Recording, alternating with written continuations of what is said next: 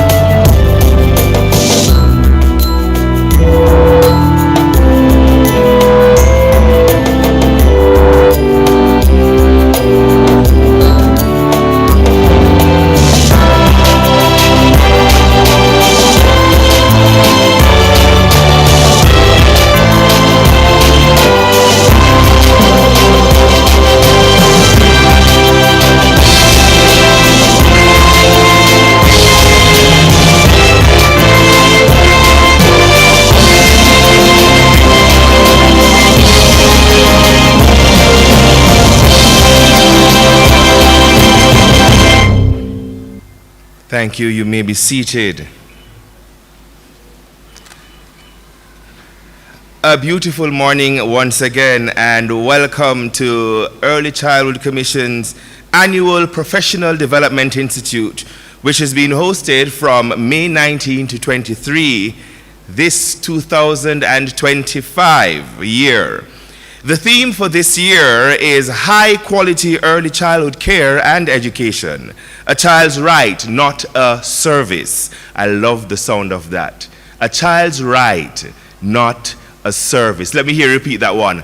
A child's right, not a service at all. This year the PDI is sponsored by the Ministry of Education, Skills, Youth and Information, Culture, Health, Arts, Sports and Education, Chase, UNICEF Jamaica, Jamaica Teaching Council, Barita Foundation, Universal Service Fund, and guess what?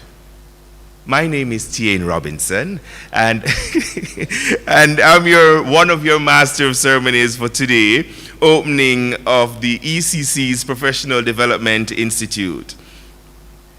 And I have a co-host. Oh, thank you. I like you. I like you. Clap me. Nice. Sound like you never want to clap me, so. Sure. I have a co-host with me, and I'm going to invite my co-host to the stage, ladies and gentlemen, Stacey Ann Campbell Cargill. So, I want my day after to you. You look so. Good morning to all of you. No, sir, this is not PDI 2025. Good morning. No, no sound like on yourself. My name is Stacey Ann Campbell Cargill, and I too will be a host for this opening ceremony of the Professional Development Institute 2025. So hold on, Stacey, are you them like? Okay, let me try one more time. All right. Good morning. Good morning. You say it again. Good morning, everyone. Good morning. Are you there like later?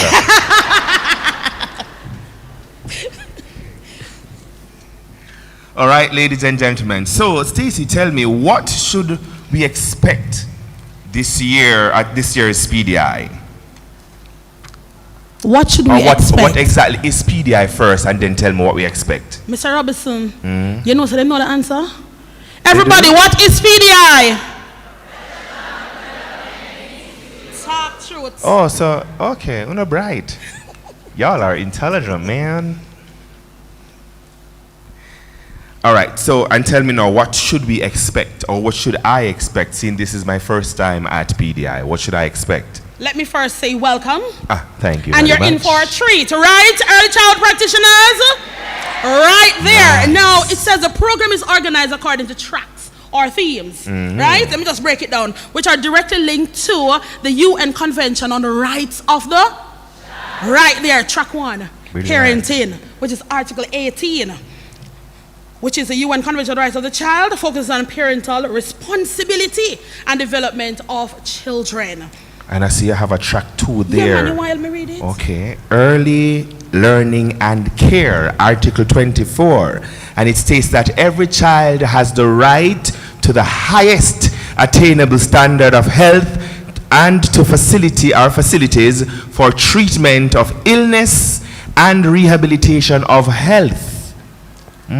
Questions in my head. Let's go. Track 3, children's expression. It says, this is Article 31. It emphasizes the right of children to rest, leisure, play, and cultural participation. My favorite part. Yes. Yes. Track 4, inclusion from Article 23. It affirms that the right of the children, with disabilities to live a full and decent life with dignity, promoting their active participation in the community and access to special care and assistance. Yes? Track 5 will be what? Streaming through PDI, which speaks to science, technology, reading, engineering, arts, and... They let you down. Them let me down, don't Try it? Try again. Science, technology, reading, engineering, arts, and... Right there, music. Right. Yes, man. All right, now we'll go with it, right? So, track 6 now. And track 6, my favorite part of the track there. Acts in ECD, according to Article 31 of the UN Convention of Rights of the Child, recognizes every child's right to rest, leisure, play, and participate in cultural and artistic activities, which is right. That's right. And track 7, leadership. This is Article 29 of the UN Convention on the Rights of the Child, emphasizes that education should develop the child's personality, talents, and abilities to their fullest potential, while also promoting respect for human rights, cultural identity, and environment. And the final track, track 8, advocacy, coming from Article 4 of the UN Convention of Rights of the Child, obligates governments to take all appropriate legislative, administrative, and other measures to implement the rights recognized in the convention. So every single right that is in the convention, governments, administrations, everybody must implement and recognize these rights. Right? Right. Amen. Correct. Yes. I believe after this PDI 2025, the sector will not be the same, Stacey. No. When never. we engage children, it is not a favor or a service. It is a right. Their right. I remember when we started, when ECC started in 2019, and we missed a year because of COVID-19. So I guess that makes it what? 1, 2, 3, 4, 5, 6. 6. Yes. Right? I have to take my time and count, you know. So that makes it 6 years, right? Yes. 6 Beautiful. years It could have been 7, you know. Don't it? But I COVID, understand. man. COVID gone. Anyway, let me ask you a question, though. 6 tracks, right? 6 years, sorry. Now, let me see the hands of those who came for all 6. If you're there for all 6, from 2019 to now 2025, let me see your hands. Just a few. But, stand, let me see you stand. The 6-year people, stand, let us see you.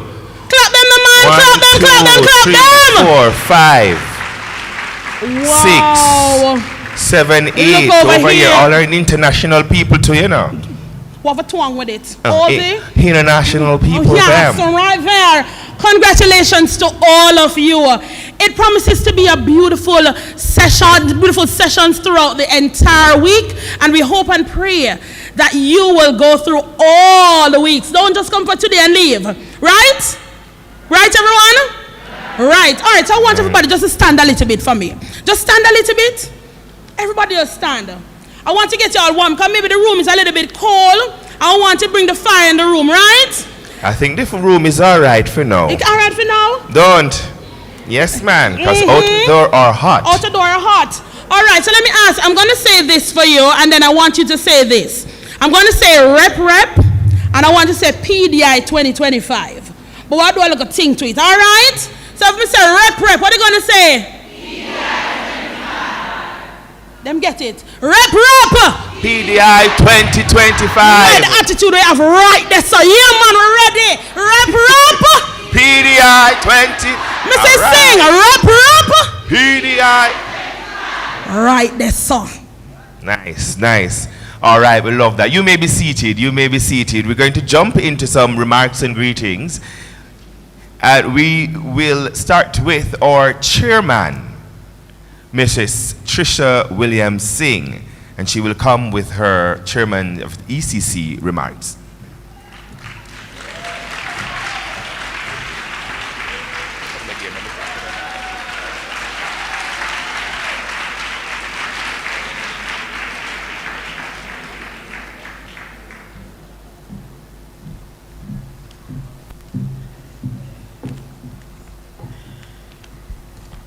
Mr. Robinson, I see a little new to the space of early childhood. Yes. Mrs. Stacey Ann Campbell, a true star in the sector, because if you know, she's actually a development officer.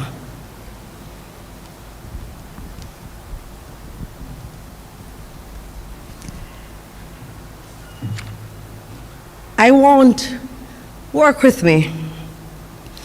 I need a big clap to the presence of Mr. Billy Heaven, who happens to be the Chief Education Officer for Culture, Health, Arts, Sports, and Education Fund.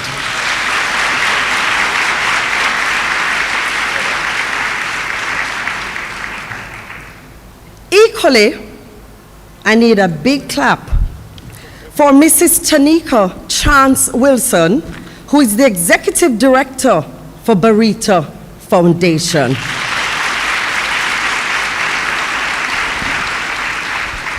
Dr. Leo Gillings, Chairman of Jamaica Diaspora Task Force Action Network.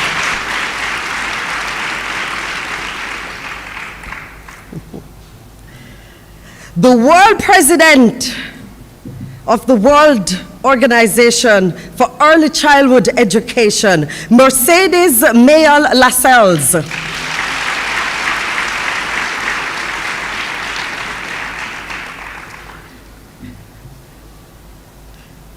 Miss Anna Barrera, representing General Director of Inter-American Institute for Children and Adolescents of the Organization of American States. She is representing Dr. Maria Julia Garcia.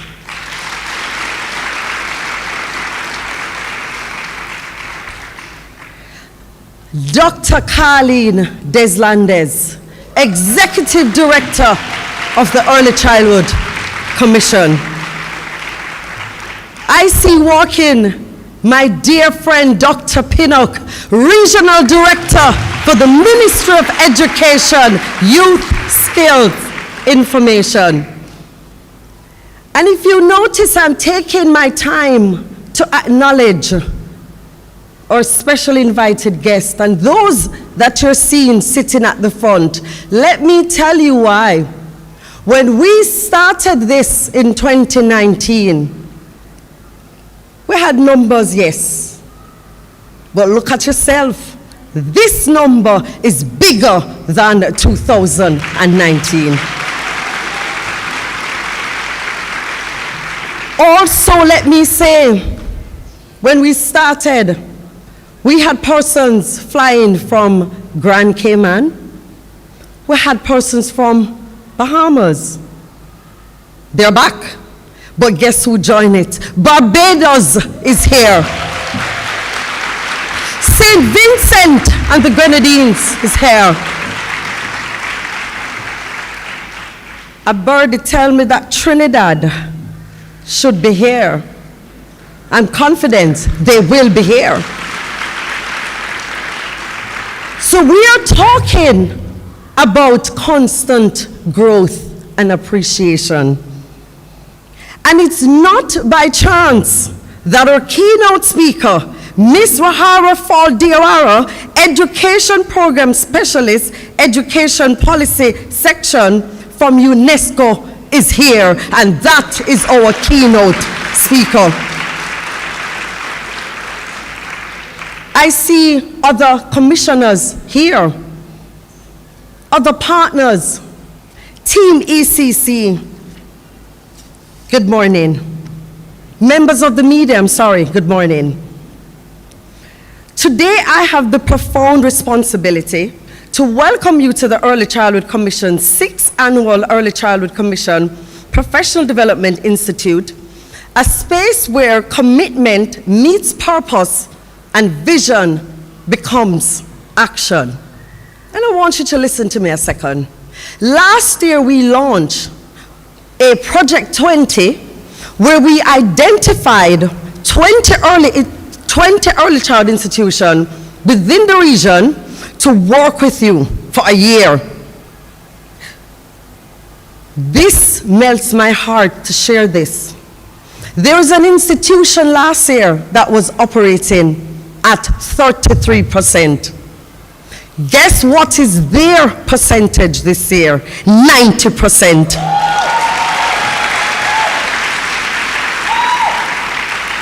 So this is a space where commitment meets purpose and vision becomes action. This year's theme, A Place to Belong, a child's right to quality early childhood education, is more than a theme, it's a declaration of duty. It reflects the truth we hold sacred, that every child, regardless of their background or ability, has the right to quality care and education from the very start. This is not just our belief, it is international law. As signatories to the United Nations Convention on the Rights of Child, we are bound to uphold every child's right to survival, development, protection, and participation.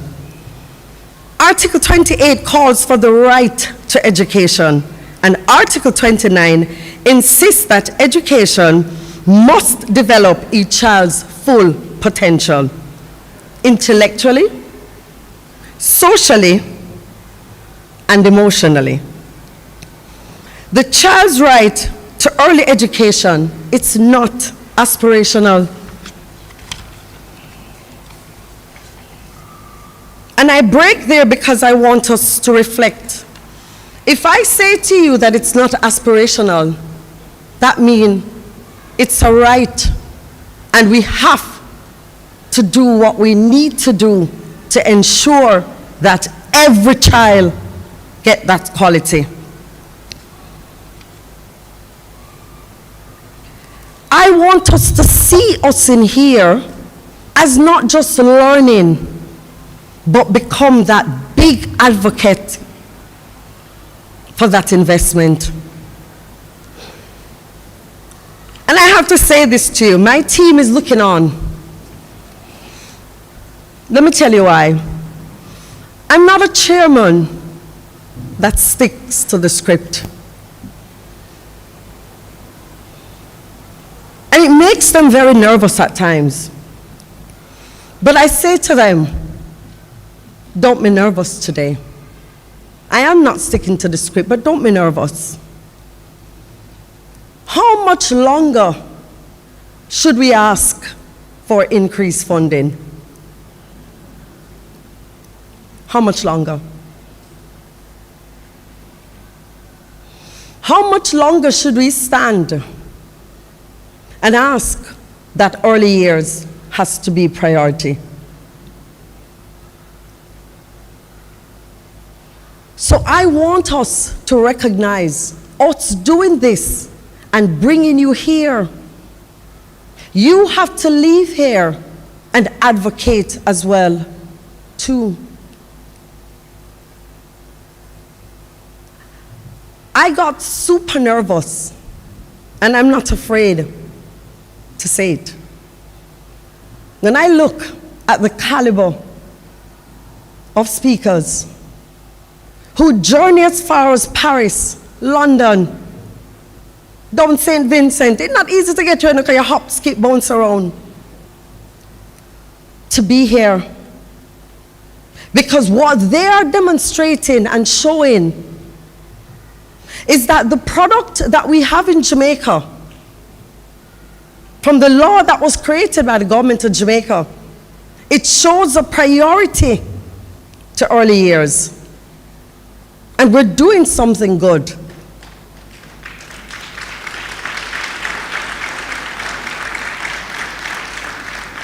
But we need, say it with me, more.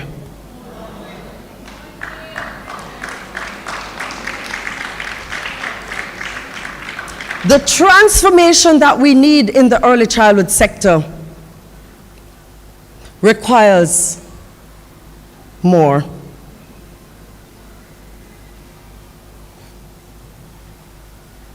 All of us brag about Nelson Mandela, right?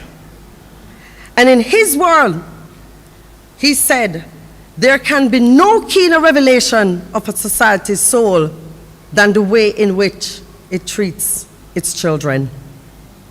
May our soul be revealed in justice, courage, and in our unshakable commitment to get it right from the start. Welcome and thank you.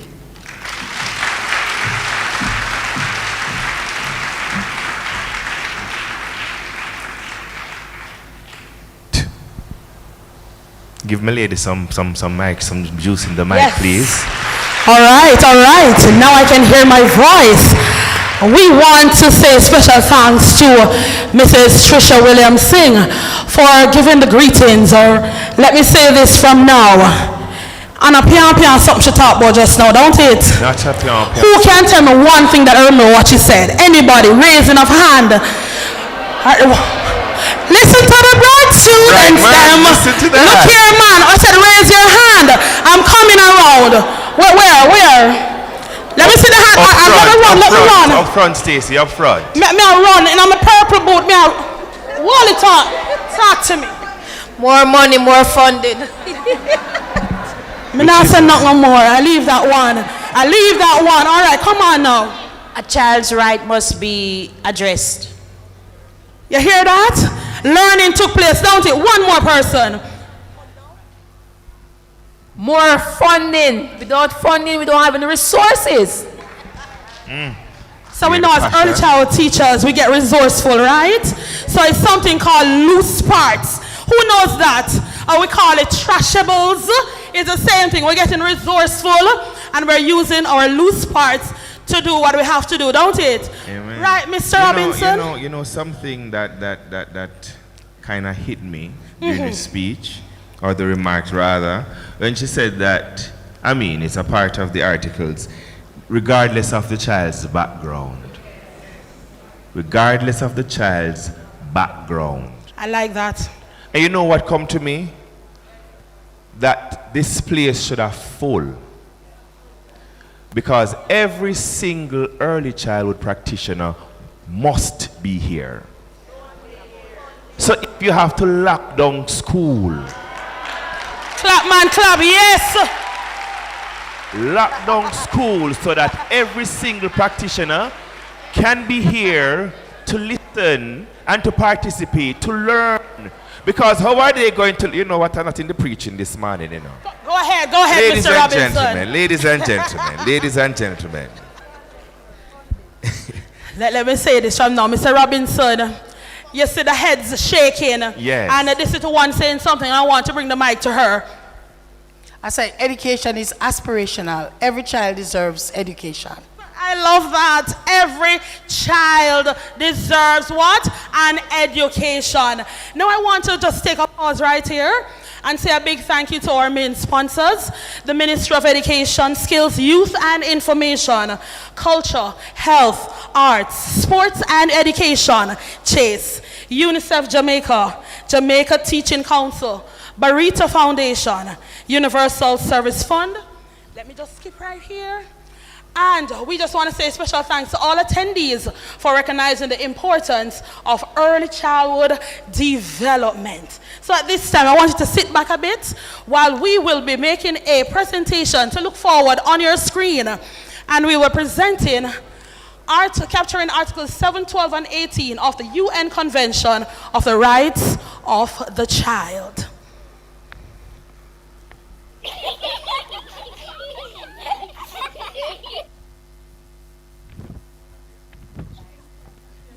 Hello everyone. Today my friends and us are going to tell you about something very special. Child's rights.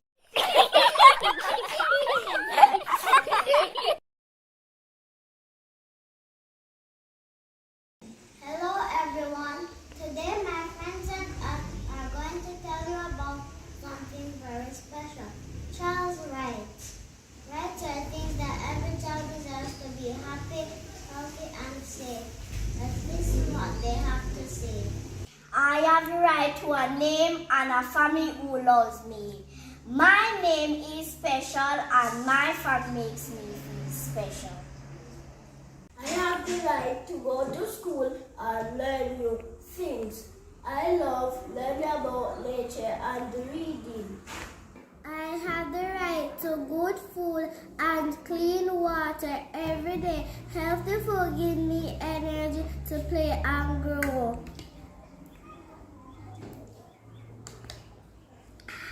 I have the right to be safe and protected from harm. If I feel scared, I can tell a grown-up I trust.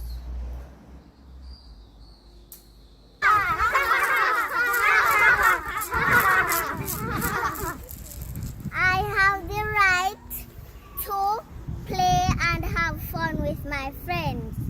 Playing helps me to learn and be happy.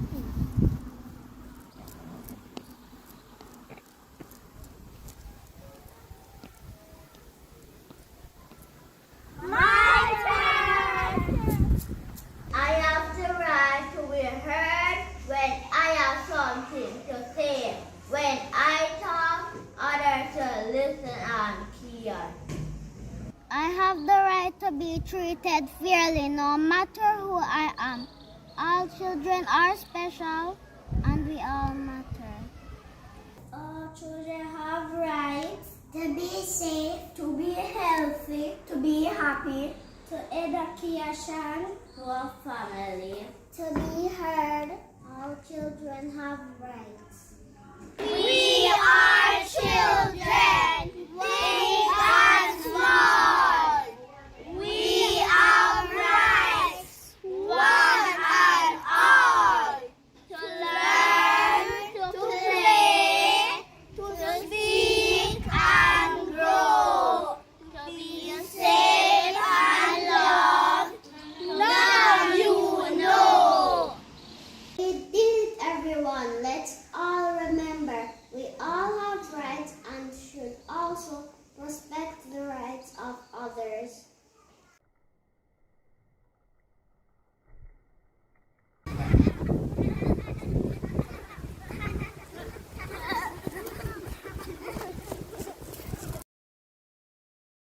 Don't silence them, because we have a culture of silencing our children. And it's important that they know their rights and understand their rights. So when they speak, we don't say, "You're a picnic, be quiet." Because it's their rights. And you're here to facilitate their rights. Ain't it so? Amen. Wonderful video. Hear the voices of our children, our child. Right. We have rights. We continue with our greetings, and please help me welcome the Chief Executive Officer of the Chase Fund, Mr. Billy Heaven.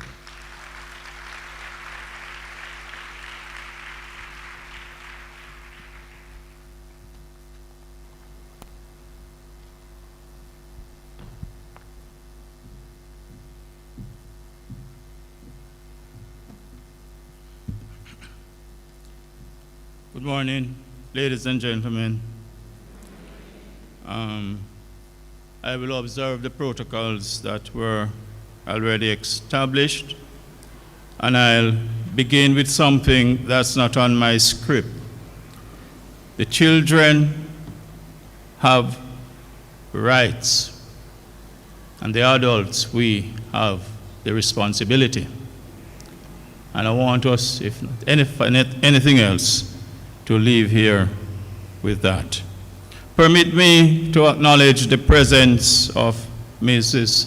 Trisha William-Singh, the chair of the ECC, the CEO or the executive director of the ECC, Dr. Deslandes, somewhere way out top there.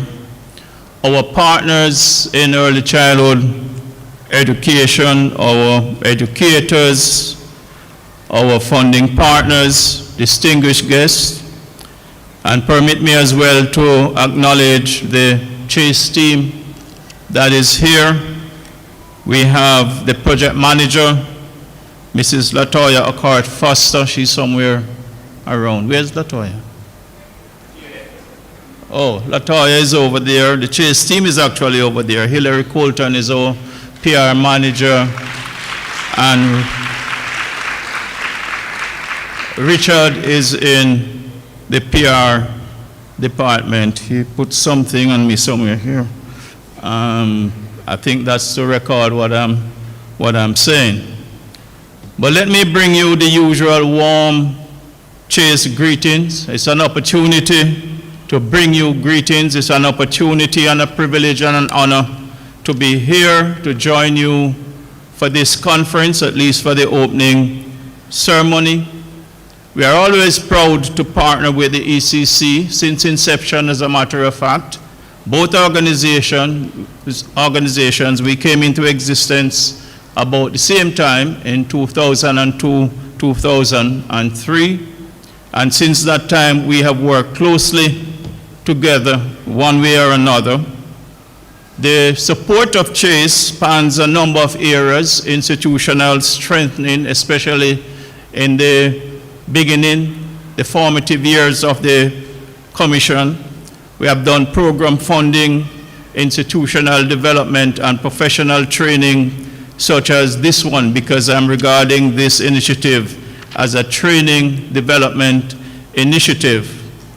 And this year, I think more than any other year, the Chase Fund has provided $40 million for this conference to happen.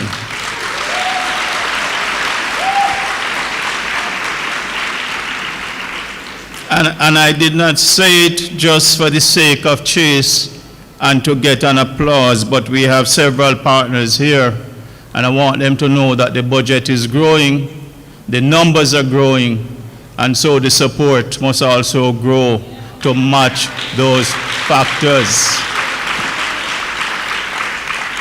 It is now an international conference. I hear about St. Vincent and the Grenadines, I hear about Barbados, and I welcome those countries because in another life, I happen to be a part of the whole Caribbean thing, and you know what I'm talking about because I have some involvement in sport at some time in my life. But Chase Fund is proud to be a part of the sector, and as you know, our areas that are funding, and since inception, we have invested $7.1 billion in the early childhood sector in Jamaica. We have constructed over 80 institutions, and I mean new institutions. And that's at a cost of $2.3 billion. We have spent another $2.6 billion in upgrading some 900 institutions. We're dealing with renovations, expansions of structures, equipping, providing furniture, appliances, play equipment, and teaching aids.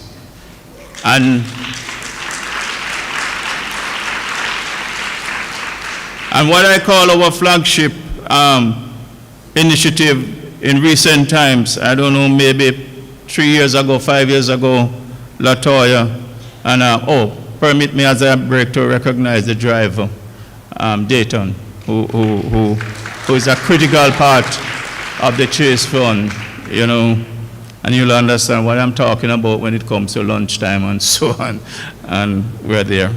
But a critical part of the of our product offering is our technology enhancement program.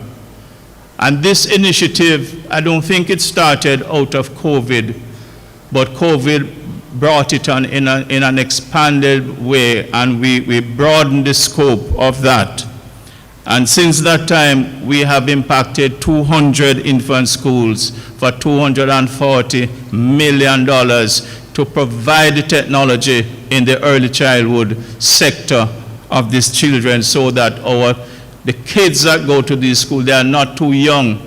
I see where the 5-year-olds and the 6-year-olds are teaching us certain things that we don't know as adults. So we provide interactive boards, we provide computers, we provide laptops, tablets, printers, and all of these things to enhance the learning environment and the whole process of teaching, although I don't like to refer to the sector as a teaching environment because I know it's not.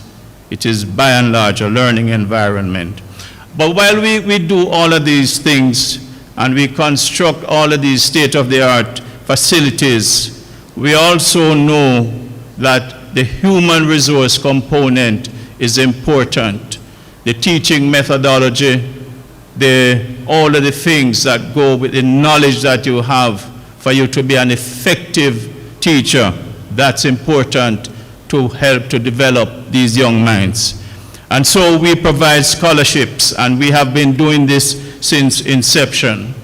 And outside of that initial program that we had with the Art Trust NTA, where we trained over 6,000 teachers up to, I think, level 2, since that time, we have provided scholarships to over 2,000 teachers in the early childhood sector, either at the diploma level and in recent time at the degree level. And to further bring out the point that we have an interest in human resource development, that's for 830 million Jamaican dollars. So we are spending on this sector because we are treating it as an investment. On our books, what we spend in early childhood education is not an expense. It is an investment, because we know, and given my background in other areas of finance and so on, we know that there's no other sector with a higher rate of return on any dollar that you can put out there than what we get from investing in the early childhood sector. We know that.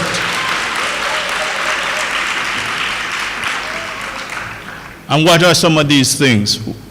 Better school readiness, the higher level, improved academic outcomes, higher graduation rates, reduced need for remedial support and remedial work. We build stronger communities. We have lower crime rates, better workforce. And I'm so sorry I haven't seen a lot of the private sector people here, because it is important to invest in the foundation level of education, because you are creating a better workforce for yourself. So we view every dollar that we spend at Chase as a long-term investment in Jamaica's future. We see it as a down payment on national development, because we are aware of the impact. We have seen the impact. We have seen the transformation, and we believe that down the road we will see the impact as well on our communities. Chase, over the years, our support helps to professionalize the sector. We have empowered educators. We have improved the learning experience for thousands of children, and now we are participating in professional development. This conference being a part of that. And we know that this conference is vital, it's an important thing. It reinforces the value of learning for our educators. Quality early childhood education requires continuous training, innovation, and shared practices, best practices, which is part of this conference. And so Chase is proud to support this type of knowledge exchange and capacity building. To our early childhood professionals, let me say to you as a charge, you are nation builders, often unsung, but never unnoticed. And that is becoming more obvious. You have been noticed no more than any other time in the history of the sector, since it has been formalized. Your role is foundational. So sometimes, you believe that you don't get the recognition. But just think of it this way, as a nice, pretty house that you'll see up on a hilltop. You're at the foundation, the substructure. You're not going to get a lot of notice. But when you blossom and become a house that is well painted, then you will get the recognition. So your role is not so much foundational. The recognition is not there. But when you look at it, that it is also generational, which is where it is at, then you understand the importance of the role that you're playing in this society and the other societies of the people who are here from other Caribbean countries. Fundamentally, your role is generational, and you'll be proud of the kids that you're sending out into the higher levels of education. The Chase Fund is committed to that effort. We will continue to work with you, Chairman. We will continue to work with the sector. CEO, we will continue to look at your programs and to do our best to strengthen the early childhood sector so that each child, not only each child, but each and every child receives a strong and fair start in life. Fair meaning equal as well. I want to thank the ECC for your leadership for this conference. Best wishes for a successful, enriching, and impactful conference. I wish for you a good 5 days, if that's the duration of the conference. And may God continue to bless all of you as teachers and to bless the organization, the ECC, the ministry, and everyone. God bless you all. Have a good conference.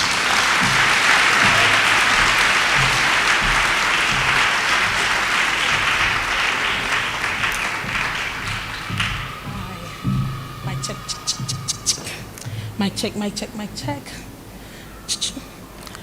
Hello. I saw two persons standing just now at the front. And let me say this to you. You all need to stand at this time. You all need to stand at this time and give a warm round of applause to the Chase Fund. Look here. It said that the Chase Fund invested over $40 million in this year's PDI 2025. He also mentioned that $7.1 billion was invested in early childhood education. Keep the applause going. He said that each Chase Fund constructed over 80 institutions. Clap him, or may I say clap the Chase Fund. Wow, money, y'all. Are we some money, y'all? You may be seated. Look, hello, when I sat there and I hear the chings coming in, I just had to be writing down. I say, yeah, 7.1 million, 40 million. And I said, just a go, but no. Mr. Billy Heaven, Thank you ever so much. The Early Child Education, we thank you on behalf of the Early Child Commission, the director, Mrs. Dr. Carlen Deslandes, the chairman, Mrs. William-Singh. We all here at the Early Child Commission, we thank you, Mr. Billy Haven. Clap him again, no man. Look here. A big things are going for early childhood. All right, so hear this now. Rep a child's right, not a service. Rep a child's right, not a service. Rep. No, man, we are Jamaicans who know for right. Redeem. Come on, no, man. Rep a child's right, not a service. Come on, rep a child's right, not a service. Rep a child's right, not a service. Say rep a child's right, not a service. Rep a child's right, not a service. All right, hold on, pause. You see the people that run in front try to some have money for go now. Mr. Billy Evan, I'm coming to you. Hey, look here. The people them know the vibes. The room I get hotter now. So we're ready again. When I say it, you're going to say it after me. Ready? Rep a child's right, not a service. Rep a child's right, not a service. Say rep a child's right, not a service. Rep a child's right, not a service. Come on, rep a child's right, not a service. Rep a child's right, not a service. So pause. You know, say, me have my lovely people in front of me over here. I see Mrs. Lassalle looking and smiling. And last year she danced her foot out. So, Mrs. Lassalle, is it possible you could just dance to me a little bit while we sing rep? Can you do that for me? Show them that you have it. From last year, she wanted her 7 once. You should have it this year. Right? So you ready for it? Come, let us give her a warm welcome while she stand and just dance for us, right? I like what people on the service now. Dr. Carlen Deslandes, you want to join her, please? Yes, she's ready a long time. Mrs. Singh, you want to join her, please? Yes, man, we want to give her a little energy. Yeah, man, come on up. Ready? The room ready now? Rep a child's right, not a service. Rep a child's right, not a service. Rep a child's right, not a service. Rep a child's right, not a service. Come on, rep a child's right, not a service. Rep a child's right, not a service. Come on, rep a child's right, not a service. A child's right, that's the Early Child Commission. We believe in love it. Yes, man, we believe in doing things on the spot. So although we have Dr. Maria, sorry, you see me all gone different tongues now. Dr. Maria Julia Garcia Yegros, we're going to ask her, just to, while we sing, we just ask her to come on up. While she dances, and come on up and give her greetings. Oh, sorry, my apologies. Let me wheel it in back. So I must say it's going to be a virtual greeting. My apologies, bear with me. And I will ask the IT team just to make that presentation at this time. Thank you ever so much. Rep. Blessings. Como Instituto Interamericano del Niño, Niña y Adolescentes de la Organización de Estados Americanos, OEA, nos sentimos muy honradas de ser nuevamente parte de una edición más del Congreso del Instituto de Desarrollo Profesional, que constituye una instancia formativa de intercambio de buenas prácticas y de mejora continua para las profesionales que trabajan con una población tan valiosa como es la primera infancia. Con toda certeza, tenemos nuestras manos en la presencia cotidiana en los centros de desarrollo infantil, el bien más preciado que es la semilla de lo humano, su potencia, su bondad y su belleza. El lema bajo el cual se convoca este año la alta calidad para el cuidado y la educación de la primera infancia, un derecho de niños y niñas, no un servicio, nos invita a reflexionar sobre la trascendencia de lo que cotidianamente compartimos con los niños y niñas en los espacios educativos, en los contenidos que planificamos, las interacciones que establecemos. Vamos construyendo junto a familias, la comunidad y las educadoras una persona que en su integralidad será una ciudadana, un ciudadano de Jamaica, para el Caribe, la región y para el mundo. Comprender la educación inicial como un derecho y darle esa dimensión de construcción de ciudadanía nos posiciona y nos compromete como garantes de derechos a ofrecer realmente una alta calidad en la atención, nuestros valores como educadoras y sobre todo una visión esperanzadora de la humanidad que está en marcha. Estimulando la participación de los niños y niñas desde los primeros años es como podremos lograr sociedades más pacíficas, conscientes y en equilibrio con la naturaleza, reconociendo la riqueza, la diversidad que es portadora cada una de nuestras infancias.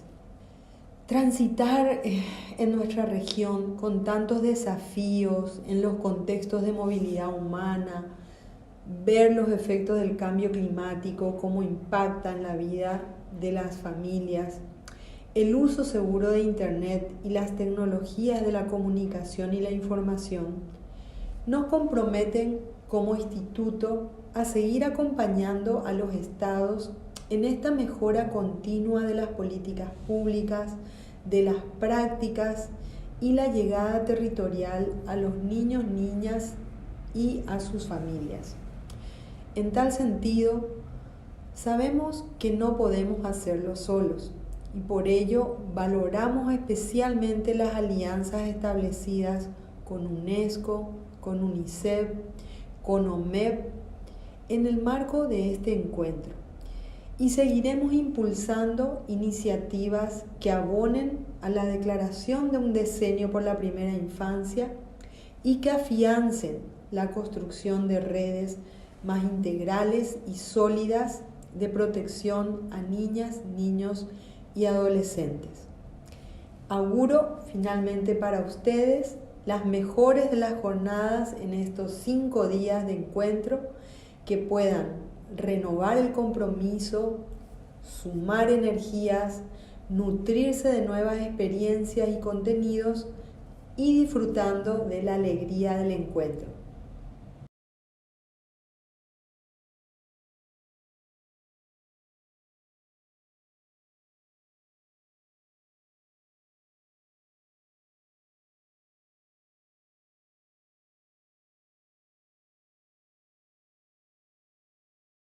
Constituye una instancia.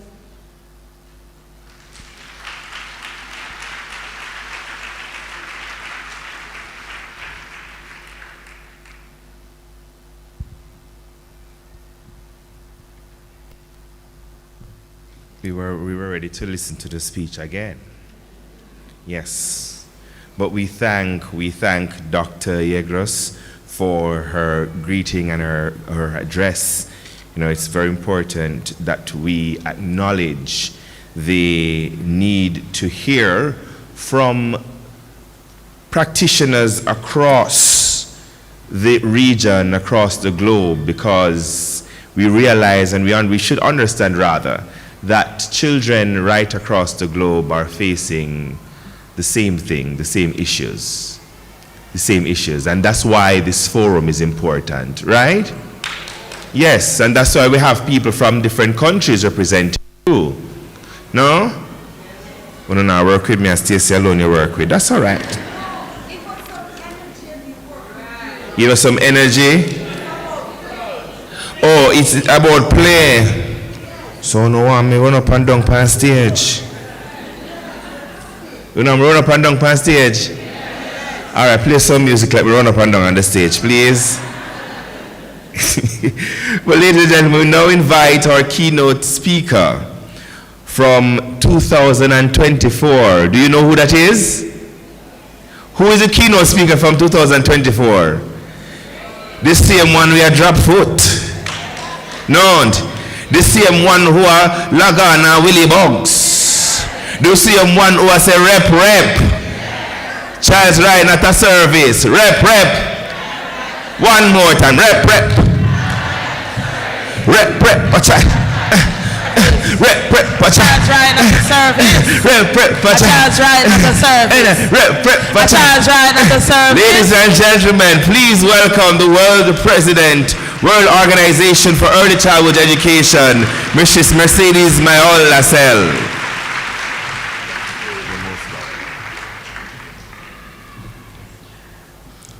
Good morning, everyone. Thank you. Really, it is a great joy and with profound gratitude that I greet you today on behalf of the World Organization for Early Childhood Education, OMEP. OMEP is because of the French name, you know, Organisation Mondiale pour l'Éducation Préscolaire. I would like to extend my heartfelt thanks you to the Early Childhood Commission of Jamaica, to its inspiring women, the Executive Director, Carlen Deslandes, and the Chairperson, Mrs. Trisha William-Singh, and to the entire ECC team for once again inviting me to be part of this remarkable gathering. Returning to the PDI for the second time feels like reuniting with family, united by our shared commitment to children and to the transformational power of early childhood care and education. This year, the theme, High Quality Early Childhood Care and Education, a child's right, not a service, resonates deeply with the OMEP foundational principles.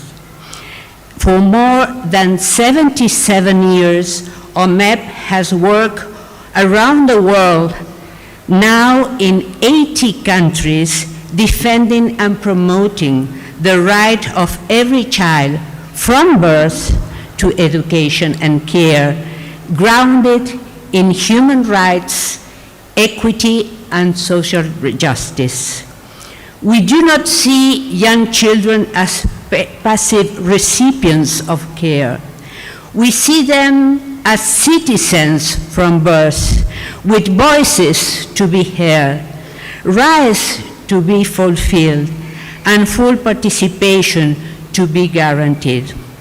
This perspective is clearly stated in General Comment number 7 of the Committee on the Rights of the Child, a guiding light for both OMEP and all the advocacy work. The Jamaican Early Childhood Commission is a regional leader in this regard. Its commitment to right-based and culturally rooted policies, its operational standards, its programs, and its investment in the professional development of early childhood workforce serve as exemplary practices that inspire other countries and regions. At OMEP, yes.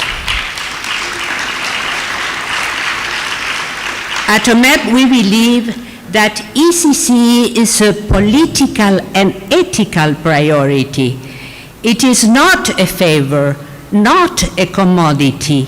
It is a legal obligation of the state and a collective responsibility of all societies.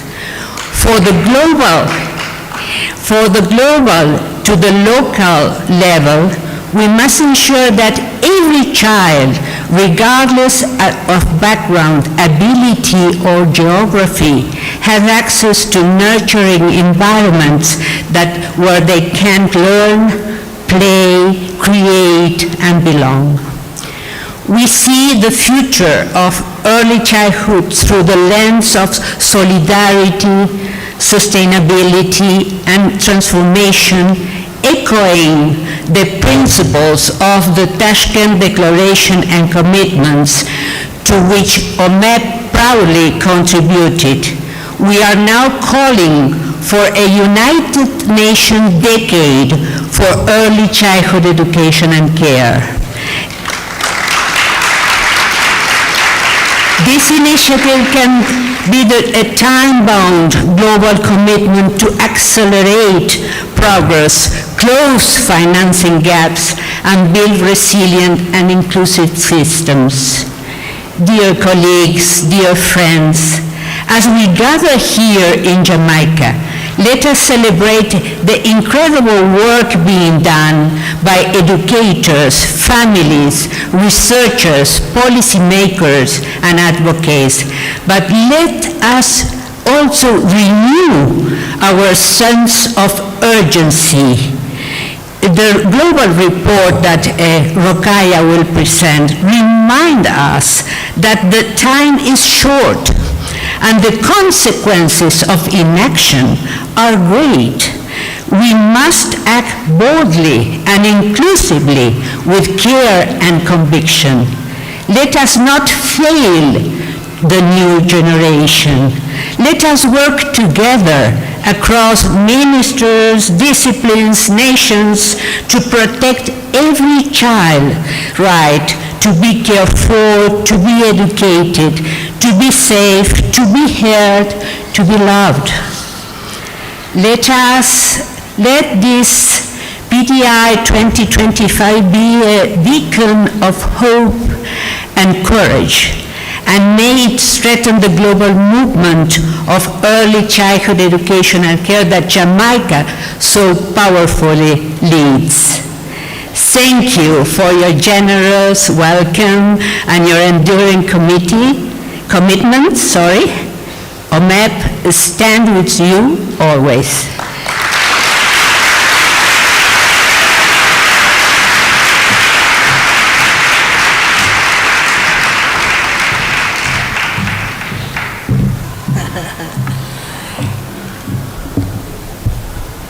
Thank you very much, Mrs.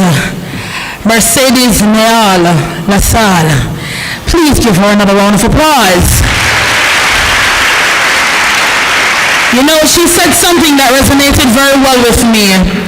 She said, let us not fail the new generation. We as early childhood educators, we are called foundation builders. Clap yourself, man. We are so important that if they don't have us, what will happen to society? It's gonna crumble. So early child, pop your collar, man. Pop your collar. Yes, early childhood is a must. It's just like a tree without roots. It's gonna fall, and we are the roots. We are the root of our children. We are the foundation builders, early childhood educators. So, thank you, Mrs. Mercedes Lassalle, because guess what? We are reminded of these words. We are not a favor, not a commodity. And you know what I love the most when you say we are united once again as a family. Clap me, man. Yes, we are. So she was here last year, and she was like, no, Sam, I have to come back to Jamaica. I'm trying to speak like her. Yes, so Mrs. Singh, she had to come back, and she came, and she read so ably in her delivery. You know, it's not easy to speak the English language when you're from a different country. And she came up here as a stalwart, Mrs. Singh. Come, stand up and let them know. Stand up and let them know. Where did she come from? Oh God. What am I there? We need to use up our people then. Come. Tell them loud and proud. Where do you think she came from? If everyone just put up, just one person, if you're that confident, put up your hand. If you get it right, I commit to donate a stipend that I get to chair this commission sent to your school. Now, hold on. Early childhood is very interactive. I'm going to ask new kid on the block. I like, you know, you're out of St. James, aren't you? Yeah. Exactly. You identify that one hand that I'm gonna go to, and if they get the country right, where she's coming in from, and that's why. Prayer, someday I worship. See, somebody does I worship here. She a worship. Look, Mrs. Singh. She done this a worship. See that? Straight down there. You have to say your name. Straight down there. Identify your Straight school. down there. And tell me what country. Jamaica, no. we live about with Talawa. See her here. See her here. See her here. Good morning, everyone. So I'm representing the Don Robin Anglican Basic School from Greater Mandeville, Manchester today. Yes, and I think she's from Canada. Okay, and now let me do this. Yeah, man. 1 second. Somebody else.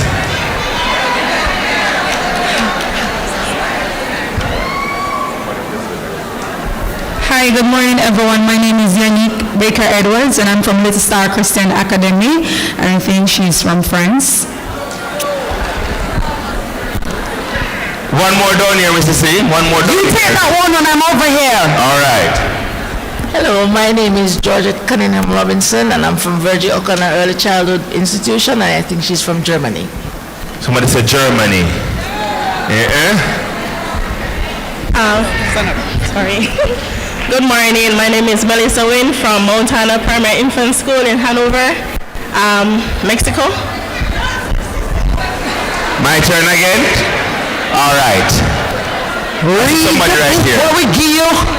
Read the book where we give. She's from Paris. Somebody said she's from Paris. All right, I'm not going to be the disruptive chairman that I'm known for. Because, as always, my team looks at me because I rarely do that script. Because let me tell you something about early learning. You listen to the children, eh? So that's why we have to be flexible. We have to have the passion. We have to have the love. Yeah? All that. Since no one has gotten it, move on. Read the program and we'll come back. Okay, we're going to come back to that. We're going to come back to it. Yes, read the book. We'll come right back to it. Yes, my friend, run. Come all the way up here and Mrs. Singh. Yeah, all right. Let me tell you about my country. We're so determined. She won't come up. You are the last, and if you don't get it right, we will reconvene. But any promise that I make, I keep it. No, I didn't. Good morning, everyone. I'm representing Itibor Basic School in St. Mary, and I think she is from Brazil. Close, but guess what? Nope. You got to wheel and come again. All right, so we're coming back to it. We can't let that little token go. All right, we need to hold Mrs. Singh to her words, right? Early childhood educators, yes, well, we're going to hold her to her words. Now at this time, I'm going to welcome the Deputy Representative for UNICEF Jamaica, Mohamad Mahibin. So please, make him welcome. Rep, I want him dance today now. Rep, a chance right, not a service. Come on, rep, a chance right, not a service. Him ready now? Rep, a chance right, not a service. Hey, he's ready now. Rep, a chance right, not a service. We're bouncing rep, a chance right, not a service. Rep, a chance right. Child rights, not a service. Yeah! All right. There we go.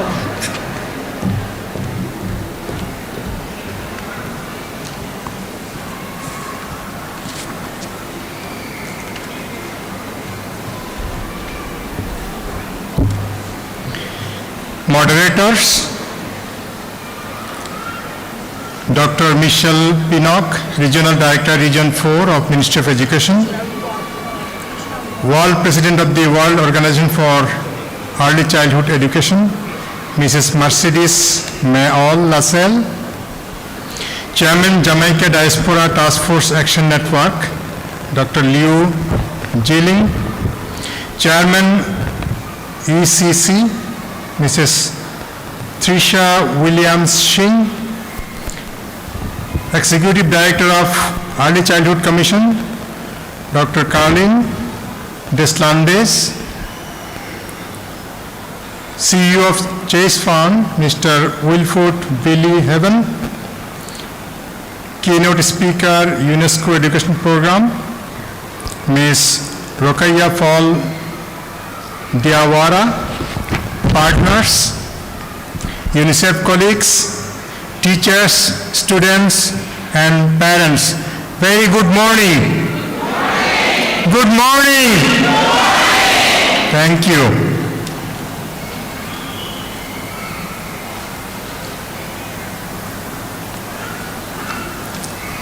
UNICEF is pleased to support Early Childhood Commission's annual Professional Development Institute. This is a very important gathering of teachers, parents, policymakers, and students.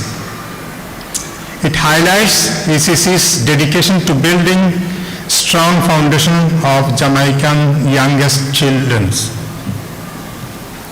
This year, the PDI, under the theme Quality Early Education, Childhood Care and Education, a Child's Right, Not a Service, features the launch of the 2024 UNESCO UNICEF Early Childhood Care and Education Report, which underscores the urgent need for equitable and inclusive quality early learning and development systems globally.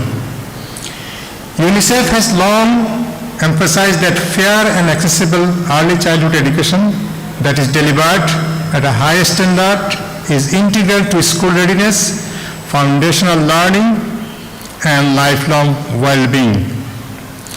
These priorities have been the basis of our decades-long partnership with ECC, and together with other partners we have accomplished many of the key goals of concurrent 5-year national strategic plans for early childhood development, including 1, the Childhood Development Passport, which is now routinely distributed to all children and used as an early screening tool on the screening, referral, early intervention pathway.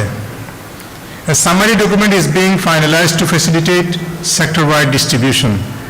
Number 2, the Jamaica School Readiness Assessment, which is administered annually to all 4 years old, and the follow-up screenings with the ages and stages questionnaire, all ably led by the ECC team and slated to be included in the Education Management Information System, now being rolled out nationwide to 2027 as part of the joint SDG program aimed at improving data-driven decision and policy-making that is student-centered. Number 3, the inclusive play-based education course has proven to be highly popular and competitive, with more than 2,000 participants vying for the just 120 available slots in its most recent offering. Number 4, the IRE Classroom Toolbox, an emotionally supportive method that unites home and school to deliver age-appropriate content, including foundational literacy and numeracy. The IRE Classroom Toolbox is slated for national scale-up based on recommendation from an evaluation which was recently completed and will be shared during the PDI. We all know that inclusive and quality early childhood care and education are vital for promoting school readiness, foundational learning, and lifelong well-being. Yet, almost 60% of the children in low-income countries do not have access to early care and learning opportunities. We are working hard together to make sure that this is not the case in Jamaica. More details on these efforts will be shared through a panel discussion on the 2024 UNESCO UNICEF Early Childhood Care and Education Report. Additionally, clinical sessions will be taking place bringing together colleagues from around the region to assess the program and progress made to date on ECCE assessment tools. There will also be discussions on how best they can be applied while evaluating programs, while always keeping the child at the center. UNICEF's commitment to the child rights in its global mission and its work in Jamaica. During the PDI, UNICEF is collaborating with the ECC and the Ministry of Health and Wellness under joint initiative Start Them Right, Healthy Child Project. This partnership aims to enhance public understanding of the critical contributions of immunization, nutrition, and mental well-being through play to quality early childhood development. To date, we have already impacted close to 1,000 students, their parents, and teachers. This initiative directly supports the broader goals outlined in the UNESCO-UNICEF report and Sustainable Development Goal 4.2 by translating global priorities into concrete action at national level. By addressing key health factors of early development, it exemplifies how integrated multi-sectoral efforts can create a strong foundation for lifelong learning.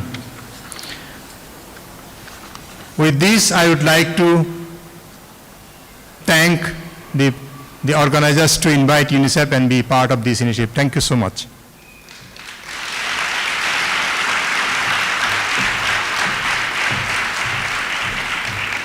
And on behalf of ECC, Mr. Mahibin, we also thank you. Another round of applause, please.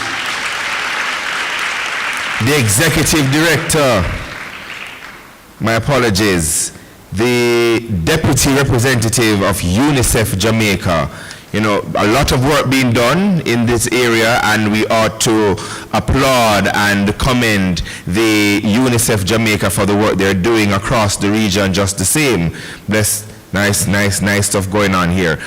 Without further delay, we are going to welcome, continuing with our greetings, ladies and gentlemen, Executive Director of Barita Foundation, Mrs. Tankita Chance Wilson.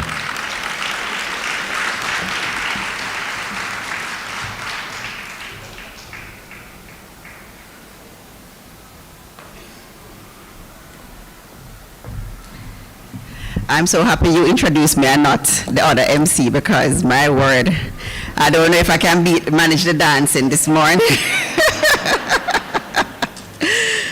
All right, Masters of Ceremony, sponsors, other sponsors, especially Chase Fund. Our money never so tall like Chase Fund, but you know, we never know.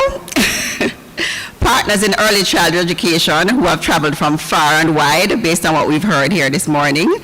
Members of the media, our teachers, our early childhood practitioners, good morning. Good morning. Good morning.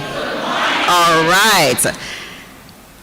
Let me also pause to big up the drivers, because let me tell you, I drove down this morning from Kingston, and if the place never so lively, I would have been sleeping. I wouldn't hear when my name called. So I want to big up the Chase driver and any other driver who drove people down, because that easy to drive and then and then have to you know, be present. So thank you.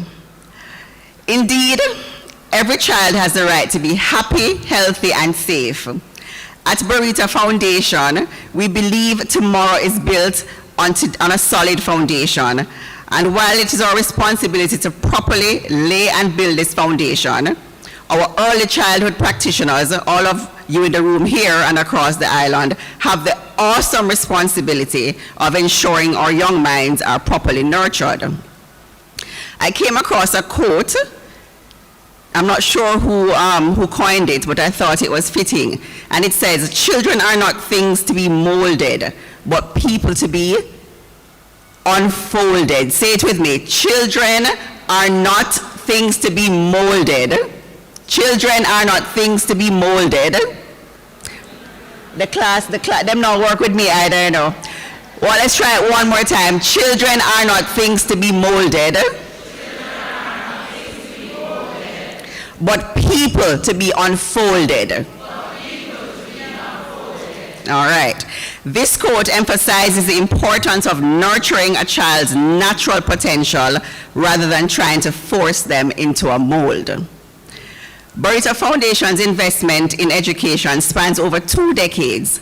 Our foundation, every pun intended, was built in partnership with the early childhood sector as our social workers and learning specialists worked with over 200 teachers in improving literacy and numeracy skills among our earliest learners, all whilst working with parents to reinforce lessons learned in school and in developing positive parenting skills. We have in recent years, as our company, Burita Investments Limited, grew, expanded our investment in education to contribute to infrastructural development and teacher training, as is happening today with our repeat sponsorship of the ECC's PDI. Our annual scholarship program also includes the premier cornerstone Burita Scholarship in Early Childhood Education, valued at up to $400,000. So if you're completing your first degree in early childhood education, you know, feel free and apply. And you do so from our website. Thank you, Chairman. And with that applause, I want to also applaud everyone who is ensuring we protect our children's rights and actively work on building a solid foundation, securing a bright future as we move closer to achieving our Vision 2030, Jamaica's Vision 2030.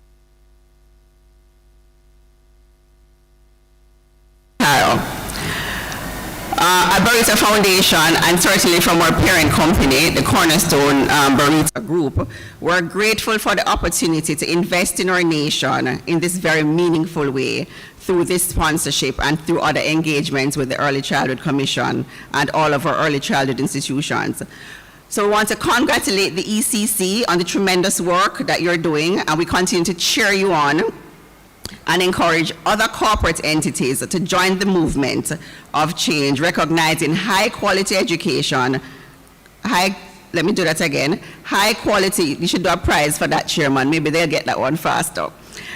And the theme, as the theme says, high quality early childhood care and education is indeed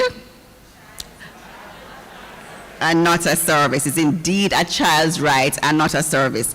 Have a very productive and rewarding PDI 2025. Thank you.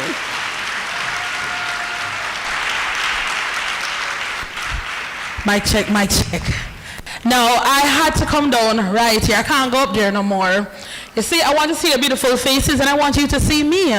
Now, Tankita, Mrs. Tankita, Chancellor Wilson mentioned something just now. I'm excited till you hear me to Mr. Robinson. Don't I hear it? What did you hear what you say? What did she say? No, another part. Scholarship. Look at me. You did hear? Scholarship. You did hear me? What did you hear? Money we say 400,000. Money. Oh, Mrs. Wilson, I want to put in my bid. Can I do that? Sure. You hear that? Burita.com/Jamaica. All right, thank you very much, Mrs. Wilson. I hope you're taking note. Thank you very much for your presentation, Mrs. Wilson. Now, I want to know who was listening to the phrase that you made mention just now. I did the quote. I see the hands going up. Someone put up an hand for? What I put up an hand for, Mrs. Singh? It says children are not things to be molded, people to be unfolded. What does that mean to you? Yeah, man, the hands them gone down now. Let me come around here. Mr. Robinson, hold the next part of the room for me, man. Let me see who's gonna get it. Mrs. Singh, we have anything else in the bag? We can find some, or we can ask. We can ask. We can ask Chess Fund, Aunt Marita. Where's my hand? Where's my? We have some people over here. Hold on, Mr. Robinson. right here. Hi, my name is Corinne Dixon and I'm from Eureka Prep, Montego Bay. What I got from that is that you don't put a child in a box, you don't mold them, you know, like keep them tightened up. You unfold them, to learn, to explore, to new things, and to just be themselves as they want to. Clap on the man, clap on the man. Mr. Robinson? Yes. Go right ahead. Hi, good morning. I'm from Hartfield Basic School. And what it means to me when you think of children being unfolded rather than molded is that we see them as individuals, as young as they are, and allow them to be their self. We see their personalities and build on that. Thank you ever so much.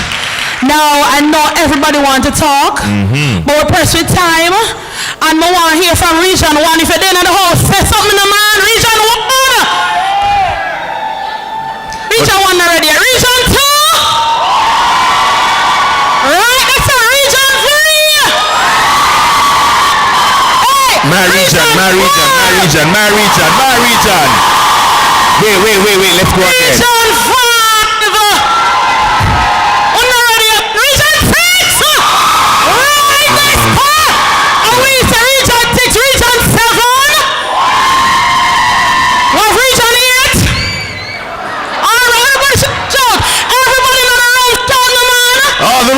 Make some noise! Alright, that's alright. Now this time we'll have a video presentation with the children from Region 6 declaring to all that they have rights to their voices, and their voices must be wonderful. Thank you.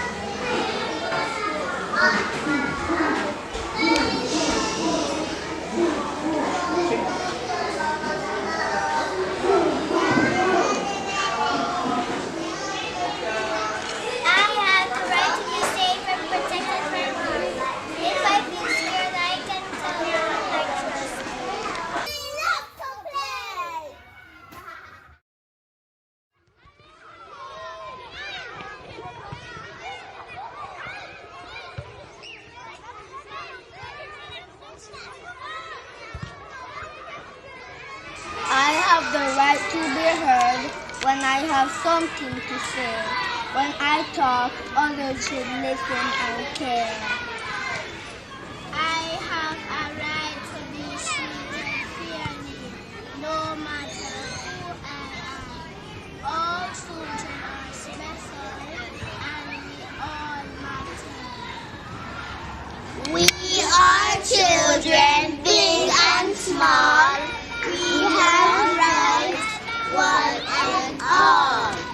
To work, to play, to speak, to grow.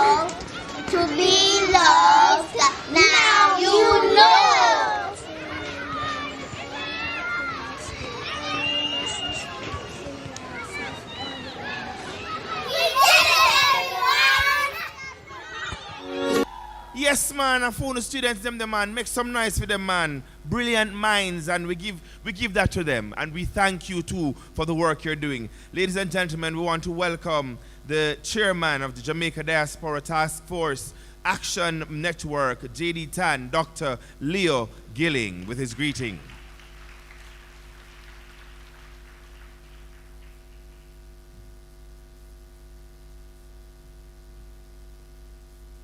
Let me see a sea of people. Say morning, everybody. So if you don't know me, I'll remind you who I am. The second PDI had to be done online. So my organization was the organization that allowed us to host this event online for 2 years.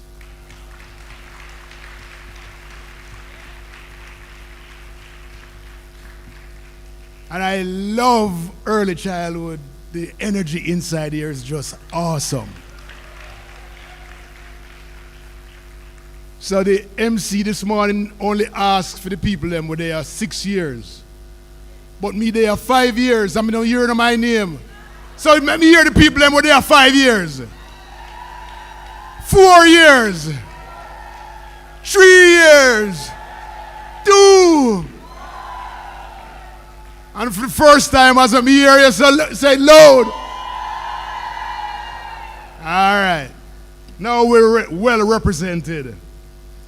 All right, good morning, everybody. Distinguished guests, advocates, champions, and Tankita. She's not just a talker. Last year, we went up in the hills of the cockpit country to a school. I don't remember the name of the school, and she spent the whole day with us, with the little ones dancing and playing and learning just like everybody else. Thank you, Tankita. Thank you, Trish. Thanks for the $41 million man right here. And thank you all of you advocates. Let me begin with a proverb.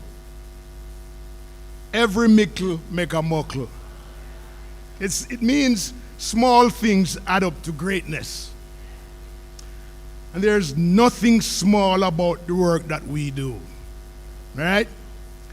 Today, we're not just discussing early childhood education, we are defending a right as vital as food, safety, and love. A right that shapes nation. A right that every Jamaican child deserves. But let us also remember a society's dignity is measured by how it protects its most vulnerable. Our women, our children. Just this past week, we witnessed an abhorrent act of violence against a nurse. A grim reminder of the toxic culture we must dismantle. Silence is complicity. Today, as we fight for our children's rights, we stand unequivocally against all systems that enable injustice, whether in our streets or in our classrooms. The UN Convention on the Rights of the Child is clear. Education is not a privilege. It is a birthright.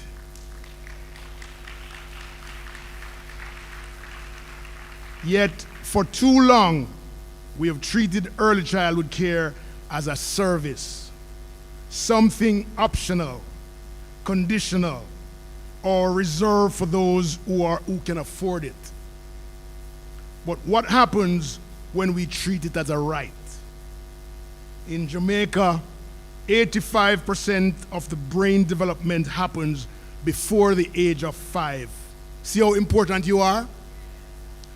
When we invest in quality early childhood care and education, including stimulation. We're not babysitting children. We're building engineers and teachers and doctors and attorneys and prime ministers and other leaders. We're nurturing the next Usain Bolt, Miss Louise Bennett, and Sir Arthur Lewis. That is the power of rights over services. But rights mean little without justice.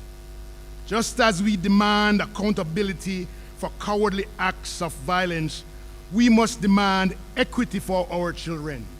There must be no leniency, no excuses in delivering their birthright. Did you know that today 30% of early childhood institutions still lack certified teachers? Rural mothers travel miles to reach basic schools, and poverty forces parents to choose between school fees and food. Yet, I've seen some good things happening.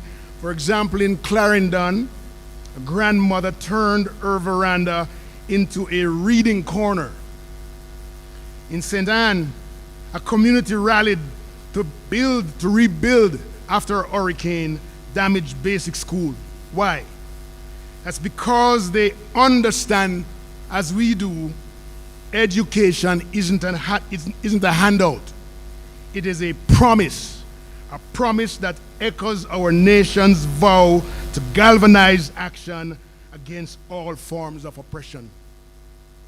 Just as we fight to make our streets safe for women, we fight to make our classrooms safe for our children. So how do we turn rights into reality? First, demand equity. No child should be denied quality early childhood education because of where they live or their parents' income. Let's expand free tuition policy to cover all early childhood education. In rural, in the public, in domain, and in urban. Second, let's elevate our educators. A right is only as strong as those who deliver it. Let's train, let's certify, let's license, let's celebrate our ECE practitioners as nation builders. And you know, I listened this morning to Trish, and she says, I encourage you guys to advocate, to form unions, to organize yourselves so that you have a voice like the JTA. Third, to embed our culture. Our children deserve to see Anansi stories in their textbooks, hear patois in their classrooms, and learn pride in their Afro-Caribbean heritage. That is quality. Colleagues, enough is enough. Let us act with the same urgency we demand for justice for our children, like our women. It should not wait. In Jamaica, we say, picnic can't wait. Children cannot wait. They cannot wait for us to debate budgets and delay policies. They need us to act now. So let's stop calling this a service. Let's stop setting it good enough, say it's good enough. Every child's right for equal education is written in law, but it must be written in our actions. Together, let's build Jamaica where every child's first classroom is safe, joyful, and bursting with possibilities and potential. A Jamaica where rights aren't given, they are claimed. Thank you so much.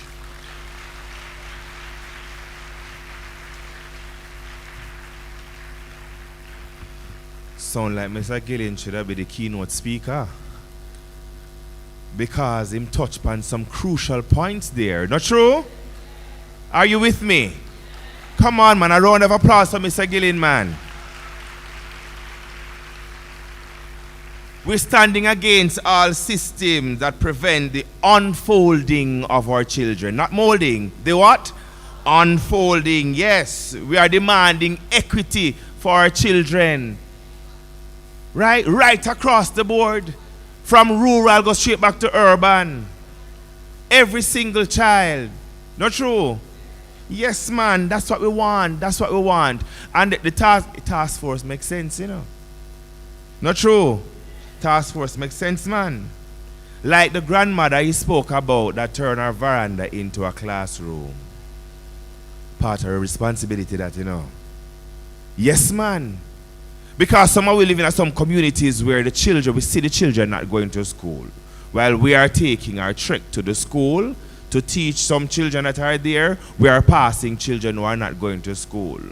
Grab one of them and take with you. No worry about uniform, no worry about money, lunch money, and them something there. Take the children and take them with you to school. Sometimes we focus too much on the minor things. The uniform and the dress code and all these things. At the primary level, when we ought to be focusing on what? Me nah hear you know. Say it again. Unfolding. Yes, man. That's what we want. Right? Classroom must be safe. Not true? Classrooms must be. Classrooms must be. Yes, man, and safe. Have a whole heap of thing behind it, you know. But I'm not going to say anything more. I'm going to welcome, ladies and gentlemen, representing the Minister of Education, Senator Dr. the Honorable Dana Morris Dixon. I welcome on stage a good friend of mine, Dr. Singh say good, my friend too, Dr. Michelle Pinock, the Regional Director for Region 4, Ministry of Education, Skill, Youth and Information.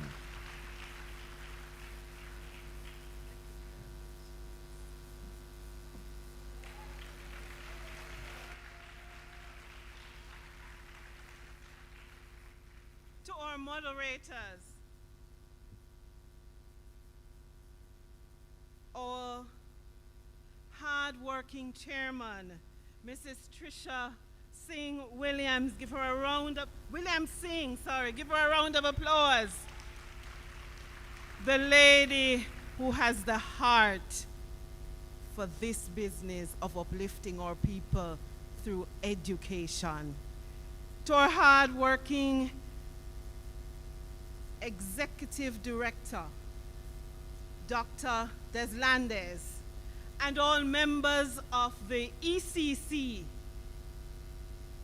to all persons of the Ministry of Education, Skills, Youth, and Information. Mr. Billy Heaven, the billion-dollar man. I hope you heard me. The man who places the money where it matters. Sir, we appreciate you and your organization. Mrs. Lassalle, World President, World Organization for Early Childhood Education, our Deputy Country Representative from UNICEF and all representatives of UNICEF, representatives of the International American Institute for Children and Adolescents, Organization of American States, OAS, to my dear friend, Dr. Leo Gilling, Chairman of the Jamaica Diaspora Task Force Action Network, Mrs. Wilson, representing Barita Foundation,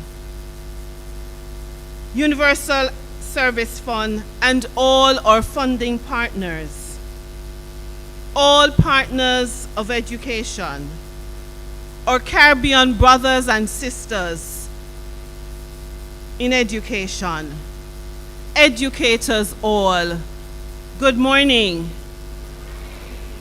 No man, me don't want that one there. Good morning. I am so excited, and it's great to see everybody here. We really do appreciate you, and we appreciate the efforts. Educators, a big thank you for all that you do.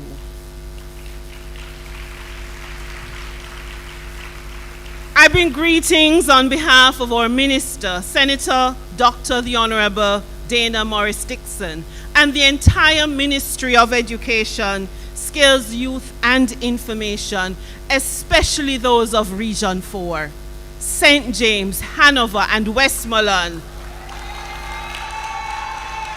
the place with the most certified early childhood institutions. We commend the ECC for bringing together a vibrant mixture of local, regional, and international voices to share research, experiences, and innovations that are shaping the future of early childhood development. Congratulations on organizing once more another Early Childhood Commission Professional Development Institute. Give them a round of applause. Your theme is timely and powerful. High quality early childhood care and education.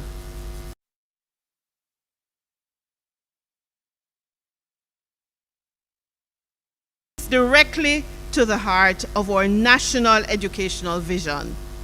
It challenges us to move beyond viewing early childhood care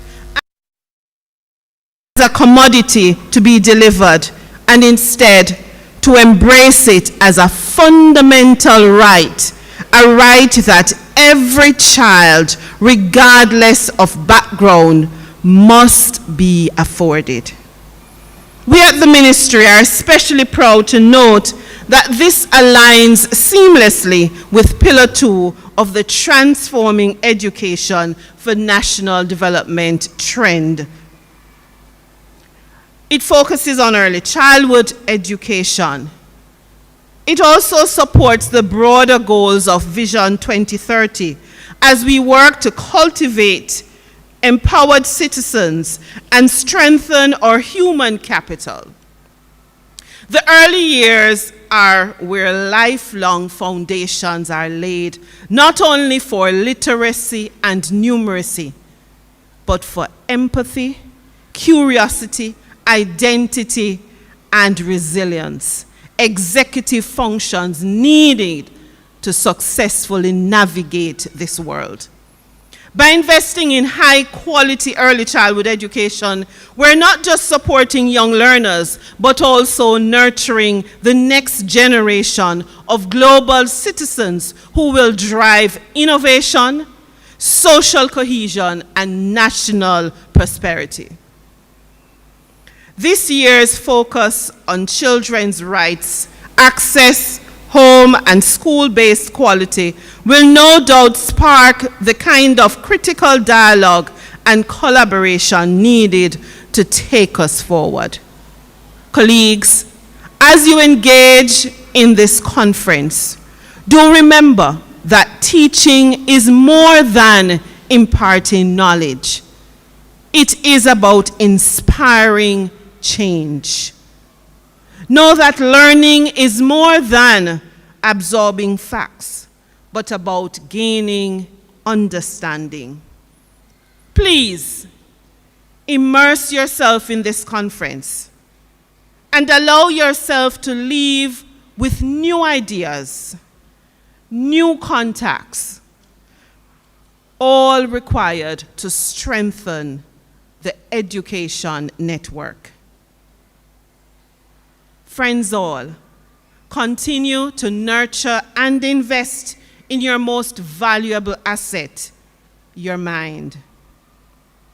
We at the Ministry ask that you commit to sharing the knowledge you gain at this conference, we implore you to be lighthouses, radiating new knowledge and a positive mindset towards ensuring that every child does learn. Let us remain united in our commitment to giving every child the strong start they deserve.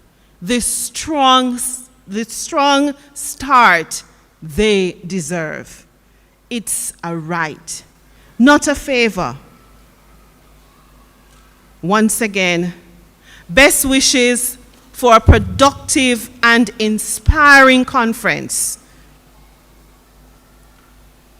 We remain committed to uplifting our people through education. Thank you, and I look forward to a deep, rewarding, and actionable PDI 2025. Congratulations.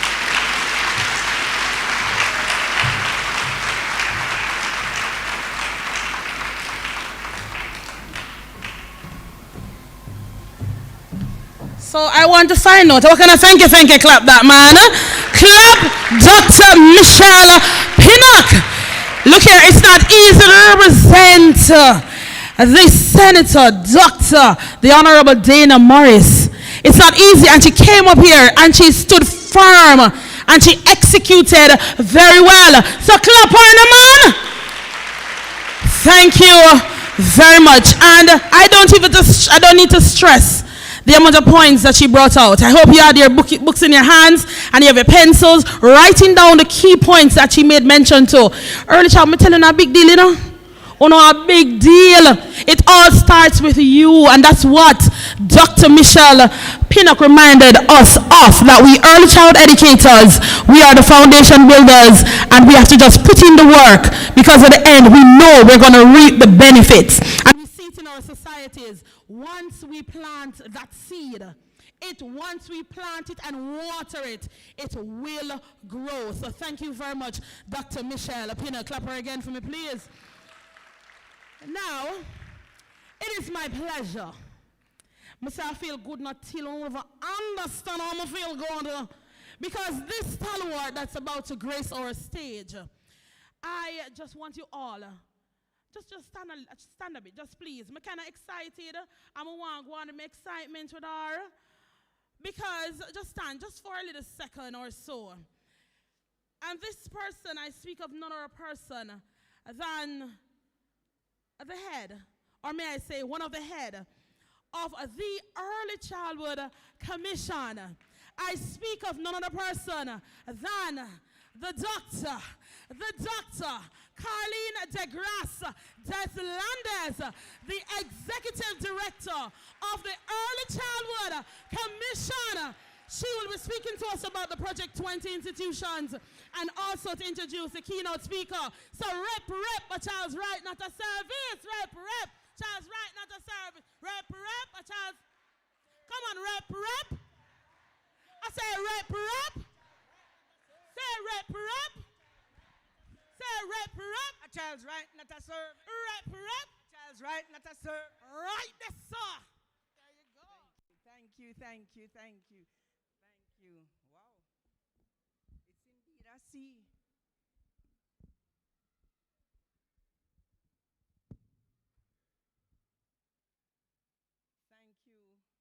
Thank you. I am sitting at the side, so I actually didn't see the sea. It's true, it's a sea. It's a sea out there. Thank you for coming, and for all the people who I tell, come and find me. A couple of them find me already since morning. Here, yes. Is that Missy? All right. Okay. Our host, Mrs. Stacy Ann Campbell Cargill, and Mr. Tyen Robinson. Thank you so far. Dr. Michelle Pinock, Regional Director for Region 4, representing our minister. Our keynote speaker, Ms. Rokaya Fall Diara, Education Program Specialist, Education Policy Section, of UNESCO.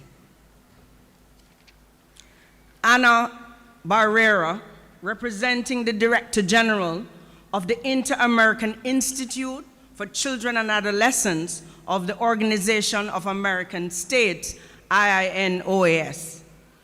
World President of the World Organization for Early Childhood Education, Mercedes, now our very friend, family. Chairman of the Diaspora Task Force Action Network, another friend, Mr. Leo Gilling. My Energizer Bunny, my support, my supervisor. Often people don't think I have one, you know, and I have to pull out the big guns every once in a while. She's my big guns. Mrs. Trisha William-Singh.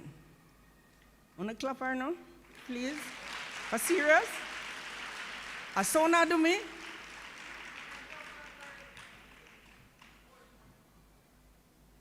Chief Executive Officer, sir, who always delivers,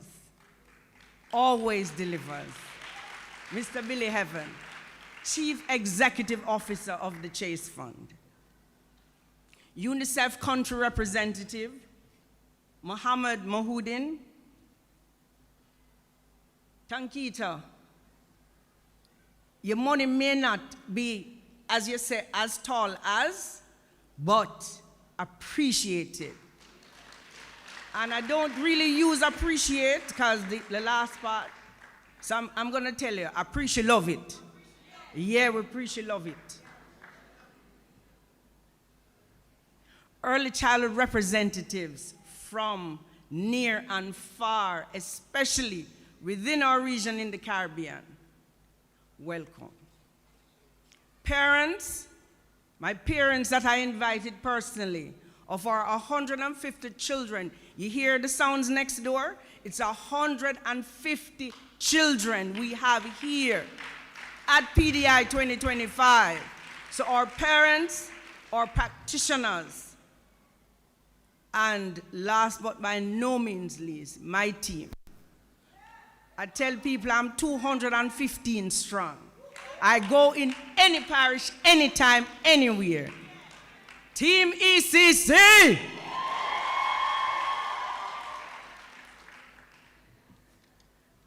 Good morning. I have the first task of doing something before I introduce the keynote. Our chairman alluded to it, but there is something significant I want to share with you. And I want you to do something for me today, because in our opening ceremony, and again in our closing ceremony, we're gonna do something a little special.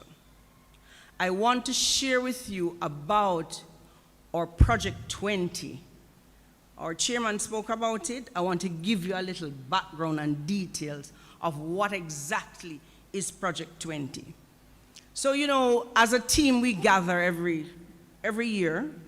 We gather throughout the year, but at the start of the year, we have to do a deep dive and a plan to see what can we do, what more is there to be done to uplift, to impact our children in a significant way, and at the same time as we're impacting our children, we're improving the quality of service that is being offered within the sector.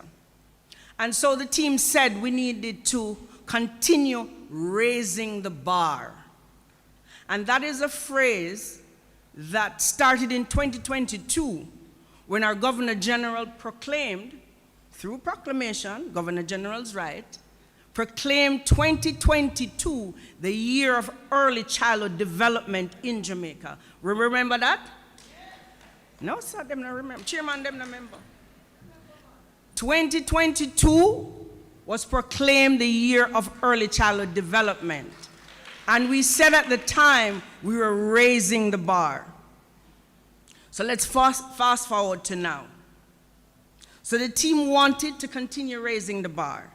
And so for 2023-24, And for 24 PDI, we said we wanted to identify 20 ECIs in each of our educational regions, 140 early childhood institutions in total.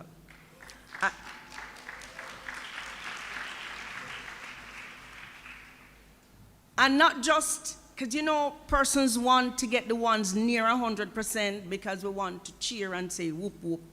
But the team said, let us focus on 140 early childhood institutions whose last inspection score was under 50%.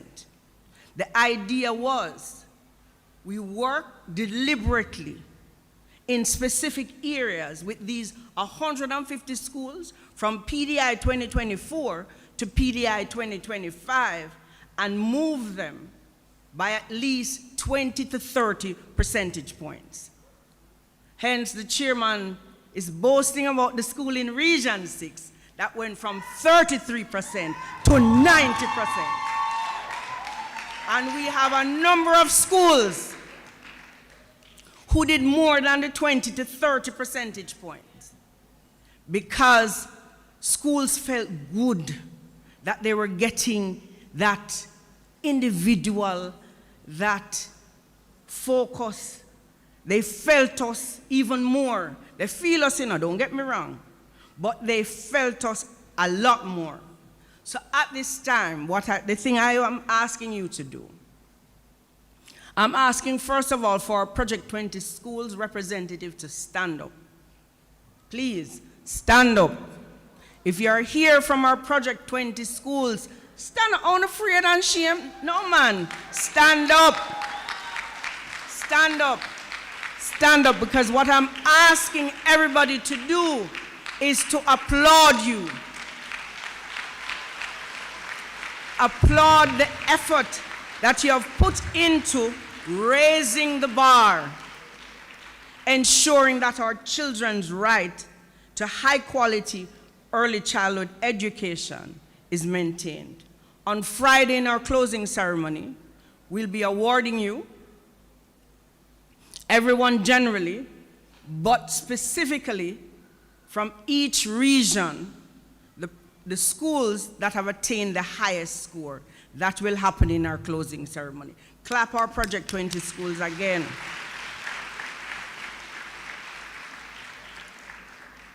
And so I would like to say to our Project 20 schools, we thank you, we applaud you for your hard work, and we ask that you continue raising the bar in early childhood care and education.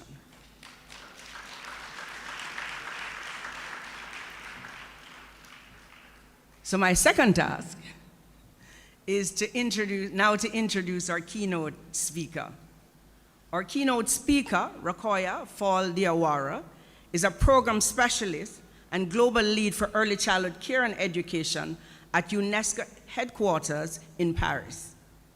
With over 17 years of experience working with governments, United Nations agencies, and international organizations specializing in early childhood, literacy, and non-formal education, she held various roles, including teacher, so she's one of you, education researcher, policymaker, and project manager. Ms. Diawara coordinated the African Working Group on ECCE for 7 years and contributed to the Global Advisory Group on Early Childhood and the Early Childhood Development Action Network. She has led numerous projects related to curriculum development, educational reform, and school evaluation, and has published several works on early childhood development and education in Africa. She organized the World Conference on ECCE held in Tashkent in November 2022, which resulted in the adoption of the Tashkent Declaration by 155 UNESCO member states. So at this point, my early childhood people, let us welcome our keynote speaker, in true early childhood form.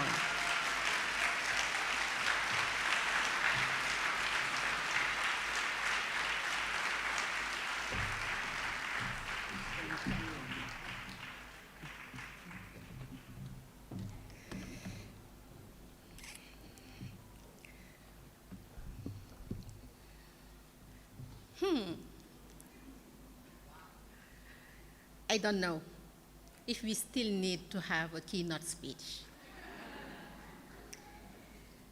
Distinguished participants, partners, friends, professionals, good morning.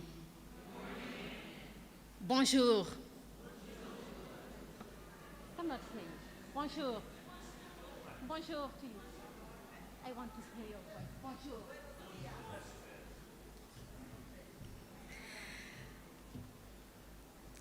Yes, I think it is a right question to ask if we really still need to have a keynote speech.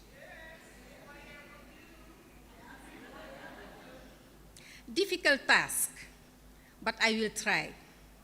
But first of all, may I apologize for my accent if it's difficult for you to understand.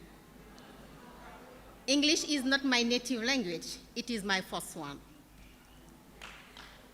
But I will try to just maybe bring back a lot of knowledge already shared, presented here from different angles, just to have maybe something in one shop and to just agree on a very specific call of action at the end of maybe my intervention. But I'm sure you have already done so many, and for sure, we will together agree on several points. Let me start by saying it's an honor to be with you today here in Jamaica, a beautiful land.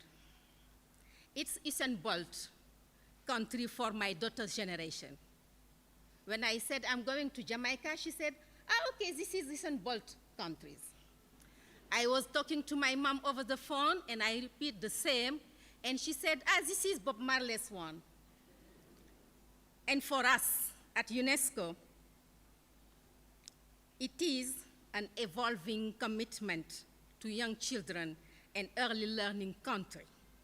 This is how we are seeing Jamaica at UNESCO. And this can be found in different documents produced by UNESCO, including the Global Monitoring Report, which is published every year. I thank the organizer for bringing us together around such a powerful and timely theme, high quality early childhood care and education, a child right, not a service.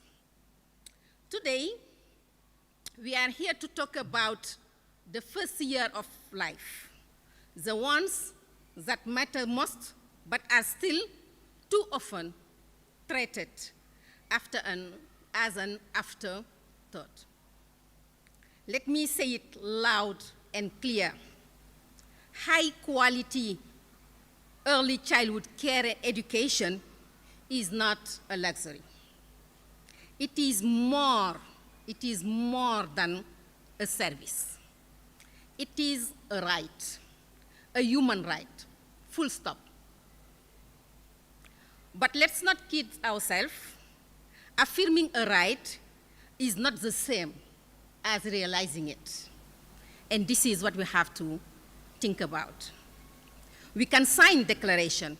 We were referring to the Tashkent Declaration, signed by 155 UNESCO member states. We can give speeches. We can adopt resolution. But unless they are backed by policy, financing, expertise, political will. You want to add something? What is missing? Those are fundamental for us. Unless we have those in place, they remain just words. So before we go further, let's clarify what we mean or how we are understanding early childhood care and education. According to UNESCO, early childhood care and education refers to the range of policies, programs, and services that support the care, development, and learning of children from birth to 8-year-old. It's often divided into 3 ages: 0 to 3 in some countries up to 3, 0 to 2 in some countries up to 3, 3 to 5 or up to 6, and 6 to 8, where they are already in primary school. It includes this early childhood care and education, health, nutrition, protection, early stimulation, and pre-primary education, built around play-based and child-centered learning. Those services are delivered in homes, communities, and most of the time in formal settings. And this period, is it better? And this period matters profoundly. It's when the foundation of cognitive, emotional, social, and physical development are laid. It's when inequality takes root or equity is built. It's when a child's trajectory can be lifted or lost. Now, here is a paradox. Science has spoken. We know how early brain development works. There is no need to repeat again what neuroscience already has proven. The economics are clear. The Heckman curve, we all know this. Say it all. Investing early delivers the highest return. At the international community, we declare it in several commitments, again and again. The right to early childhood is not new. It's grounded in decades of global consensus and legal affirmation. Let us try to recall some of them. From the Universal Declaration of Human Rights, in which year? Just to check, we are going to have a kind of quiz all over maybe my presentation, just to check our knowledge, just to remind us also on the dates and the element. So I was starting with the Universal Declaration of Human Rights, 1948.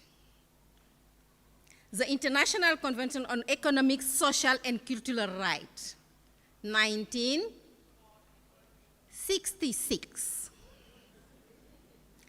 And the landmark Convention of the Rights of the Child. That one you know. Excellent. Can I hear it again? 1989. The foundation is clear. Education is universal right, beginning at birth, at ECC.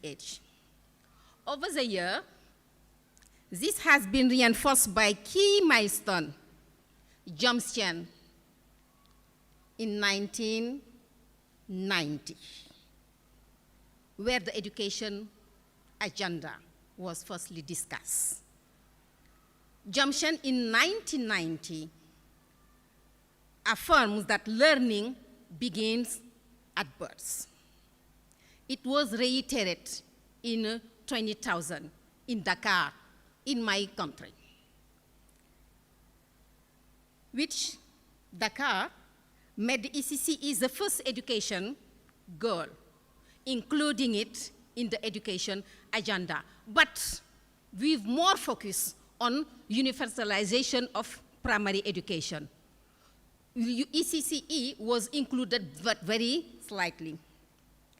And after that, we had Incheon in 2015, where the International Sustainable Development Goals was adopted.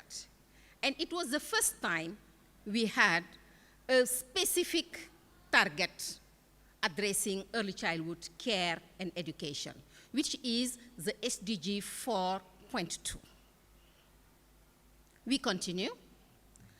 Between Dakar and Incheon, we had also Moscow, the first international conference on early childhood care and education, which called also for a renewed commitment to early childhood, early learning. But it was an international conference. We decided at UNESCO in 2022 to organize the first ever intergovernmental conference on early childhood care and education. And it happened in Tashkent, Uzbekistan. And this is where the Tashkent Declaration have been adopted by 155 member states. And yet, ECCE remained the forgotten age. So, what is missing? What is holding us back? We have seriously to question what is the situation. Why, despite all this, we are not moving fast as we were expecting. And let us see also where we are today in this early childhood care and education agenda. Let's start with a reality check. Do you know an estimated 200 million children under 5 are not enrolled in any form of early childhood education worldwide? That's not just a statistic, it's a wake-up call. We can consider it as a wake-up call. Those are children who start life with a deficit, not of potential, but of opportunities, before they ever step into a primary school classroom. Most of those children live, unfortunately, in low-income countries, but inequity persists everywhere. Even where early childhood services exist, they are often inaccessible due to cost, distance, or social barriers, or inadequate lacking of quality need to support young children development. Because there is one thing we know on things science, economics, and common sense, and let me repeat it here. The early years are where everything begins. By age 3, we all know 80% of the brain is developed. By age 5, the foundation of language, emotional regulation, and social interaction are formed. This is when children build knowledge, empathy, creativity, confidence, resilience. We already talked about that. And it is also when, unfortunately, inequality slowly and seriously take hold. By income, by gender, by geographic, by ability. The famous preschool study found that children, when attended the high-quality early childhood, we are referring to high-quality early childhood care and education, those children achieve 25 more as adults, has better health, and were less likely to be incarcerated. It was demonstrated through the Heckman, the Nobel Prize research on early childhood care and education. The return of investment is about $10 every $1 spent. It's high, very high. So here the question is, if we know this, if the data proves it, if international frameworks demand it, why is still ECCE the most neglected area of our education system and development agenda?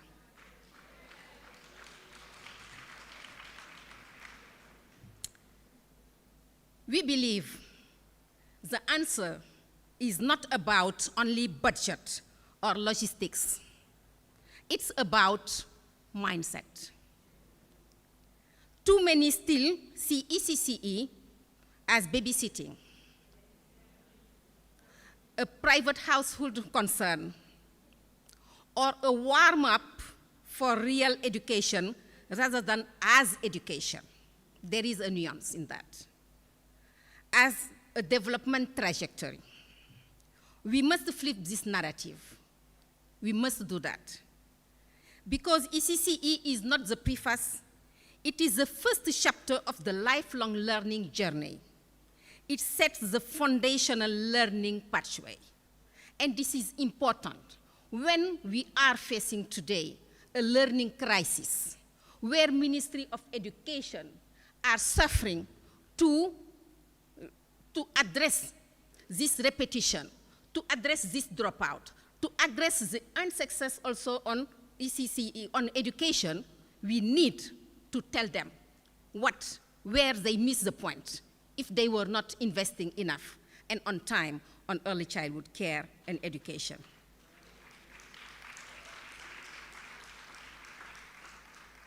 When it is high quality, inclusive, equitable, it becomes more than a developmental service. It becomes a societal transformation strategy. Globally, we made a lot of progress, but we are not there yet. UNESCO's 2020-30 Global Education Monitoring Report informs that early childhood care and education enrollment is higher in high-income countries exceeded 95%, while it often below 30% in low-income countries. That's a 65-point equity gap before a child enters formal schooling. Now, let's zoom a bit in the Caribbean region. A very risky exercise for me, because I'm in front of representatives of many countries from this region, and which might have more recent data, more interesting information, and more brilliant ideas also to share about this. But what we know at UNESCO is here in Jamaica, progress has been notable.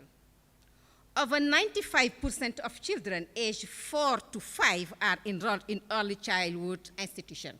Is it true? It's what analysis of data is showing to us at UNESCO. The Early Childhood Commission has developed a comprehensive framework for national standards across key areas, from safety and nutrition to learning outcomes. But in Jamaica, challenges persist. Most ECCE provision remain private, raising significant concern about equity, consistency, and public responsibility. And let's be clear, ECCE does not begin at age 3. It's beginning at birth. If we are serious about equity and lifelong learning and lifelong impact, we must focus also on the first 1,000 days, from conception to age 2, a biological, emotional, and socially foundational period. We know at this period, most of the things are happening there. And parents need more and more support to face also the challenges during this age. And it starts even before the conception. It starts when people are young, when they have to prepare themselves also to become parents. It's not evident to become parents. You have to be prepared. You have to learn what to do. And you have also to be informed about what is there, what will happen also with this newborn you will give.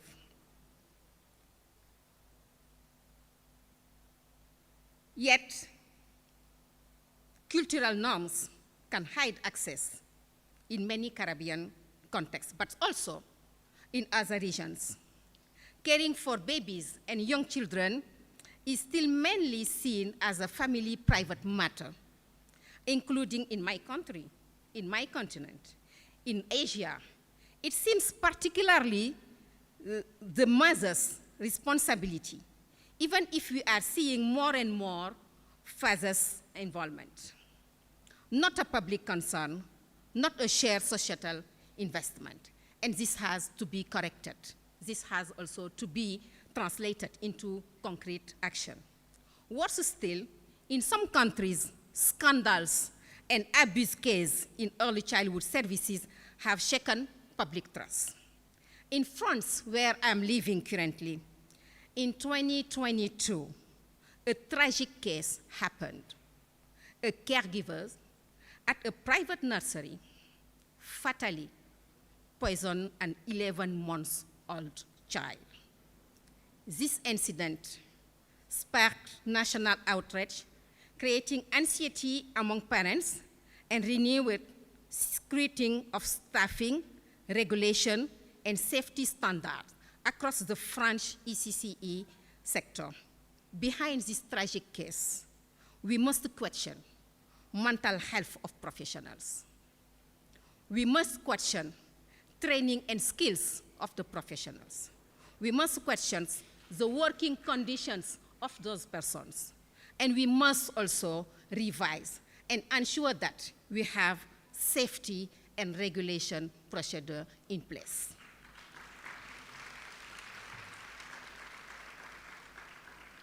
In another hand, the role of home caregivers, I want to refer to nannies, to grandparents, to other relatives, is not adequately assessed and supported. They are expected to provide care, learning, nutrition, and emotional support, often while juggling economic survival, without training, recognition, or resources. Many caregivers don't know what they don't know because no one has supported them in understanding what responsive caregiving, early stimulation, or positive parenting truly entities. And as we are near to the midpoint to 2030, when SDG Target 4.2 commits to global community to ensure at least 1 year of quality early childhood care and education access, let's be honest, we are not on track. This is about thinking already in terms of new agenda setting, what we would like the post-2030 to look like, where we would we like to have also early childhood care and education placed in this international agenda. Now let me quickly share with you also some challenges in access, because we were saying we can have species, we can have declaration, but it's not enough, and we have also to see other elements. But seeing the other elements is also understanding the challenges and how we can address them, how we can have solutions which can work and have also been proven in other areas. Access, for example, according again to UNESCO, 1 in 3 children under 5 globally is still not enrolled in any early childhood education program. In sub-Saharan Africa and in Asia Pacific, the number is even higher, over 60%. This is not a gap in services. It's a fundamental violation of right happening quietly every day. Children from urban families likely are enrolled, while children in rural areas, informal settings, fragile contexts are often left behind. We have to keep justice, social justice in mind to respond to this inequality. If you are born into poverty, if you are a girl in some countries, if you live with disabilities, your chance of entering in ECCE program drops dramatically in some part of the world, unfortunately. This is why planners are talking about structural exclusion. This is where the right to education is realized or denied, not in declaration, but in decision, in action. Now let's talk about quality, because access without quality is broken promises, and we know that. Too many programs often offer little more than supervised child minding, with minimal stimulation or learning, underfunded, centered, overcrowded rooms, under-trained and under-supported staff. This is the situation we are seeing in many, many, many countries. At the center of this challenge is a curriculum and pedagogy gap. Only about half of the countries have a national ECCE curriculum, and many lack relevance, flexibility, or proper implementation. It's not meaning we are promoting to have a fixed curriculum. We are promoting to have like a straitjacket curriculum. But at last, it's important to have something to refer to guide the practitioners, and to ensure that maybe there is a kind of harmonization while respecting cultural differences, while respecting also local realities. ECCE versus formal early schooling is too many, rigid, academic, and top-down complex. And this is not what we are encouraging also. Instead of nurturing exploration, we see children dried with flashcards and forced to sit through formal lesson at age 3. Yet, some countries offer a better way. Let's, for example, see the case of Finland and the Nordic model. Formal education begins in those countries at 7. Before that, ECCE is grounded in play, outdoor learning, creativity, and emotional development. There is no rush to academic instruction, only deep trust in the child rhythm and intense training for the adult guiding it. Contrast that with rising trends, especially in privatized system where ECCE is sold as an elite competitive service. We see centers making bilingual literacy by age force as a slogan, or pre-coding at 5, designed to impress parents rather than support children. Those centers are not what we are looking for. This is not what we would like also our ECCE centers to look like. You will probably agree with me, this is not pedagogy. This is only parental seduction. Those centers, what they are doing. And now, we have a new layer, which is digitalization. More and more children are behind, handed over the screens, both at home, alarming in ECCE settings, not everywhere, but in some.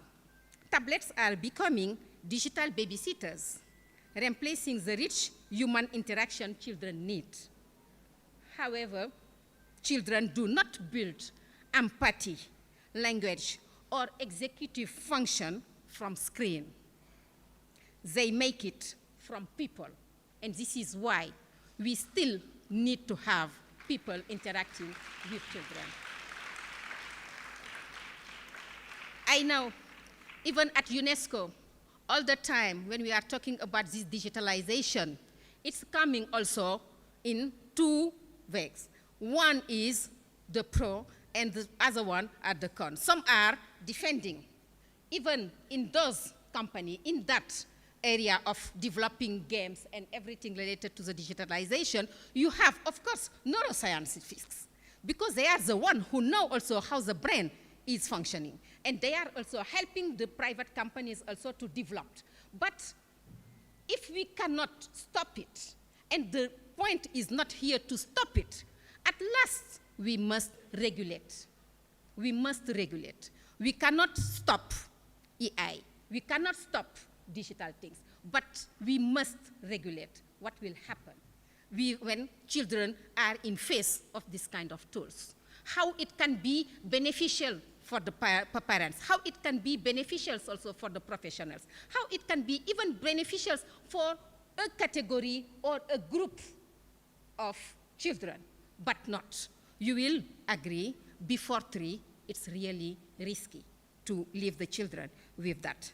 Last point, also in this analysis of quality ECCE, is also about the professionalization of ECCE leadership. I pass very quickly on the workforce because so many people already talk about how to get professional ECCE. But now, let us also see on the other side, in terms of the leadership.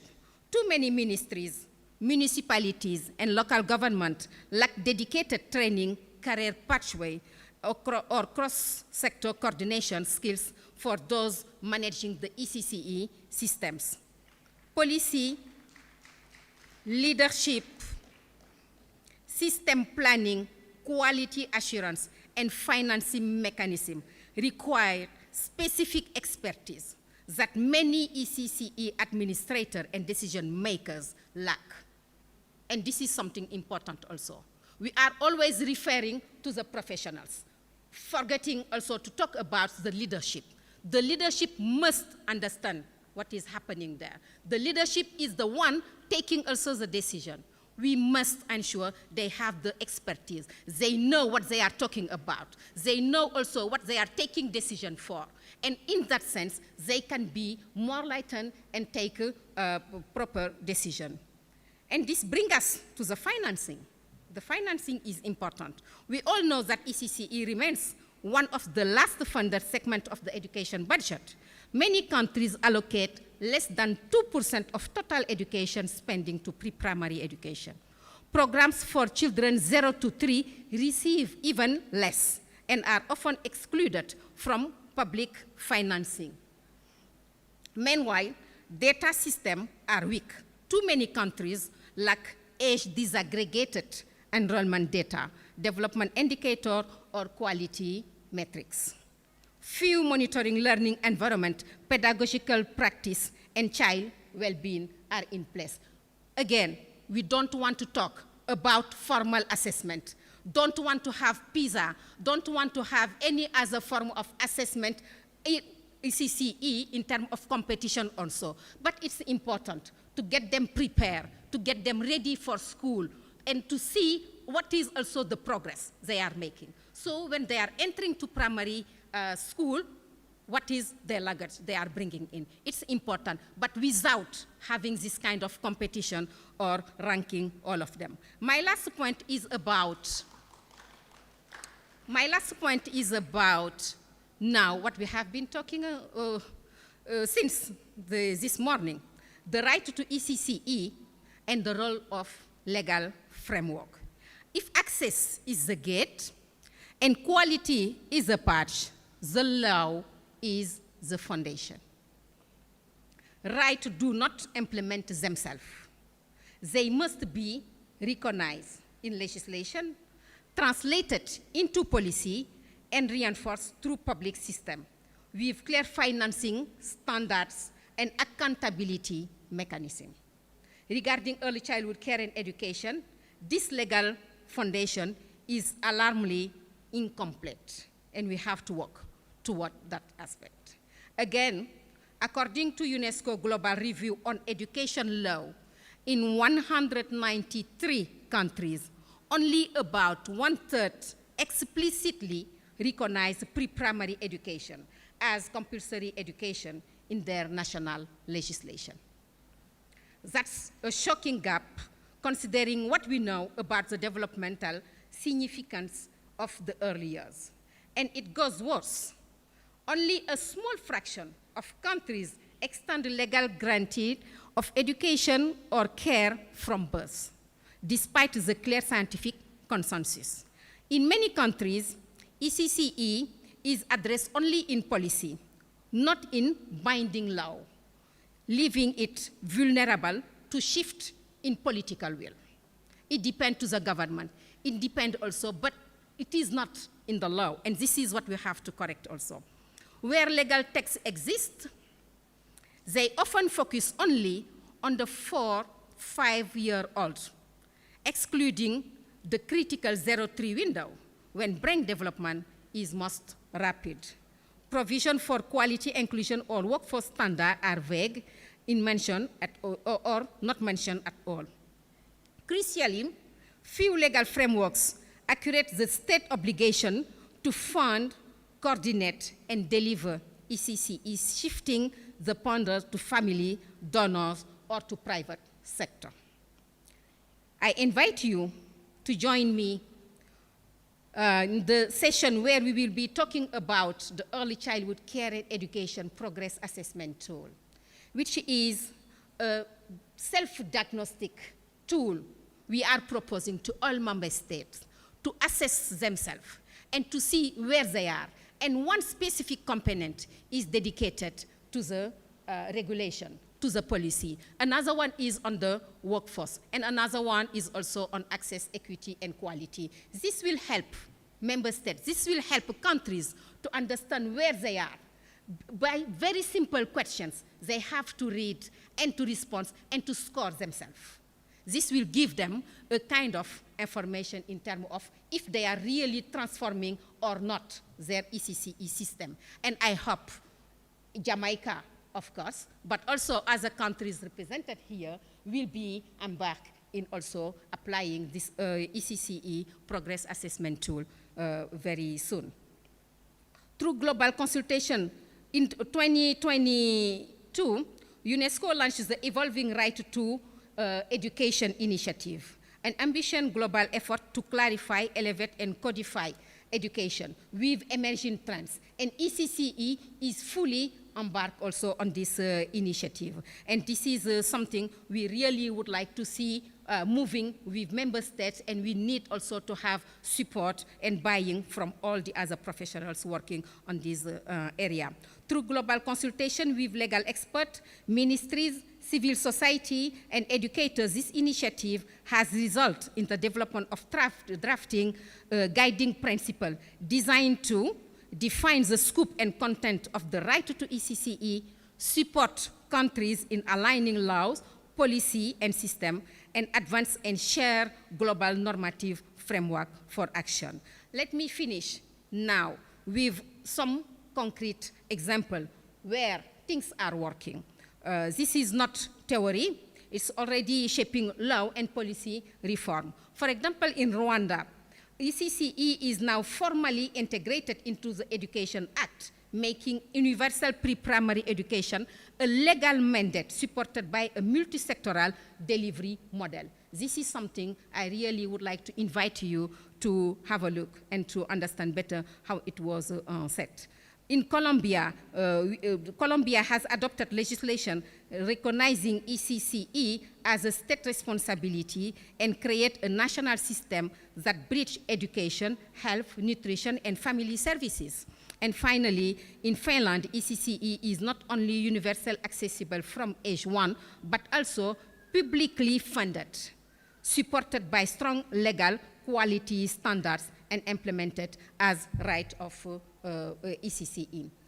Let me conclude now with one important activities we are working jointly with UNICEF, with OECD, and we are expected also to be joined by WHO, by other actors, very strong actors in early childhood care and education, which is the series of biennial global report on early childhood care and education. This afternoon, maybe we will talk about it, we will present it, but before that, I will let you know the next edition, the 2026, will be more on financing early childhood care and education. And I pledge here, and I strongly support the idea of having Jamaica participating in this process and being analyzed as a country case to know, to go deep in details of the financing model you have in Jamaica, including public-private partnership, including support from other donors, including public spending, including also partnering with the private sector. All those elements, including also the innovative financing you have on mind or you already plan to apply to your context, all those to be analyzed and presented in this global world report on early childhood care and education. Thank you.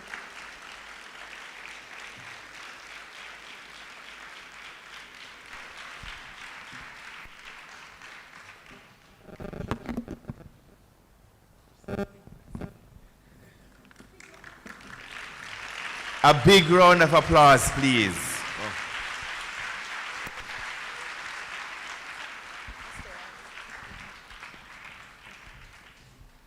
I'm going to test my high school French.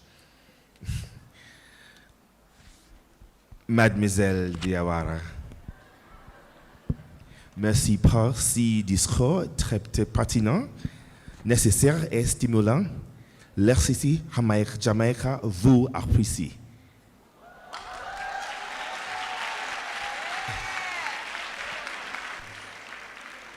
Nice. That was a beautiful presentation. I was just telling Stacy that she spilled some tea. She spilled some tea. Yeah? So we know that it's not just Jamaica. It's worldwide.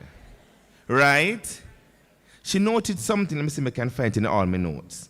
The first chapter of the lifelong learning journey begins at birth. All right.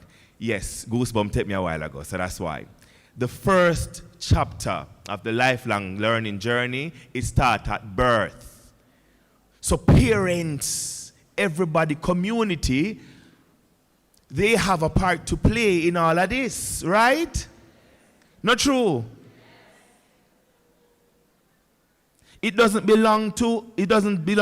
start at age 3. It begins at birth. You have to become prepared to become a parent. So we always talk about parent training and knowledge and preparation and all these things. But we see that it's important because it helps in our early childhood stages. Not true? Amen? Yes, man. Stacey, come true now, man. Come true now, man. Come true now. Yeah, vibes master, you know. May I preach? Yeah, vibes master. Come. But so much to unpack here. And I hope that when we leave this space, we feel rejuvenated. We feel ready to make a change, don't? We feel ready to transform, to change the narrative of what ECCE is, Early Childhood Care and Education, because they are the foundation, and we want to unfold some brilliant-minded people in our country and in the world, because we are all global citizens, ain't it so?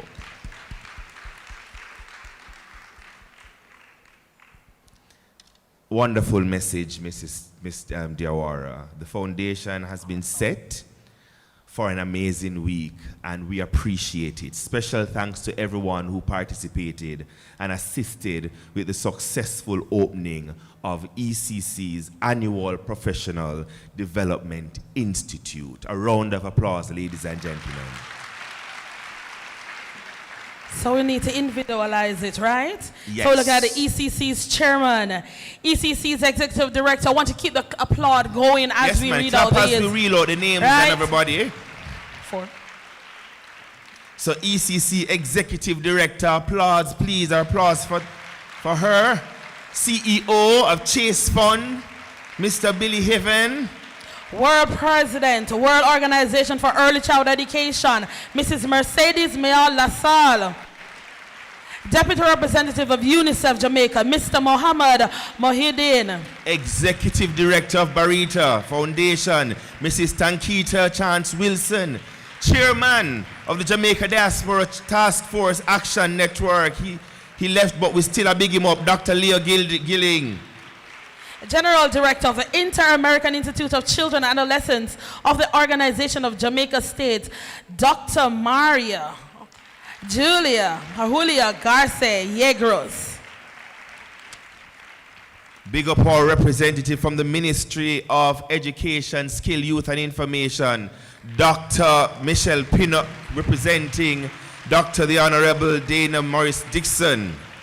Our main sponsors, Ministry of Education, Skills, Youth and Information, Culture, Health, Arts, Sports and Education, Chase, UNICEF Jamaica, Jamaica Teaching Council, Barita Foundation, Universal Service Fund. Vantage One, our participants, the ECC team members.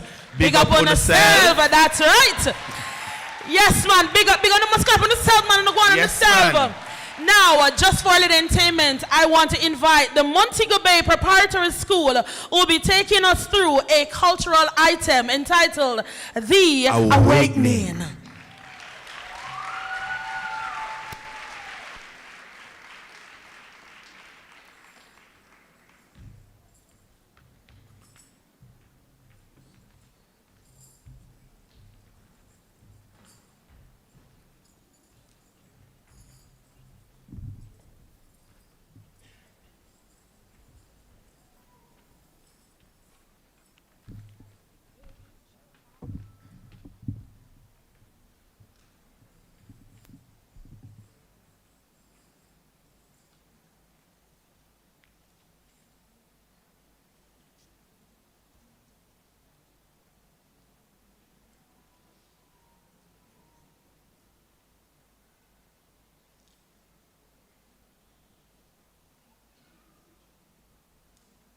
When I die, we go here, roll Jordan, roll.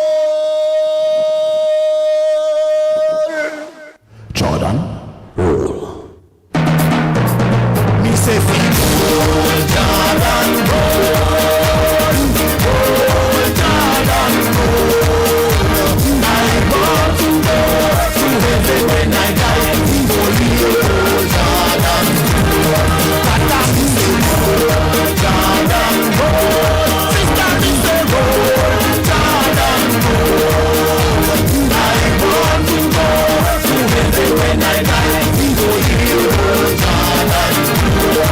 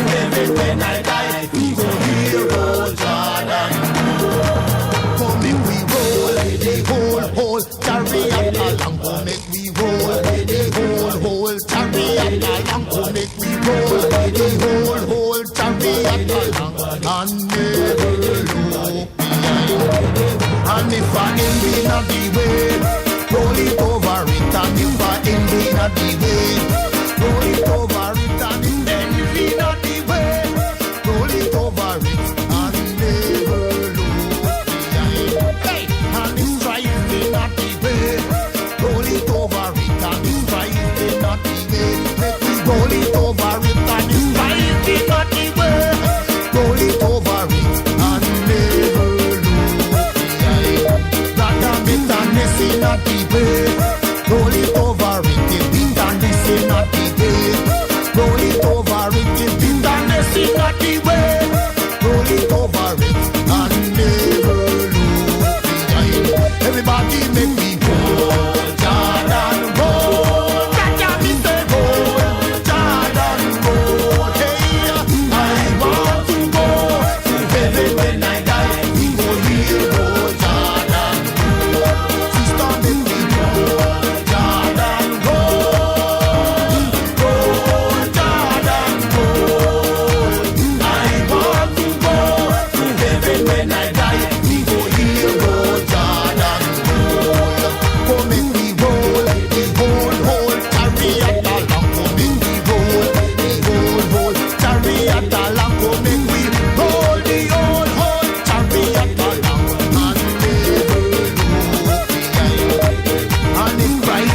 not the way, roll it over it. And if I find it not the way, roll it over it. And if I find it not the way, keep the music going.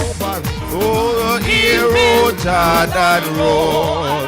Oh, we say roll, Jordan. Oh, we say roll. Hey, we say ya.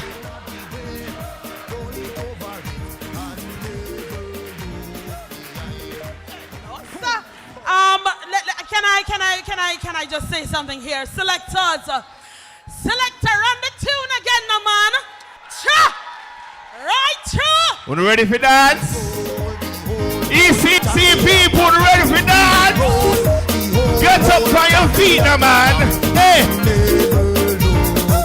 Oh, I miss them. Malice not the way, Hey! roll it over it. And if malice not the way, roll it over it. And if malice not the way, roll it over it. And never look behind.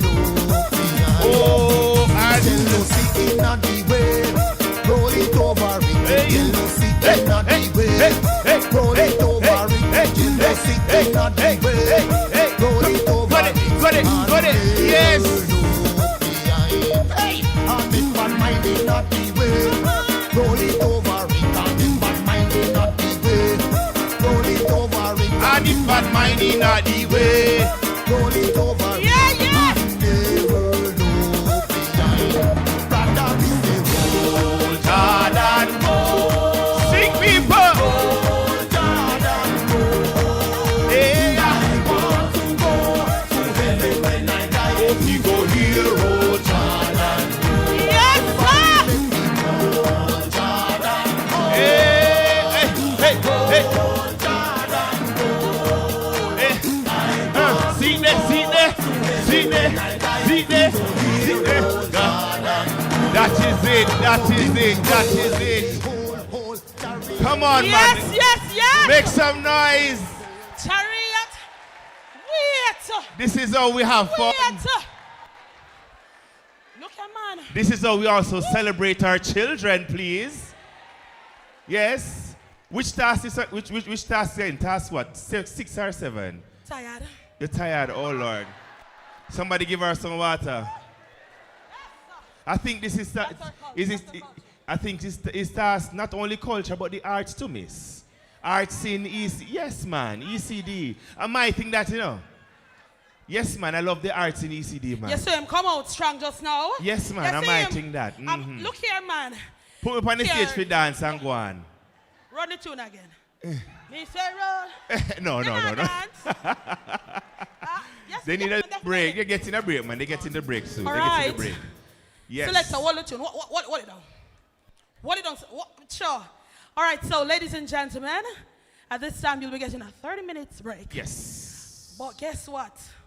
We're not about to go out there and come back in. Please. Because you all will be a part of history. You know what history is about? Who know?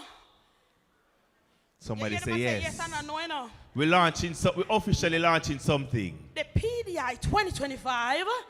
Look here, the next launching of the UNICEF, UNESCO 2024 Global Report on Early Childhood Care and Education. The right to a strong foundation, high quality early education care. All right, Nata? Service. I want you to sink in and understand that this is a right, not a service. Selector, run the tune again now. Why don't get them 30 minutes break? So 30 minutes break and come back in here, please, yes, for the launch.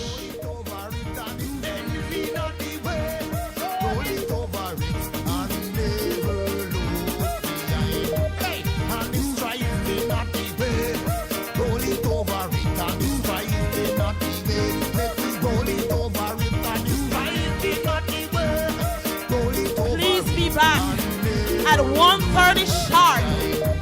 1:30 sharp.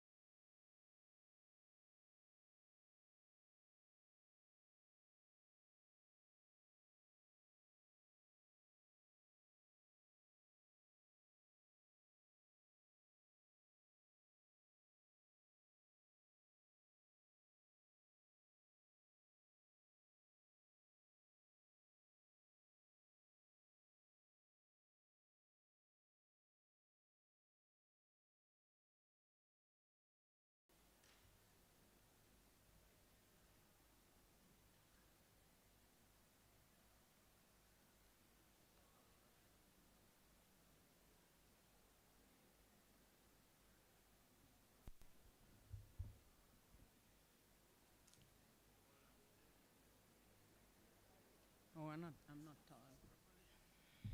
I'm not tall.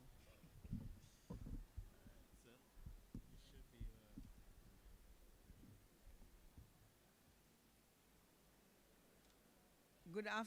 No, it's not on.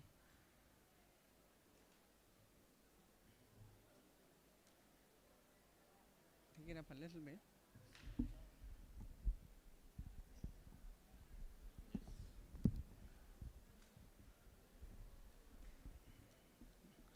Just take it up a little. That me don't have to bend down like this. Okay. Yeah. Good afternoon again, everyone. In the interest of time, as our colleagues come back into the room, we're going to start. And so I wanted to give you context in terms of what we're about to do as it pertains to the launch of the global report, UNESCO, UNICEF Global Report on Early Childhood Care and Education. And it is a right to a strong foundation. Come in quickly, please. Thank you.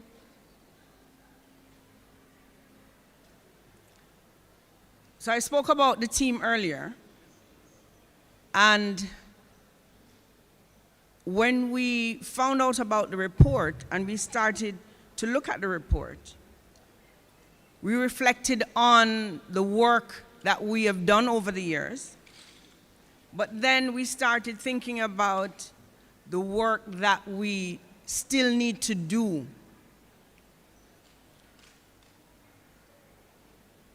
As a country, you know, Jamaica has made significant strides in improving the early childhood sector and positively impacting the lives of our major stakeholders, our children.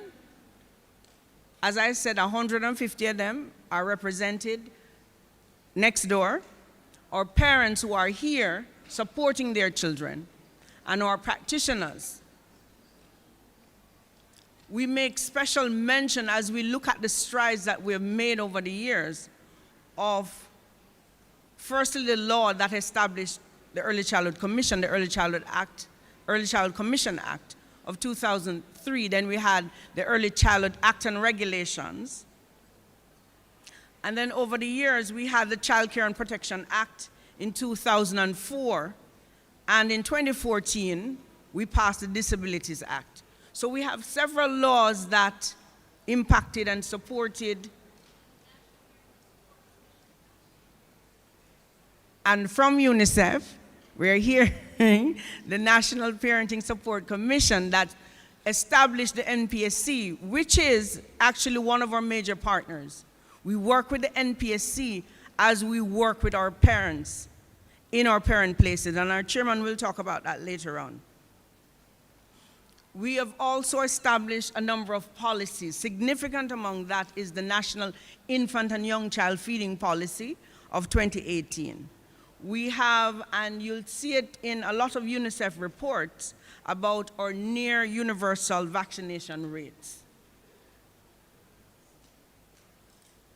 So in this segment, we will first have a presentation from our chairman, then we will hear from UNESCO, UNICEF, then we'll go into our panel discussion, and we'll have representatives from the Caribbean, and then we'll have representatives from our international partners, so that you'll get a balanced views. But in that though, I want you to be involved in the process. I want you through the QR code that will be on screen. I want you to be involved in registering your views and ideas so we know exactly, you know, what you're thinking and what is happening.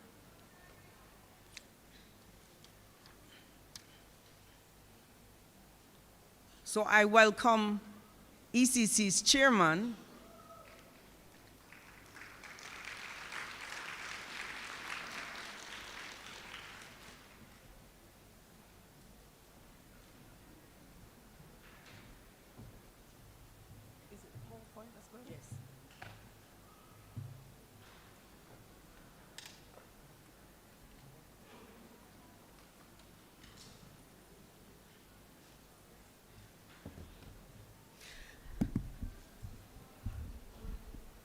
family are not in any fenke. Okay? We have already established that early years is fun. Early years is where you capture that child. It's early years. And in early years, we're a happy bunch. So with everything that we do, we have to have energy, we have to have love, and nothing fenke. Now, there is a lovely presentation that I'm awaiting to head up. And while that goes up, what I'll say is, for those who don't know, and I know you do, but I'm saying it like this. The beauty about Jamaica, Jamaica has a law that speaks to early years. Let me get the clap. Give the legislators a little credit, man.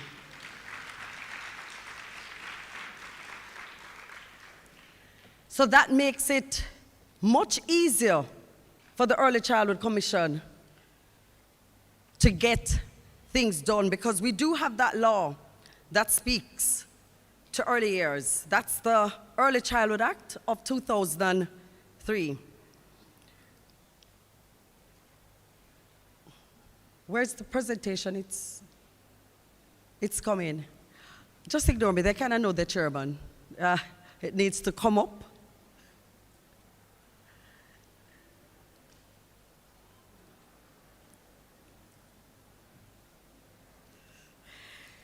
You see why it is said that technology is a good thing. And it has its pros and it has the cons. And one thing for sure, at early years, technology will never, ever replace what is truly required at early years. Let me hear the amen.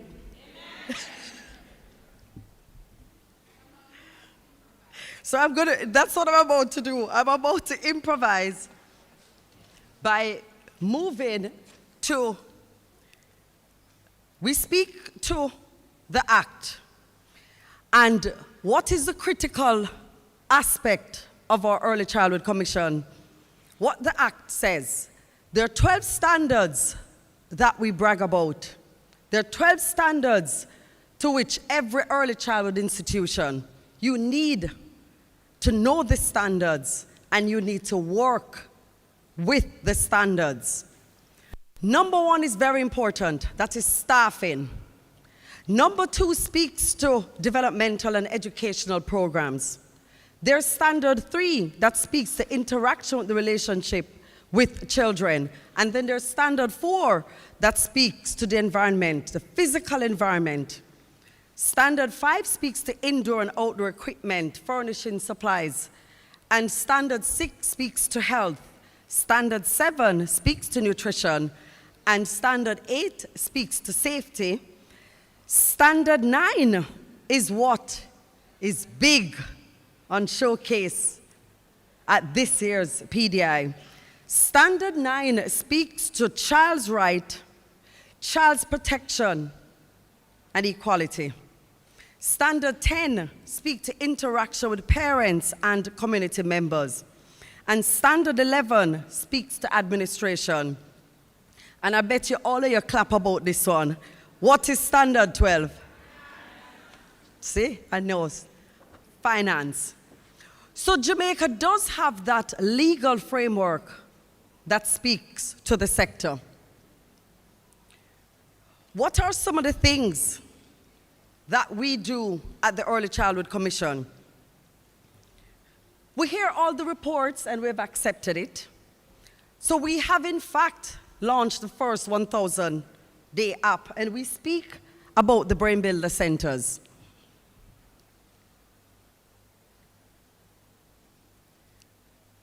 See, much better.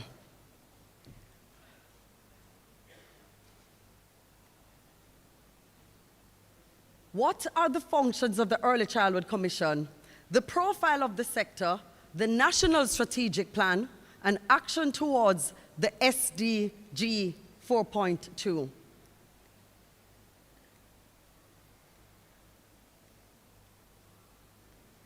Who doesn't like me? The government, as I share, we continue to show our commitment based on the Education Act.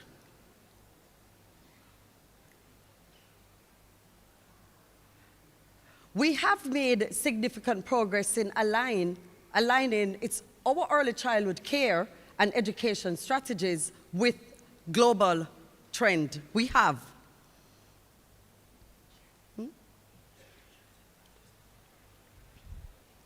Thanks for my lovely correction. It's right there. When we talk about if we're working towards the improvement, look at the infant department, for example, that we are creating.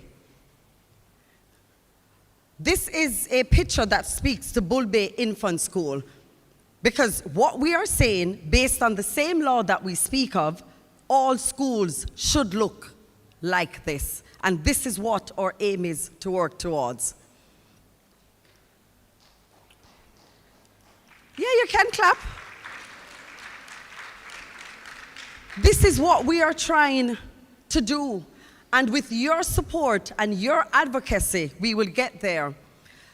The other function of the Commission, as we all know, we are supposed to advise the Minister on the policy matters as it relates to early childhood care and education and development in Jamaica, including initiatives and action to achieve the National Early Childhood Development Goals. Assist in the preparation of plans and programs concerning early childhood development. And that's why we brag about also our development officers who come out and they work with you in the schools. So clap your development officers. They do come out.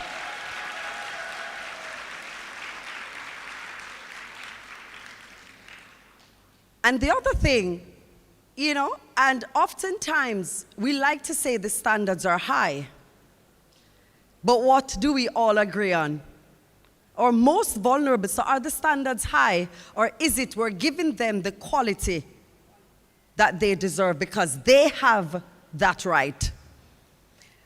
The other role of the Commission is to act as that coordinating agency to ensure effective streamlining of all activities relating to the early childhood development. We're also to convene consultation with relevant stakeholders as appropriate. So we act as that agency that meets with the private sector, public sector, all other agencies to ensure that what should happen is happening. Again, look at another handover of a project that we did, and also to note that this is a legacy project of the Early Childhood Commission because it involves the special needs aspect that, you know, us Jamaicans, right? We saw special needs as taboo. It no longer is. Every child is entitled to this quality care regardless of where they are from and their abilities.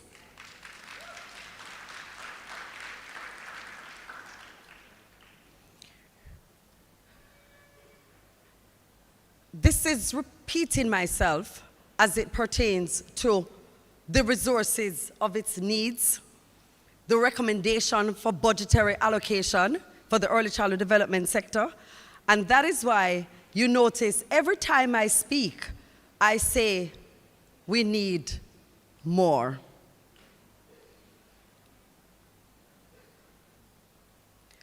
Because let's just look at the sector as is.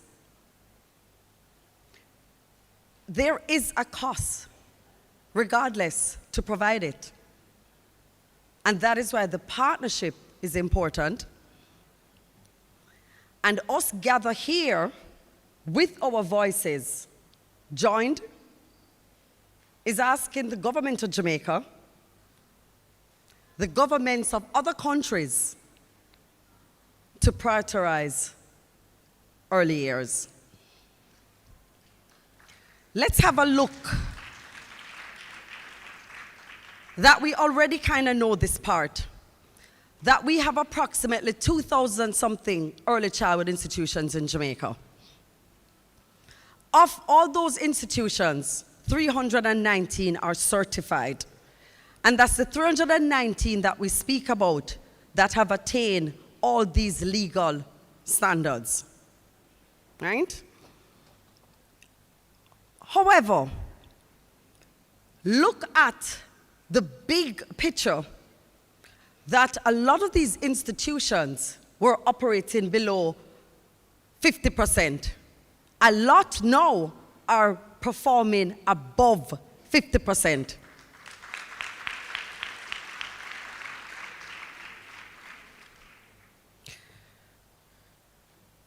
We also speak to the public-private that exists in Jamaica.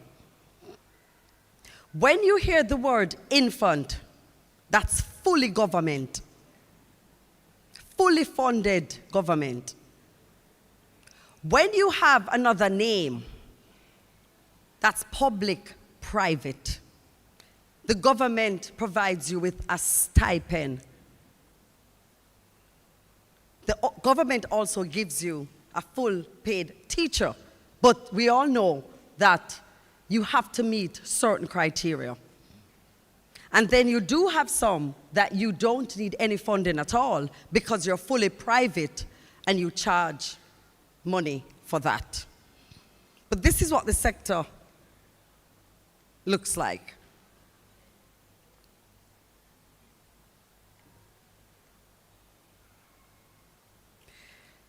When we talk about our National Strategic Plan for Early Childhood Development, it's a 5-year plan that documents the integrated approach to holistic early childhood development through investment in programs to provide opportunities that will allow young children to attain optimum development.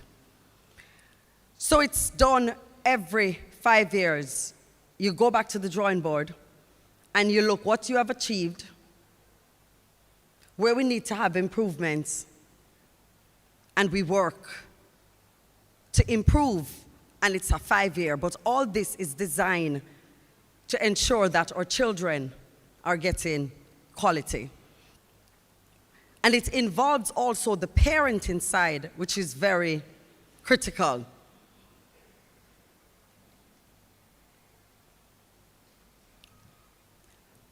We're all very familiar with this. There it is. Very holistic. And that's why it's very important that you not only come and network here, but you also are familiar with the strategic plan that we have in our country.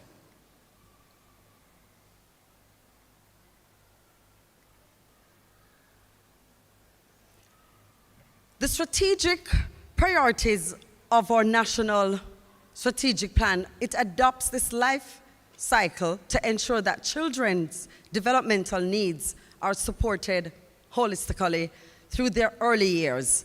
This structured framework is designed to align with a child's natural progression, beginning from conception and continuing through early years.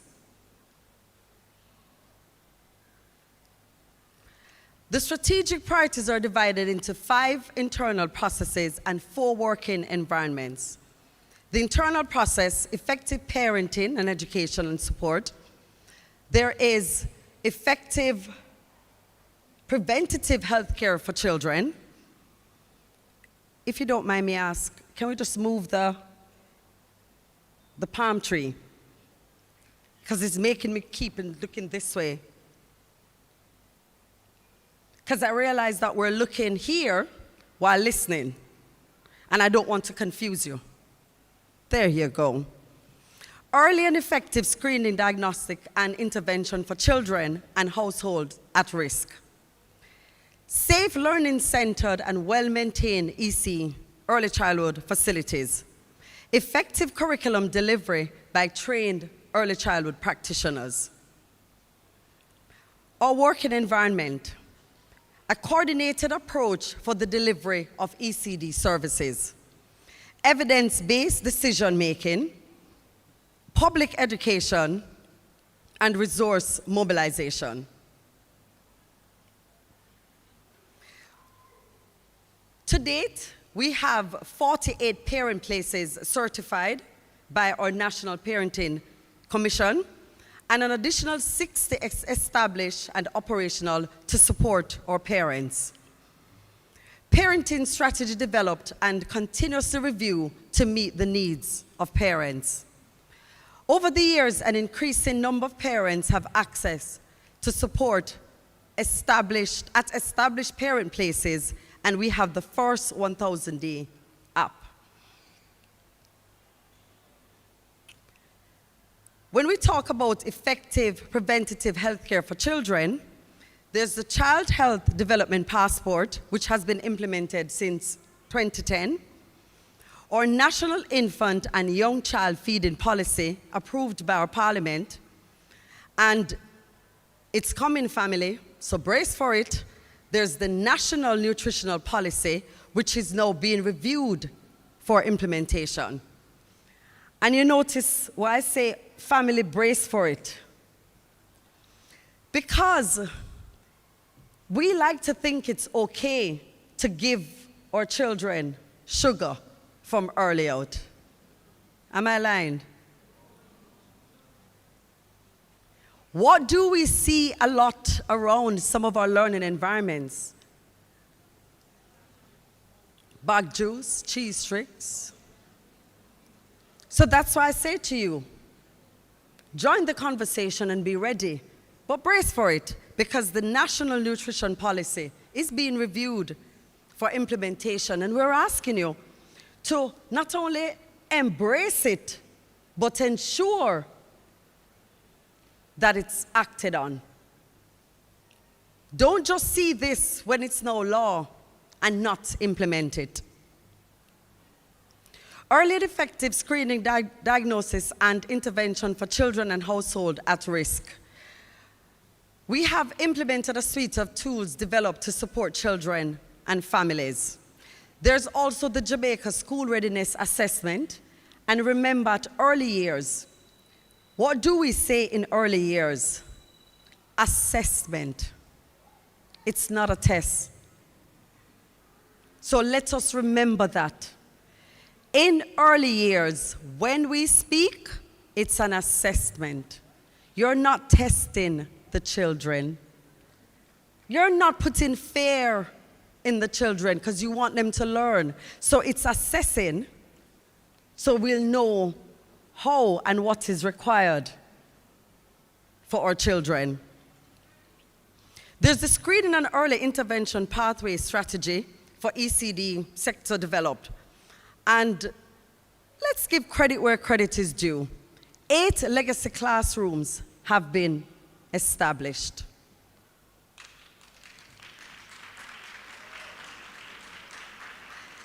That's a thank clap.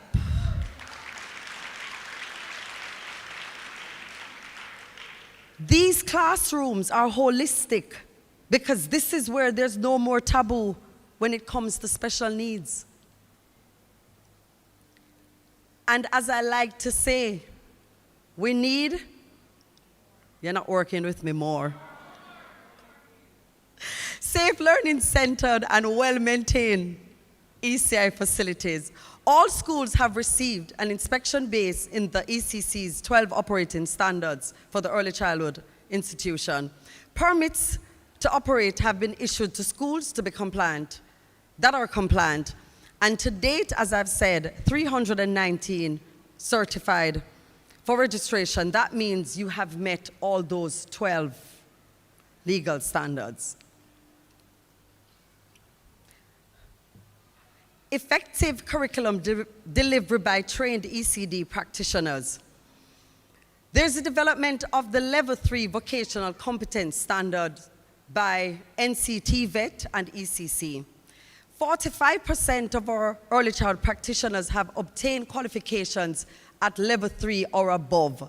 You're seeing the improvements. Inclusive ECD training programs developed and implemented.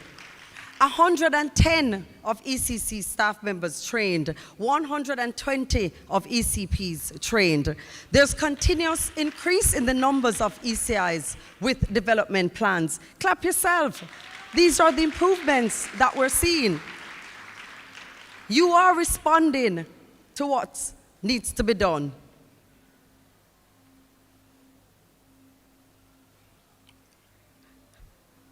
For us to work towards, as I've said earlier, the SDG of 4.2, we have MOU with HEART for training of parents.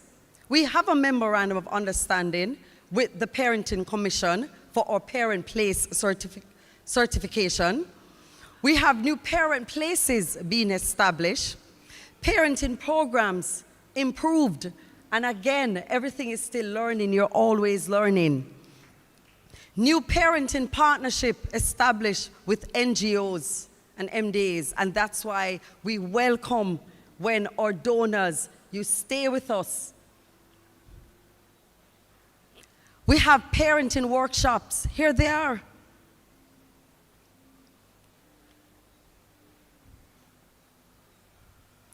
We are piloting, which we all know, which is the assessment tool. We have MOU with with UE. There's also the assessment digitization that we're working on because we have to improve at how we collect information and how we also put that information, what we've collected, to you. There's also the MOU with HEART and the increase in the numbers of the legacy classrooms. Safer learning centered and well-maintained ECIs. Continuous inspection of early childhood institution against the 12 operating standard. Increase the number of permits to operate issued, and increase the number of certificate of registration issued. And equally, take the message from here. If you see your neighbor and you know that you're having children and it's not a safe space, call us, because you're not supposed to do that. And if you know you have not applied to the Early Childhood Commission for registration, please talk to your neighbor and do the right thing. Thank you so much, and as always, for your support.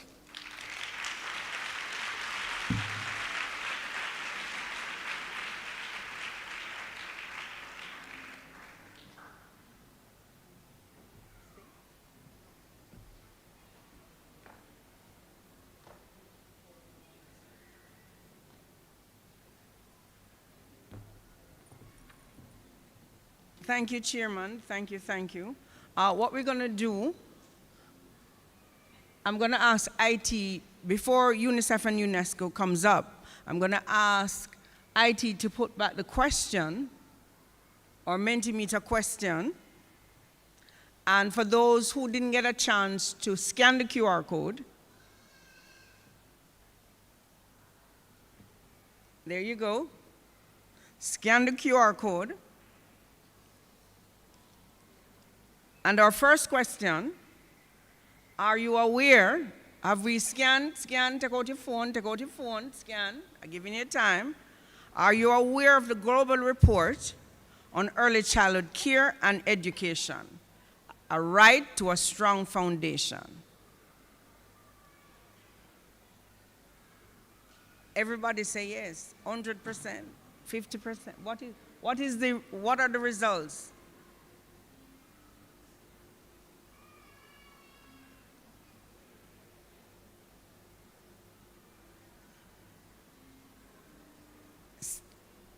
Scan so that we can get your feedback.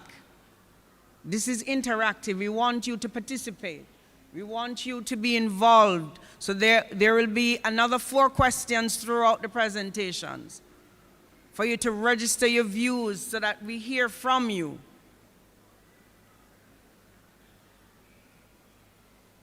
So the yes is 46%, 45% so far.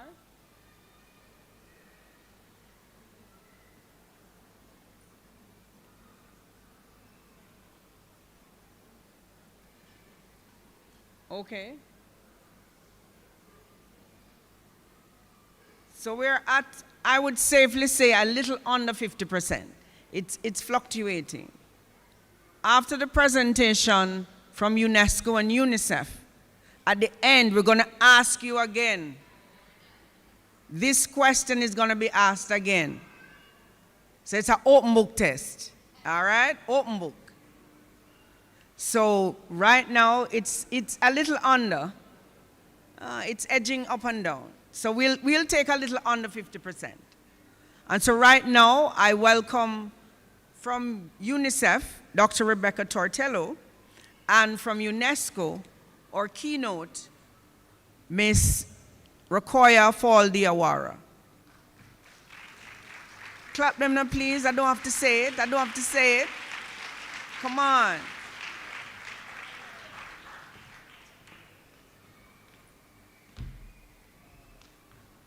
Good afternoon, everyone. I know you're tired. It's okay. Take a nice big stretch, everybody. Go to the right, my left, whatever, you know, right? Take a nice deep breath. And we're going to go quickly through the last slide so we can get to the conversation part, which I think you all are perhaps waiting for, more interested in. But you know, we're going to tell you about the about the report. So, ready? Yes. Well, we're waiting for Stephen. Oh, we're up. Okay. I turn to my colleague. Yeah. Thank you. Thank you very much, dear Rebecca. I cannot wait to see the final maybe starts after the presentation, as we are almost half of the audience which are not very familiar with this report. The global report on early childhood care and education is a start to a strong foundation, and I have the pleasure also to share this presentation with my colleague Rebecca from UNICEF, as it was also a joint publication, UNESCO and UNICEF. Let me start first by maybe giving you a kind of context for this global report on ECCE. The global framing is around the Tashkent Declaration, and I have mentioned it very quickly when I was making the keynote speech. This World Conference on Early Childhood Care and Education was held in Tashkent, Uzbekistan, 14 to 16 November 2022. And it was the time where really we discussed around 4 major topics which were framing also the ECCE, what are the most important actions to be taken from now toward maybe the 2030, which is also the final date for the SDG assessment. We did that, and it was highly attended. It was around more than 2,000 participants. Including more than 80 ministers who also attended that conference. And after the conference, we really continue the journey by mobilizing also UNESCO member states, by presenting to the executive board also a resolution. And that resolution was about the implementation, because we learned from the previous experience that when you issue a declaration, when you do something and you are not having properly a plan for monitoring and also continue getting engaged the signatory, it will be difficult and it can make no difference. And this is why the executive board on UNESCO also deliberate on that one, and we have now a full plan of monitoring the Tashkent Declaration.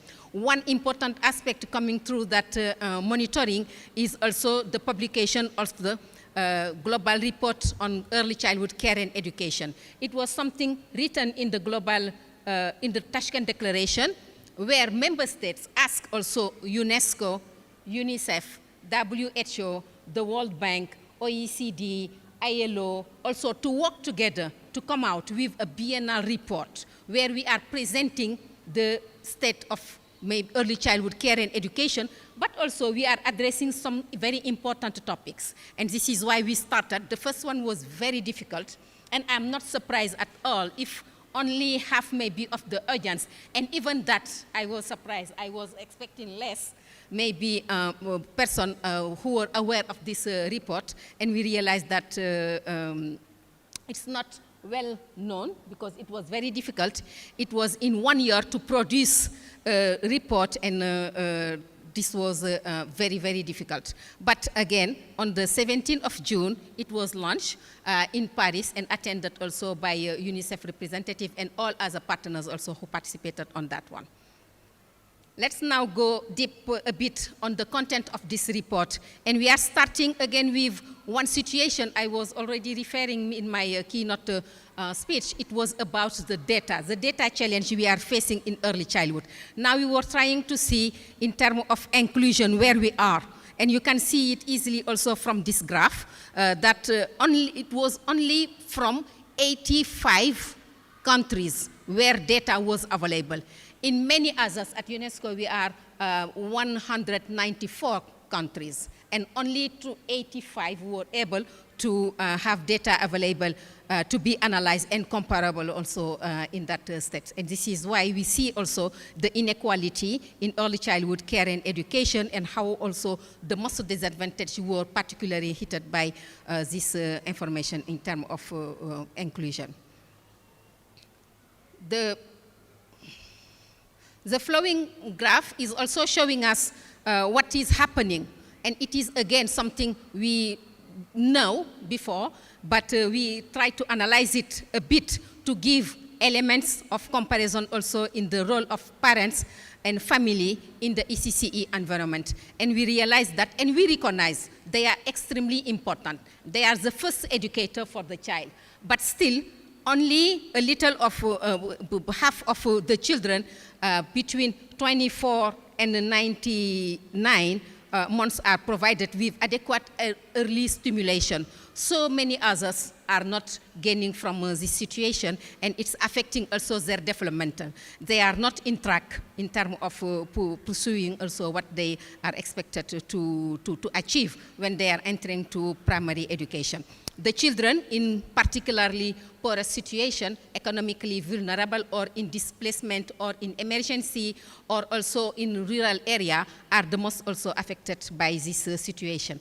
And parents here are key because they are the respondent. They are the one taking care of the children at home. But again, the point is, if they have been prepared for that, and if we are also supporting them all through this long journey also to continue with this task.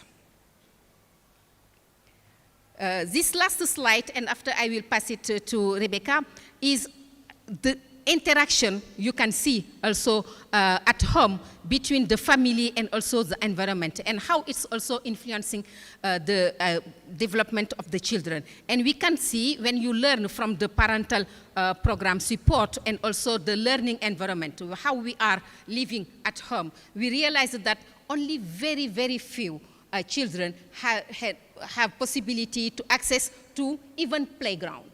At country, at national level, or at community level, or even at home. Very few have also access to, particularly the vulnerable ones, they have access to even a game or a toy at home, or access to any reading materials or something which will help them also to facilitate their development in this process. And the parental situation is also very difficult, because you can see how parents were affected, and we learn a lot also from COVID, how parents living also with children at that time were suffering and mentally affected also by being dealing with so many activities, including also taking care of the children and providing them the early stimulation and interaction they need for this at that moment. And this is important again to insist on in terms of activity and action to be taken to move forward this situation.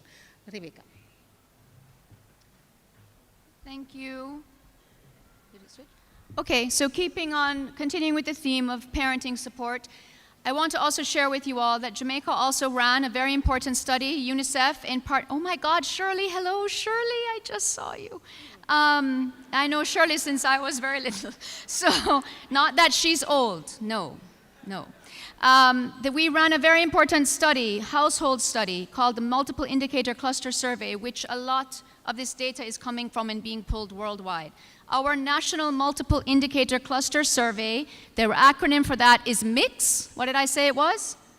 So when we go into the mix, we learned that actually for parenting, we are not doing badly. So the same indicator that was up, that said in the last how many days have parents done 4 out of 5 things, we were somewhere close to 80%. That's very good, people. Like, that deserves like a big round of applause. The other very positive data at the early childhood level from our mix is that over 94, almost 95% of our children are considered to be developmentally on track at the early childhood level.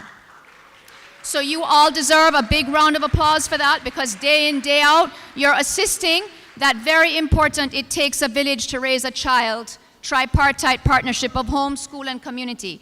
However, there's still a lot of work to be done, because when we looked at how many of our children were on track for reading and math by the age of 7, 40% of our children are not on track in reading, and 50% are not on track in math.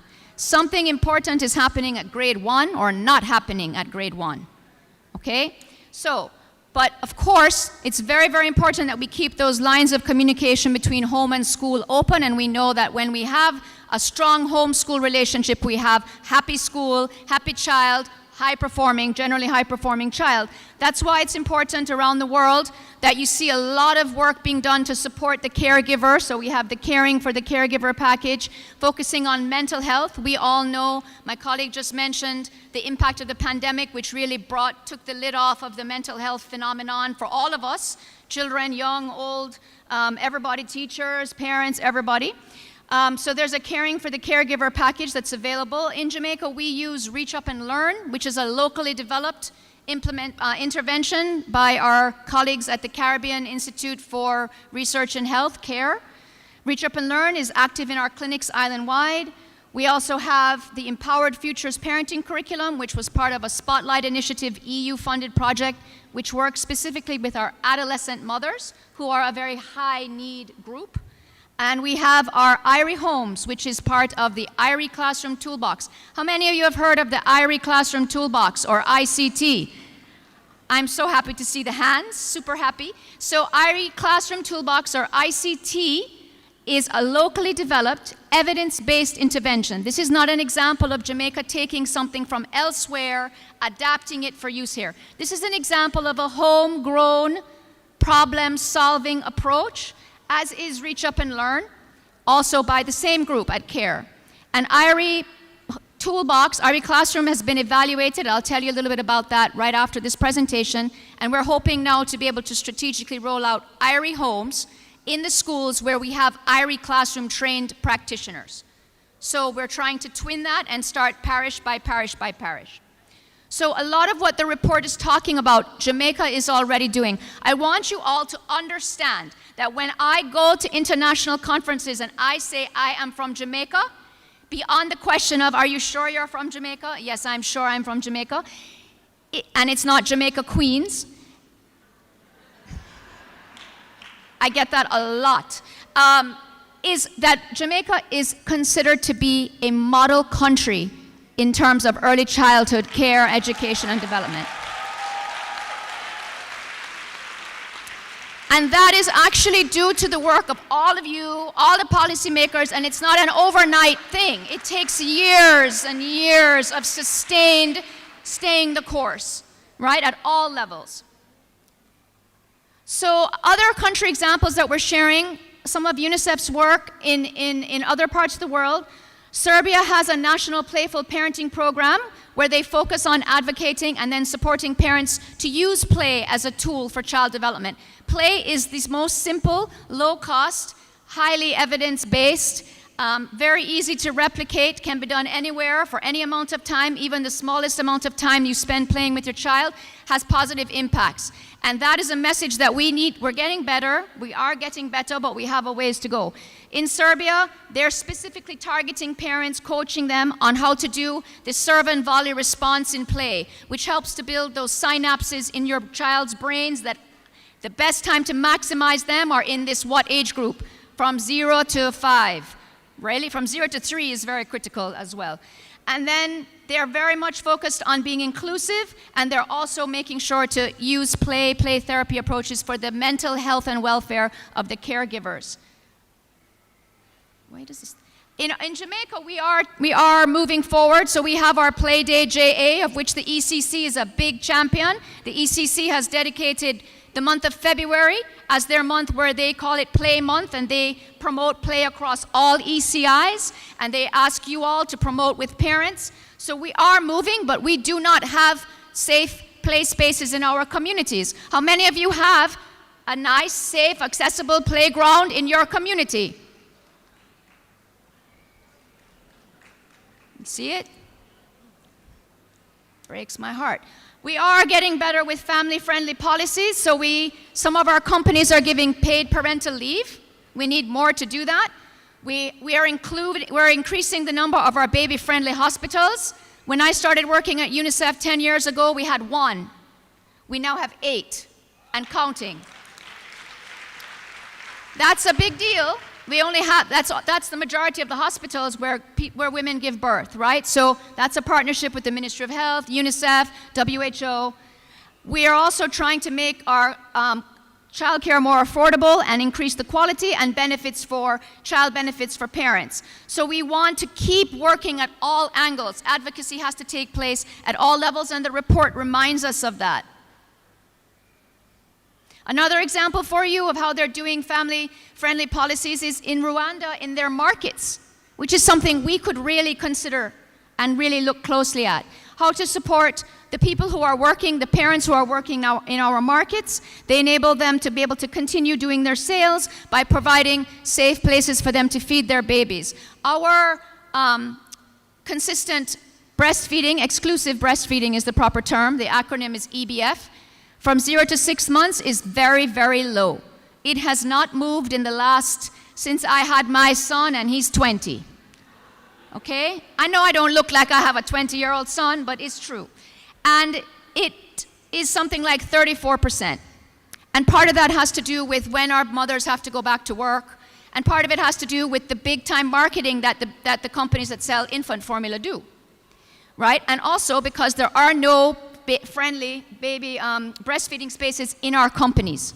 There's no places you can pump and store your milk and carry it back with you. And that is also a very low-hanging fruit that we could shift by looking first at the government and our government offices and at the UN and our UN spaces, and then go to the nation. Not high cost at all. Am I almost done now? So, to summarize the key recommendations, the report recommends a whole-of-society approach to enhance early learning, because early learning is critical, and it was said earlier on, it's not the third child. It's the most important child in the family. We have to start them right, and we have to start them right from a young age. We need to do cross-sectoral collaboration, and the whole model of the Early Childhood Commission itself is cross-sectoral. I don't know if you all know that. So the Act designates representatives from all high level, senior representatives from all the ministries across the government where issues that relate to children and families sit. And they meet monthly, chaired by Trisha, right? And reported to by all aspects of the Early Childhood Commission team. So that in itself is also taken as a best global practice. The fact that we have this multi-sectoral Early Childhood Commission has been copied by other countries. But we need to do that more and more across our government, and we need to maintain the advocacy for coordinated ECCE and ECD. Also, we need to make sure that what we're providing is accessible. So we need our schools to be accessible to children with and without disabilities. We need our practitioners to know how to work with children with and without disabilities and their parents and families. Of course, we also have to have social programming, and our businesses and our buildings and our roadways also. So we have to take small steps, but we can start in our schools. Of course, we know that if children attend early childhood programming, quality early childhood programming, they're more likely to be on track for development. What did I say was our number from the MIX, the Multiple Indicator Cluster Survey? How many of us are on track? How many of our children are developmentally on track? It was a high number, like 95%. Big number. I turn back over to my colleague.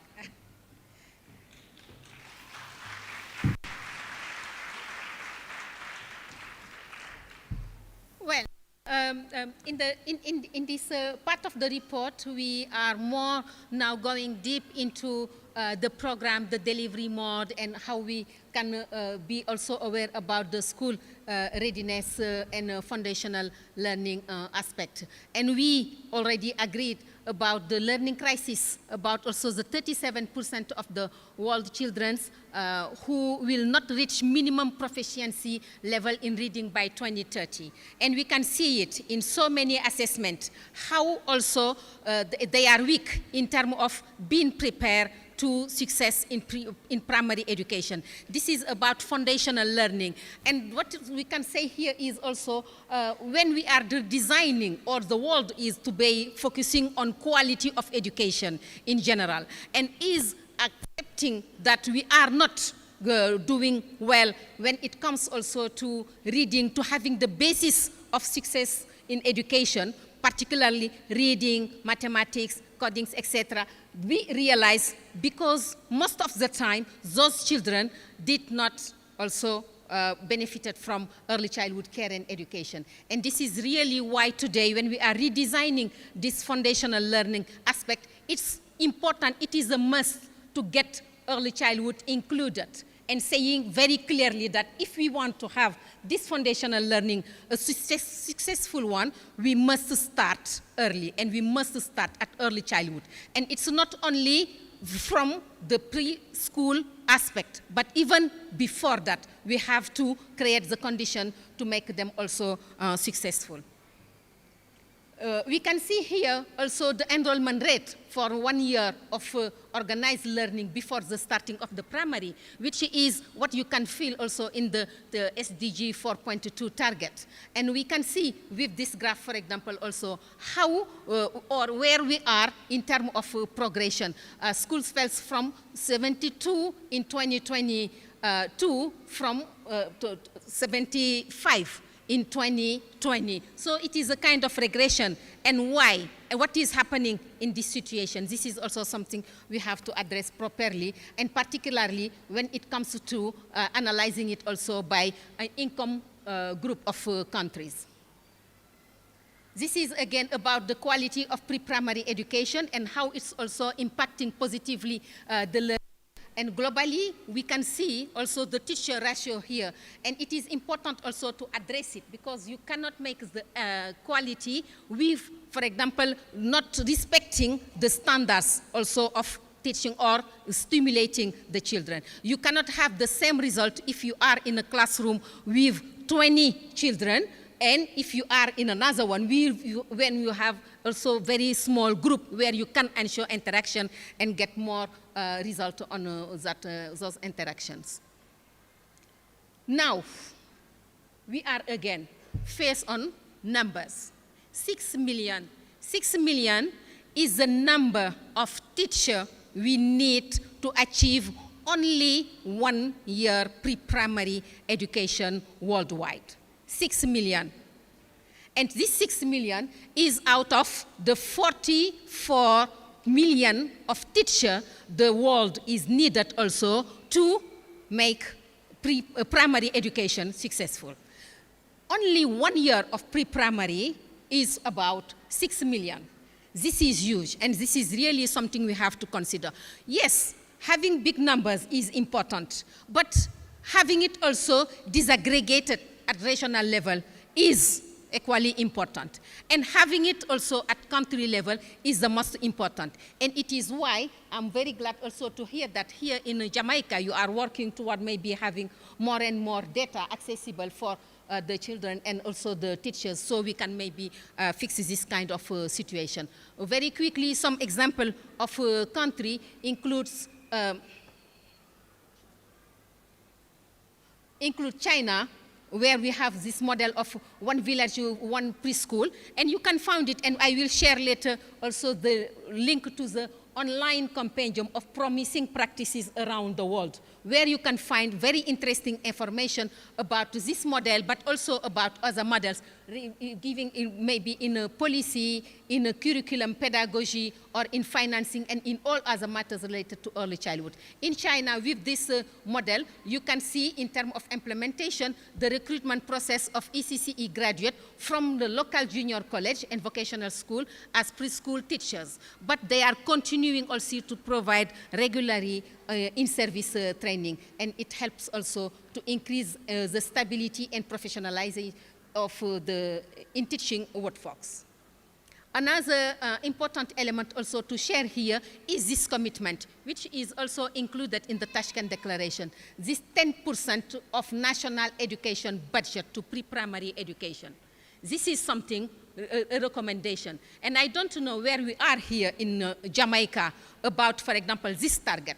But this is something extremely important we are monitoring, and we would like to report on the next global report. 10% of education budget for pre-primary education. It's not negotiable, if I may say. This is the situation. But the other dilemma will be how to convince the Ministry of Education to make it happen. How to also convince the Minister of Education, and if the Minister of Education is convinced, also the Minister of Finance. And this is where maybe the bottleneck is still, and we have to work. We have to agree also on different strategies and different models also to get it. The financing gap in low-income countries need immediate attention from the international community. This was, again, something we published in 2024, since the world has changed in terms of international aid, in terms of also focusing financing, and countries are more and more fragile in their different model. How to go, how to take into consideration the current situation of funding, where we are facing drastic reduction of aid, drastic reduction also of programs, and countries also shifting their interests from education to other sectors. How education can be used or demonstrated as also a lever to success. This is also something extremely important we have to talk about, and this will be mostly part of the upcoming report. The annual financial gap to achieve the national target for 1 year of pre-primary. You remember the 1 year of pre-primary is about the SDG 4.2, and it is US dollar 21 billion. Again, this is a global number. Need to be addressed at regional level, at national level. What is the gap to cover this 1 year, minimum of 1 year pre-primary education in Jamaica? I know you have already passed this level. You are more maybe looking at more coverage of pre-primary, not only 1 year of pre-primary education. But this is, again, something important in terms of messaging we have also to take into consideration. Do you want to continue with that? Yeah. Yeah. And now we can see the example also of Canada. It was Canada, the program of the previous government also, in terms of how they agreed also and work to put in place a federal program to support, because you know in Canada the situation is extremely diverse. From a province to another one, you can see the difference. What is happening in Quebec is completely different to what is happening in Ontario. And from this experience with Quebec succeeding on early childhood care and education, they built on it and proposed a new plan. This was at that time called the Trudeau Plan on early childhood care and education, which was also looking at the distinction, specific targeting of indigenous people, the First Nation and others, vulnerable persons, how they can benefit, how they can reduce also the cost of accessing to early childhood care and education. And this was also something in terms of 30 billion Canadian dollars over 5 years to build Canadian worldwide early childhood care and education. This is very interesting also in terms of model to see and to move on. The data, we repeatedly talk about it. We had already organized last year a conference on education data and statistics to address the global data challenge in education, and a specific session was dedicated to early childhood data. And we discussed at that time with UNICEF colleagues, the department in charge of also the data. We discussed with OECD, we've discussed with many other organizations specialized in collecting data and analyzing data to accept altogether this challenge we are having in terms of data when it comes to ECCE and how we can work together. We cannot only continue from our side to UNESCO, we are relying also on our data set, which is the one available at the UNESCO Institute for Statistics, which is also the main agency dealing with the SDG 4 in general. But we cannot only, when it comes to ECCE, we have to go out of this data set. We have to explore as a data set and how we can also improve it in terms of getting more data regularly and pushing also and creating a condition where countries will be obliged also to report on ECCE. Because even sometimes when you have very few indicators related to ECCE, we are not getting response from the member states. So this is the big challenge. How now to build some kind of specific strategies also at regional level or at country level to ensure that we are getting strong data on ECCE. The framework, the monitoring implementation of the Tashkent Declaration, I talked about it, and 3 years ago also we put in place what we were calling the Global Partnership Strategy for Early Childhood, 2021-2030, and which serve a lot also to build the Tashkent Declaration. And a community of practice was also set on that one. And finally, in 2023, International Congress on Neuroscience and Early Childhood. It was not to repeat what but it was to invite neuroscientists also to share with us the latest development of research and how particularly we can build the message for the policymakers, because you can see the world of researchers and the world of policymakers are so different. They are not always talking to each other. The researchers, they are doing great job, but it is in their language, it is also in their word, and it's not always very well known and very well also translated into concrete action, and it was the issue of that one. The right to education to be included in early childhood care and education very quickly. This could be shared as we talk about it largely this morning. It's a right, it's not a service. It's not only a service, it's a right. And we have also to grant it free early childhood education through legislation and increase it in participation and organized learning 1 year before primary school at last. This is really what we have been discussing since this morning. And you can see the study I was referring this morning in terms of provision, legal provision, where we are. In terms of 63 countries where it's free and compulsory.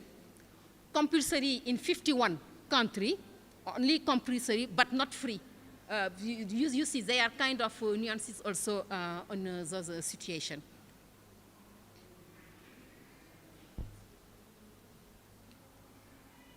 This is about the recognition, the clarity, also about the state obligation and how to see it as a legal dimension, and to promote also the state accountability and monitoring on that is also a must we have to deal with.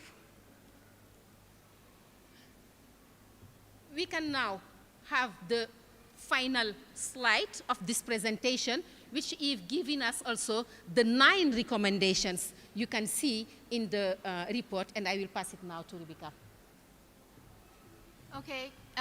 All right, everyone, we're almost done. So these 9 recommendations, as I read them, I'm going to tell you that some of the programming that we have in Jamaica, specifically the IRE Classroom Toolbox, speaks to most, if not all, of these 9. And we've just completed an evaluation of that intervention where we've trained a certain number of practitioners, made it into a hybrid modality, etc. And we did that evaluation to help guide the scale up, because we don't just develop something, we test it out, then we try it out, then we review it, we refine it, then we test out the pilot of how we're implementing, so that every time we go back to the sector, we're trying to make the program that we're delivering as solid as possible. So preparing early childhood care and education young children for foundational learning, it's critical, it's integral. We have to prioritize always our most vulnerable children. We have to support parents, caregivers, and the teachers are part of the caregivers. So it's this tripartite relationship, home, school, and community. We want to value the teaching profession. It's so important to invest in teacher quality, as we're doing here over the course of this week, and as the Early Childhood Commission does continuously, as does the Ministry of Education. We want to make sure that what we do is data-driven, so we have to keep collecting data, use digital tools to collect our data more in real time so that we can really make data-driven decisions and implement data-driven programs. We want to harness research and new scientific developments to improve policy and practice, obviously. We want to increase and diversify investments because we can't, if anything, the last couple months have shown us is we can't rely only on government ever. And now the whole international partner dynamic is shifting because of what's happening globally. So we have to be creative and innovative in the new public-private partnerships that we develop. We have to improve coordination of international efforts. Even though we're such a small country, you'd be surprised, or maybe you wouldn't be surprised, to know how often we, as international development partners, might be tripping all over each other. And we have to really keep those lines of dialogue open to prevent that, because we need to maximize our investment and not duplicate and waste resources. And then expand the right to education. So in Jamaica, we do have that right. It's guaranteed in our declaration, in our human rights, in the Constitution. And we provide it with a very interesting mixture that puts us sort of in the middle of free and not free. So we're working to move the needle more towards the free side. Stephen, can you switch for me quickly? So I'm going to quickly run through IRI Classroom and the results of that, mostly because those of you in the audience who know about IRI Classroom, we really want you to be excited about what's coming. IRI Classroom has been amended, next slide please, has been amended to, and you've seen this one, next slide please, to include not only violence against children, a very child-centered, emotionally supportive approach, but also a foundational literacy and numeracy. Remember, I told you that 40% of our children at age 7 are not on track for literacy, and 50% are not on track for numeracy. So it's not hard to forget that. It's 40 and 50, so it's close, right? But they're too high. That's way too high. So IRI Classroom has merged its emotionally supportive approach to include a lot of FLN, that's the acronym for Foundational Literacy and Numeracy Content, and it reflects the critical importance of quality ECCE. It's rooted in that for school readiness. It includes the parent component, which we're hoping to scale up in the next couple of years. It emphasizes how important this partnership is with home, school, and community, but also how important it is that early care and learning opportunities are provided for all of our children.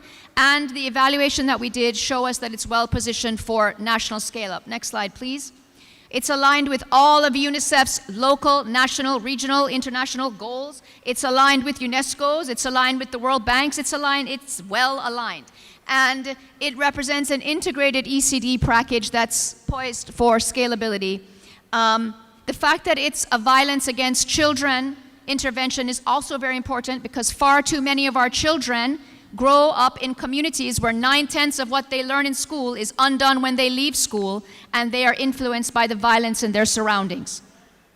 That is something that we've been working on it for years. We have to continue working on it, because the impact of toxic stress on the development of their brains is something that we see in our healthcare system as they grow.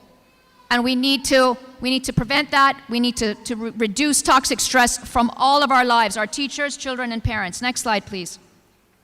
So there's an example of one of the books. It does all of these positive things, positive behavior. It reinforces positive behavior. It encourages the behavior. It congratulates the children. It empowers the children. It prevents the use of violence. It supports a safe, secure environment. It increases positive parenting practices, because there's a whole sort of survive and thrive nurturing component to it. It increases, very importantly, school readiness skills, so that key transitional year of age 5 into age 6 in grade 1 for our children. Improves children's literacy and numeracy, and age appropriate. It's considered to be, and has been shown to be, age appropriate, the entire toolbox. Next slide, please. So far we've trained 101 development officers and field staff who can then serve as trainers. We've We've trained 840 early childhood practitioners. That's just a drop in the bucket of the however many thousands of you that are out there, but it's still a decent number to start. The manuals are hybrid, so we can offer a more flexible delivery mechanism. And we've begun some IRE Homes research as well, so we know that the two work together and we can figure out a way to make it sustainable and flexible and realistic. So the recent evaluation that I mentioned used a lot of different approaches. It talked to the teachers, talked to the parents, observed some children, looked at documents, and then factored all of that together. Next slide, please, with the National Strategic Plan and local and international priorities. And what we found was that it's very relevant for children with and without disabilities across these key stages of 3 to 5-year-olds, 6 to 8 years old. There's also a component of IRE classroom that goes down to the brain builder age and goes up to the grade 1. So it's really been very thoughtfully designed by the team at CARE and supported to be implemented by the ECC and UNICEF. It's culturally appropriate because it's locally developed, and it's gender neutral. There's no gender that's favored one over the other. Next slide, please. So it has a lot of features that make it scalable. It does require key partnerships, the ECC, of course, being the crucial partner for scale-up. And of course, there's always going to be funding needs, even though we can deliver a lot of it in a hybrid modality. Different practitioners have different levels of access to technology, and so that's not, the only solution. It hasn't solved all the problems. We also need to spread the word about it more. I should have asked how many of you have heard IRE Classroom, and you should have all raised your hands. It is a high quality, locally developed, world recognized intervention that we have the opportunity to implement nationally in this country. And you all should know that acronym, but you don't, and that's a failure on our part. We're not telling these stories. We're not speaking to the people who've been trained and finding out from them what they learned, why it helped, what we can do better enough. So we have these missed opportunities. We need to use social media and all media, whoever is here today, we can talk to you about IRE Classroom, to get the word out. And we need to position it, Madam Chairman and Team ECC, as addressing both violence against children and foundational literacy and numeracy. So it's like a win-win. Next slide, please. The hybrid makes it flexible. We need to include more information for the teachers on how to help the children emotionally self-regulate and focus on strategies for specific behaviors, so we have to go back and work on that. We have to monitor the training, streamline that, and we have to take the lessons from COVID. A lot of the intervention began during COVID, so that was a unique time. So we have to factor that into how we scale up. Next slide, please. And how are we going to do that? We have to increase cross-sectoral coordination across the different government ministries and agencies. We have to find ways to maintain and not have attrition of the people that we've trained. That's tricky. We have to secure sustainable funding, and of course we have to embed the IRE Classroom intervention and the IRE Homes, the IRE Toolbox, more deeply into policy. Next slide. And this is I think my second to last slide. As I just said, we need to do this dual advocacy of violence against children and FLN, and if we do that and we work together, we can realize the scaling potential. So these are our critical needs. They're self-explanatory. Next slide, I think that's it. This is a quote from one of our teachers. This is our former UNICEF executive director. I should have had the current one, my bad. Oh my goodness, I'm sorry. A mistake, but anyway.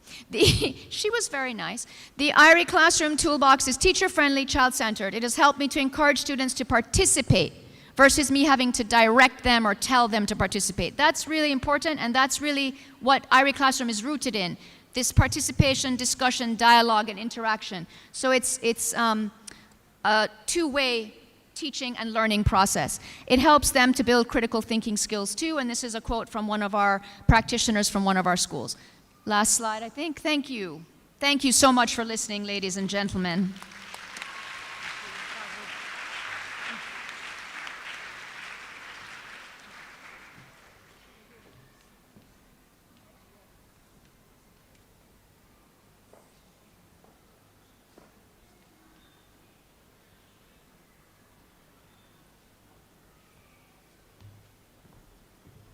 Okay, thank you, Rebecca. Thank you, Rokaya.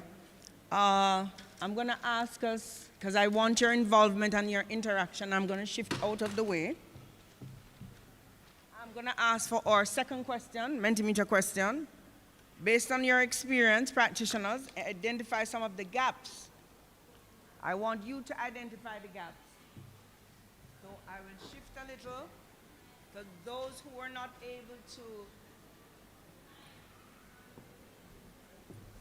Those who were not able to scan the QR, go ahead and scan and respond to the second question.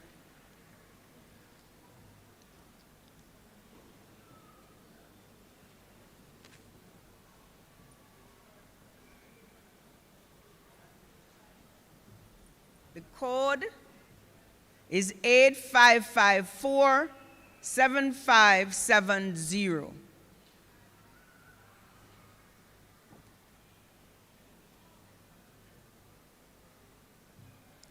Have we scanned? Yes? Let's go, let's go. Are we getting responses yet?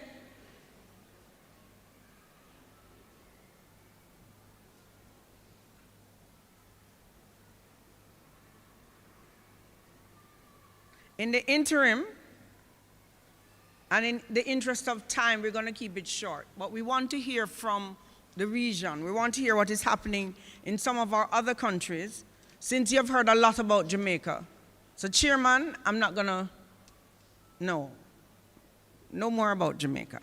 Let's go in the rest of the region. So while we respond, and here we come, based on your experience, identify some of the gaps: funding, not enough resources accessible to caregivers and children, qualified teachers, lack of trained professionals, low pay, resources needed, not enough college-trained teachers, very little financial support. In Barbados, more collaboration is needed, quality practitioners, resources available, funding, additional funding, more support from government, lack of funding, professionalization of leadership, teachers not qualified. So, thank you for your responses. Thank you for your involvement. So I welcome on stage. So just for a brief interaction, so bear with me. Ms. Teresa Hunter from the Bahamas. Yeah. You can come up either side. Ms. Carol Bagwandin from Trinidad and Tobago. And Dr. Pearline Henry Burrell from the Cayman Islands.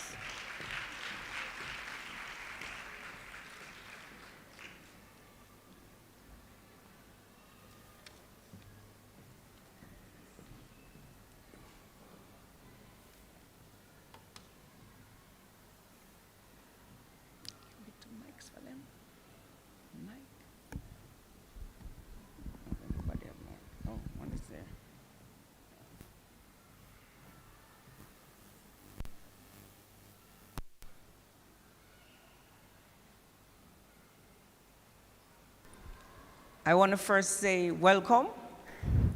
Thank you. I think, Dr. Burrell, this is your second, third, fourth, fifth, sixth PDI. How much PDI? Wolipa PDI? Her third. Can we, oh, you're not here? Third, check. Third, Yeah, she said her third. Mic check, yes. Her third. Miss Hunter, Teresa. This is actually my fourth PDI. Fourth! Two I did virtually, and now this is my second face-to-face. Indeed, a pleasure to be here. And thank you for the invite.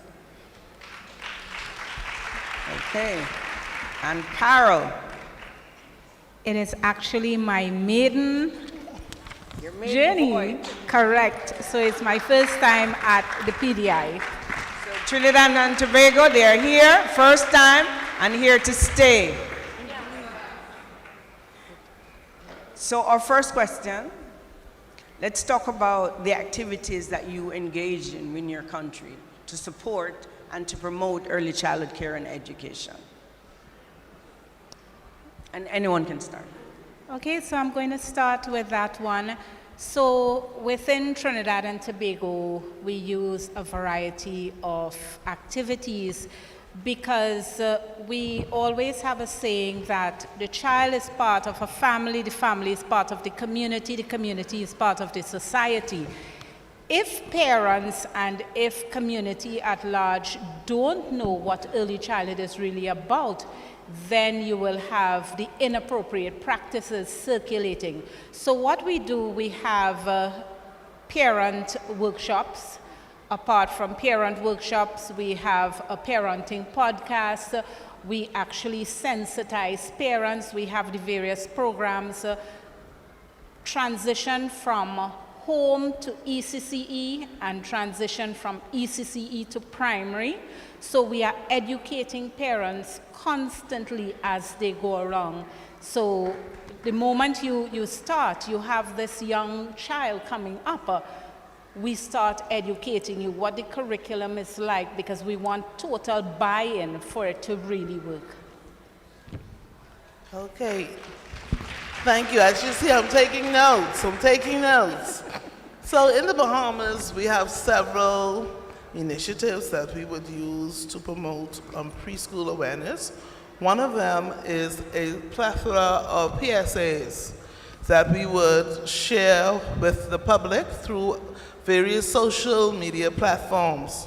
So these PSAs would speak to the availability of free early childhood education in the Bahamas. It would speak to the importance of early childhood education because a lot of people feel as if they don't need to send their children to school before 5. And also the last set of PSAs that we would have are those that speak to the importance of parental involvement, scheduling, and play. Parents don't play with their children anymore, They're too busy on that phone. So we speak to the importance of play and engagement with children. Also, we have a series of educational series called Ed Talks, and within those series, we highlight what is happening, the latest initiatives in preschool. Finally, I was glad when I spoke to Antoinette from the Grand Caymans. We share the same idea. We have something called Preschool Week in the government preschools, or in the private sector, we have what is called Celebrating the Week of the Child. Within that week, we highlight everything preschool. We have our church service, we have our parent forums where parents come in the afternoon and they have a parenting training and they engage in various activities as it relates to the development of parent-child relationship. We have an art exhibition. Yes, we have some Bahamian Van Goghs. We have what you call a sports day. And listen here, I don't know who carries on the worst, the parents, the administrators, or the teachers. And we see our young Chris Browns, and parents are engaged in those activities. And then we have what you call a street march, when we march through the street, a costume parade, where we march through the streets of New Providence highlighting preschool.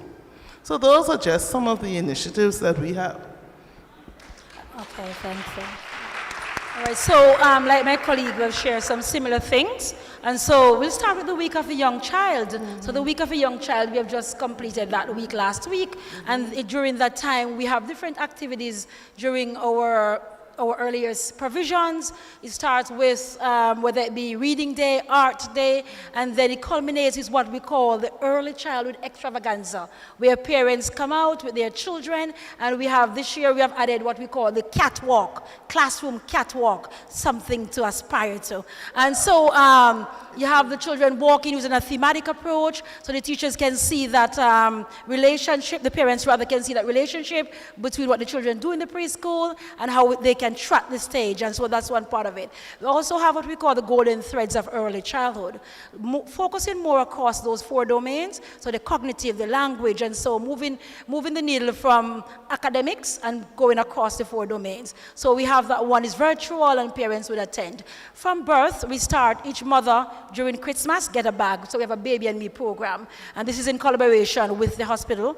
And then they get a bag with different things to care for the mom, as well as information as to where they can seek support and services from the very start. We also have what is called ECAP, Early Childhood Assistance Program, where the government pays for all Caymanians who are qualified, reach a certain threshold, salary threshold, they can access that funding to pay for their tuition. Because 3/4 of our early childhood settings are actually private, and so some parents may not be able to access that, and so there's a funding there. We also have that first year before primary is also free, fully free for all Caymanians, and that includes their breakfast, that includes their lunch, that includes everything in there for the Caymanian children. So we have a number of little programs here, and I must not forget the Smart Start. See Ms. Cowan's mouth says Smart Start.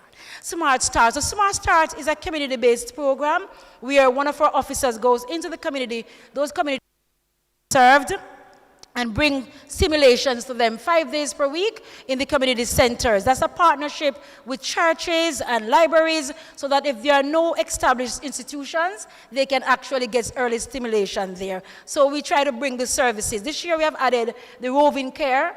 So the parents actually, they are carers, and these are volunteers with a stipend. They are going into the homes. And we have learned this one from Canada. Remember we came over, and we learned that they have early on, and we have Smart Start. So we are learning from the region, we are taking things, and we are building bridges each time we come to conference.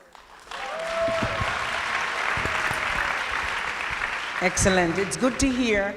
A lot is happening in the region. A lot we're learning from each other. Okay, I wanted to ask, the global report indicated that children with disabilities are 25% less likely to attend an early childhood institution. How do you identify and support children with special needs? Okay then, here we go. The elephant in the room. And so one of the things we recognize that we have an early intervention program. So children are identified from birth and they are served through our early intervention program. Let us be hastened to say it's not perfect because the needs are vast. And quite often when the children with disability, we call them additional learning support needs, are SEND, they are recognized, they are the ones who are put out of early years center the first. And that is almost global, and it happens everywhere, including Cayman.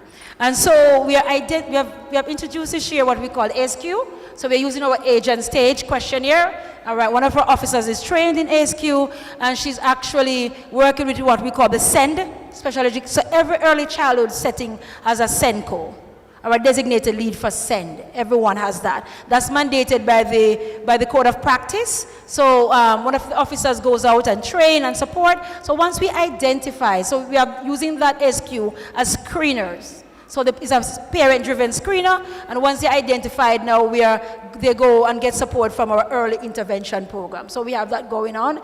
Within our early years settings that are government-owned, they have allied health. Allied health means that they get weekly services from the school. So every child who's identified through three different phases there, whether there be school action, school action plus, or teacher action, every child gets support, either from allied health or they get from early intervention.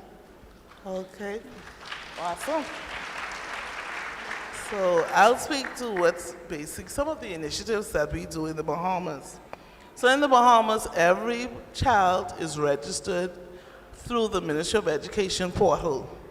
So when we would go through the portal and we're sorting out who's to go where, we would do some form of, this is our first line of intervention, we would ask certain questions such as, is the child poorly trained? Is there any speech delay?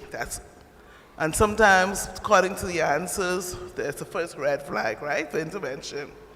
Then when the child is placed in the school, there is an inventory assessment. Remember, we don't say test. Inventory assessment in the form of EDIP, ages and stages, which is really good. I know you're familiar with the ages and stages. Okay, so with doing that, we are able to red flag students who may have red flagged.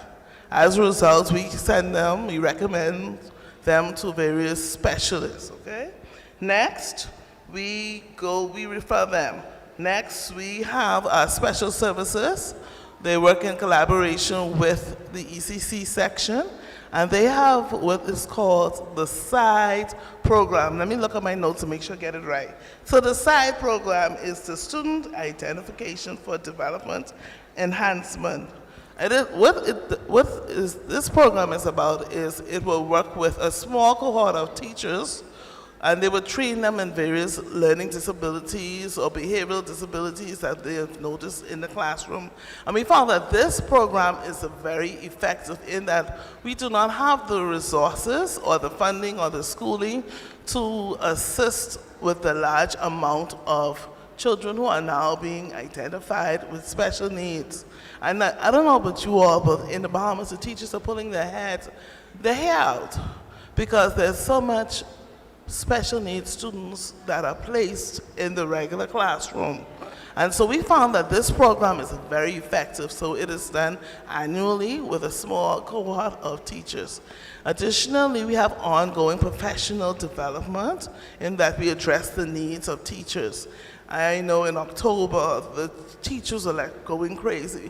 We have this one. This one is not mild, this one is extreme, and I had to just halt and stop and call a massive, I called in all the special services, the speech therapists, the language pathology, all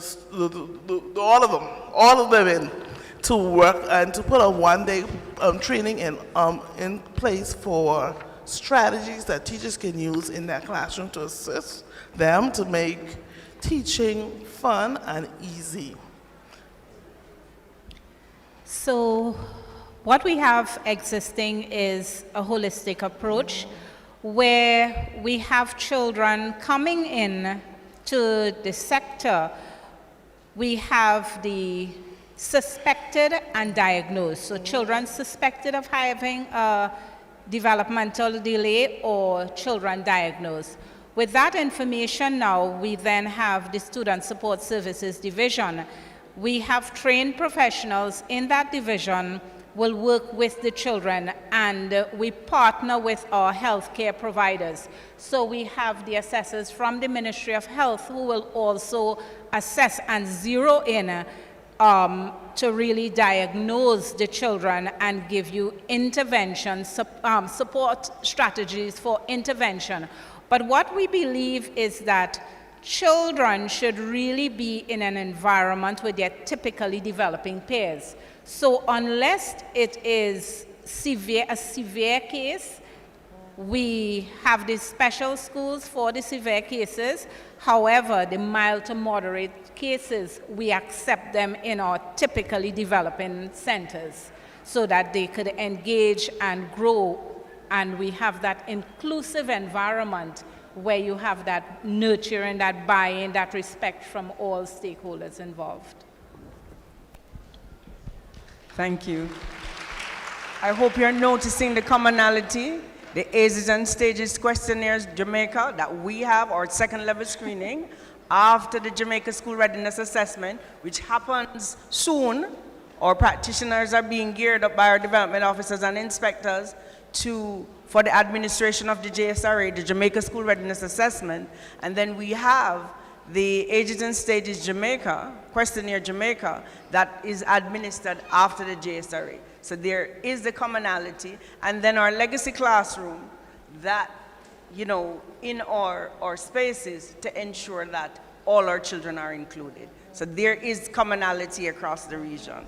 I want your involvement again. So our third question, use one word to describe high quality early childhood care and education programs and services. One word. What is the one word that you have that explains it for you? Do I need to shift? Okay. We have scanned the code.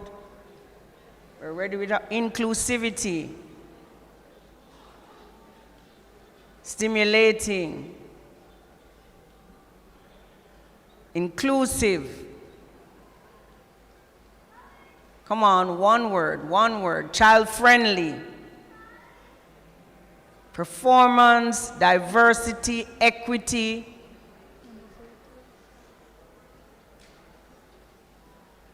Holistic, extraordinary. Innovative. Equitable. Stimulating. Relevance to culture. Excellent. Equitable.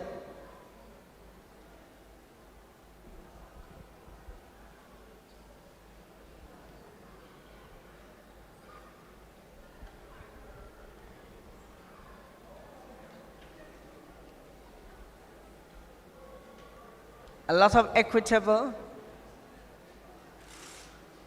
Look at that. Play-based, successful. I thank you again for your involvement. I have only one question for our international partners. Is there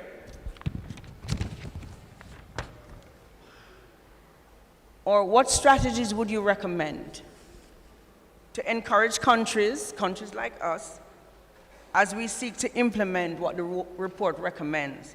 Is there this to-do list? Where do we start? What is your recommendation on where we start?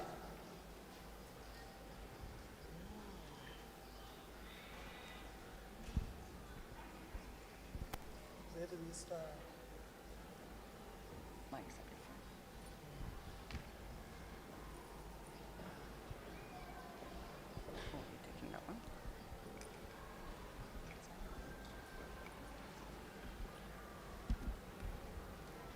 We have looked at the report, we have seen the recommendations. Is there a to-do list right here? Yes. Is there a to-do list? Yes, please. Thank you. Well, the first issue, the first recommendation is to build a binding legal framework to guarantee the right to education. And this is something that we are working with the Committee on the Rights of the Child in order to guarantee for free education also. This is connected with the question that was very interesting because in the middle was inclusiveness, no? And in order to guarantee inclusiveness, we need for free education, and we need a binding legal framework. The other issue is financing, without any doubt. It was so interesting, the report, the international report of UNESCO and UNICEF, and also the comments about investment here in our countries. And funding is connected. It seems a lot of money, $21 billion. But I was thinking about how much money is inside tax avoidance, tax evasion. The countries have money. The world have money. But we are putting the money in wars and also in the rich people of the world is avoiding taxes. So I never imagined myself a teacher of early childhood fighting for tax justice, and we are working in the United Nations for tax justice. So really we need both things. Thank you. Thank you. A to-do list. I don't know if it's a to-do list or if it's a to ask things list. Because obviously investment is one of the issues that we have to address. I won't repeat myself for the ideas that we have been discussing during all morning. But I do have 3 questions. And the first one is, what are the foundation skills that we want to provide our children? And that's a question that it's related with investment, but also with investment in cultural values, in cultural issues that we have to address as society. And that brings me to the second question, which is, what is the place that we are giving teachers in our societies, teachers and practitioners? What is their place? Starting with how much they earn. Why are there no men as practitioners? There's only women. It has to do with how much they do in strictly money speaking.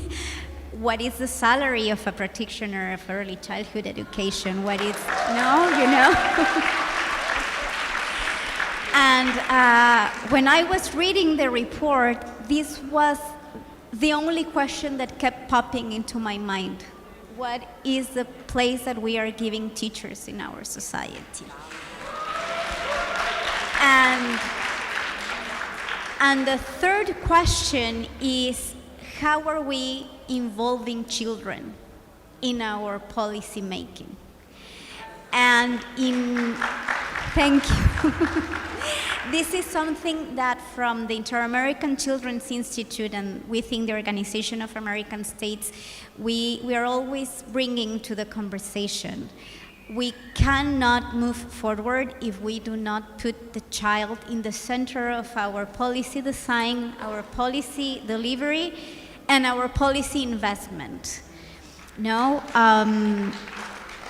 Dr. Leo Willing said this morning that it is scientifically proved that if we invest in children, we will lower our criminality statistics, our poverty statistics, and also our violence statistics.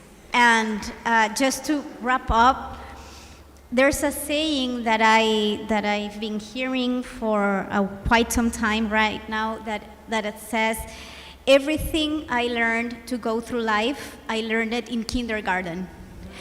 So I think that that's the key center or the principal issue that we have to address. What are the foundations? What place are we giving teachers, and what place are we giving children in the whole design, in the whole policy design? Thank you, thank you. So we have a to-ask list.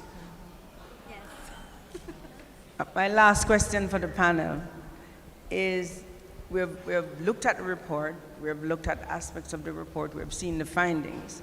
We realize that much of our challenges are similar. And much of what we're doing is similar.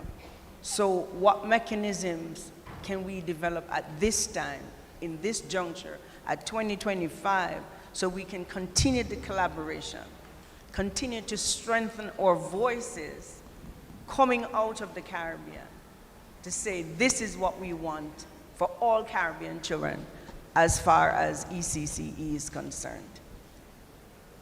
Can I take a run at it? Forums like this, I think is very helpful, very beneficial. And I'm glad to see that more of our Caribbean sisters are on board this year. In forums like this, we get to share, we get to network, we get to collaborate, we get to share initiatives. And I feel that it is good to see who's on board, to see who's floating, who's sinking, who needs help. My friend, Dr. Carlen and I were just sitting down and we were just talking and sharing ideas. This is what we do here, this is what we do. Or how can I help? How can you help me with this? How can I help you with that? So forums like these are good. where we need more opportunities where we can share and we can collaborate a little more. And also we need organizations like UNESCO and other OAS to be an advocate, a greater voice in the needs of teachers and the needs of children, and to help with policy changes that would affect early childhood education. So I will say definitely capacity building. Oftentimes, not only capacity building, but political will. Because oftentimes, if I'm to piggyback off what you just said, we have persons coming to forum, but are they going back? Are they making that change? Are they sharing? Are they impacting? So we have to be able to build capacity, not only to come and listen to what presenters say, and not just carbon copy, but you need to make it carbon copy and culturally relevant to your situation, because we have cost-cutting issues here that you're hearing a lot of. So we have to be able to build capacity. We have to be able to have that political will, because oftentimes our real policy makers and politicians, they come in and we have a local saying, they throw away baby bathwater, soap, towel, and everything, not looking at what we would have started already and building on it. So that is where I see this going, and it should. I think one of the good things about it is that policy must meet advocacy. And so we are one Caribbean, and persons always travel throughout the Caribbean, right? Like I'm a dual citizen, you could tell. And so if we share information and we share gifts and talents, then we can rise together. But I'm going back to the policy and advocacy, because that is very important. And I speak from a policy perspective, because I'm a policy advisor that brings the advice to minister and bring the advice to chief, and I'm bringing it, bringing it to. And Ms. Cowan can tell you that. When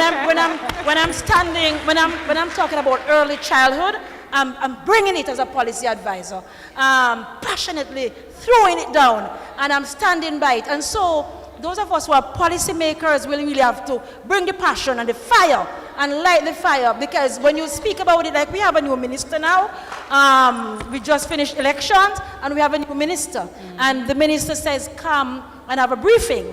And I said, I will not carry a list of things to talk about our achievement. I spoke about our achievement, but I need to talk about the things that are threats to early childhood. So I took those moments as to pitch it hard and say, I need money. And we are also, and so we have to speak hard. Not everyone will get in the room, but those of us who can go into the room across the Caribbean must go in there like Esther. If I perish, but I must fight for early childhood. And I think that's where we have to get as advocates. And so I'm looking for greater days. And after I spoke, the deputy chief came and said, Pearline, you need to make a decision brief. The minister asked for a brief. And so I am going to do a brief that talk about the things I need, because we are blessed to have a minister who is the minister, but also the finance minister. Yes. So let's keep advocating. So advocacy and policy. Thank you very much.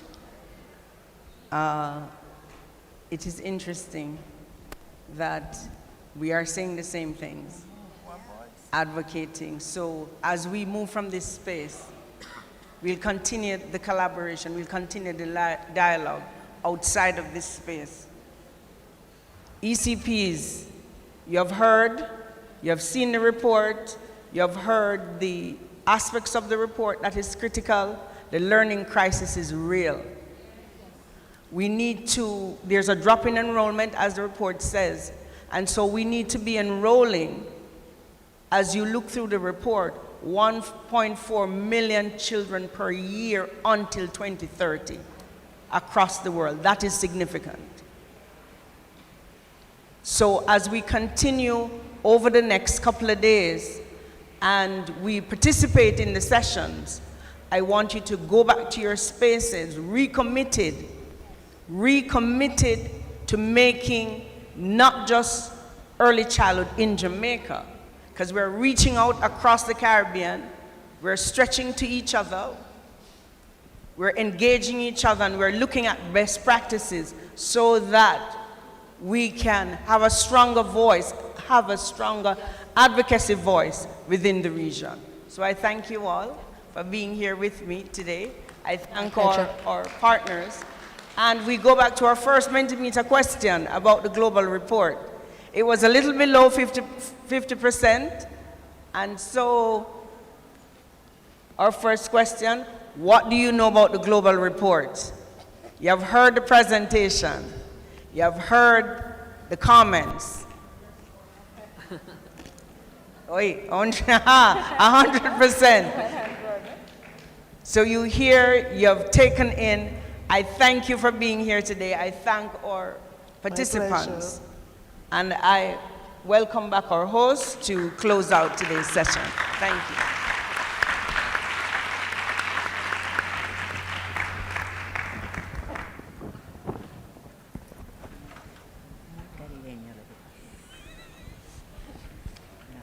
All right, good afternoon again, everyone. I am sure you would have listened. I don't need to say anything more, but just to remind you about something. This is a part of history.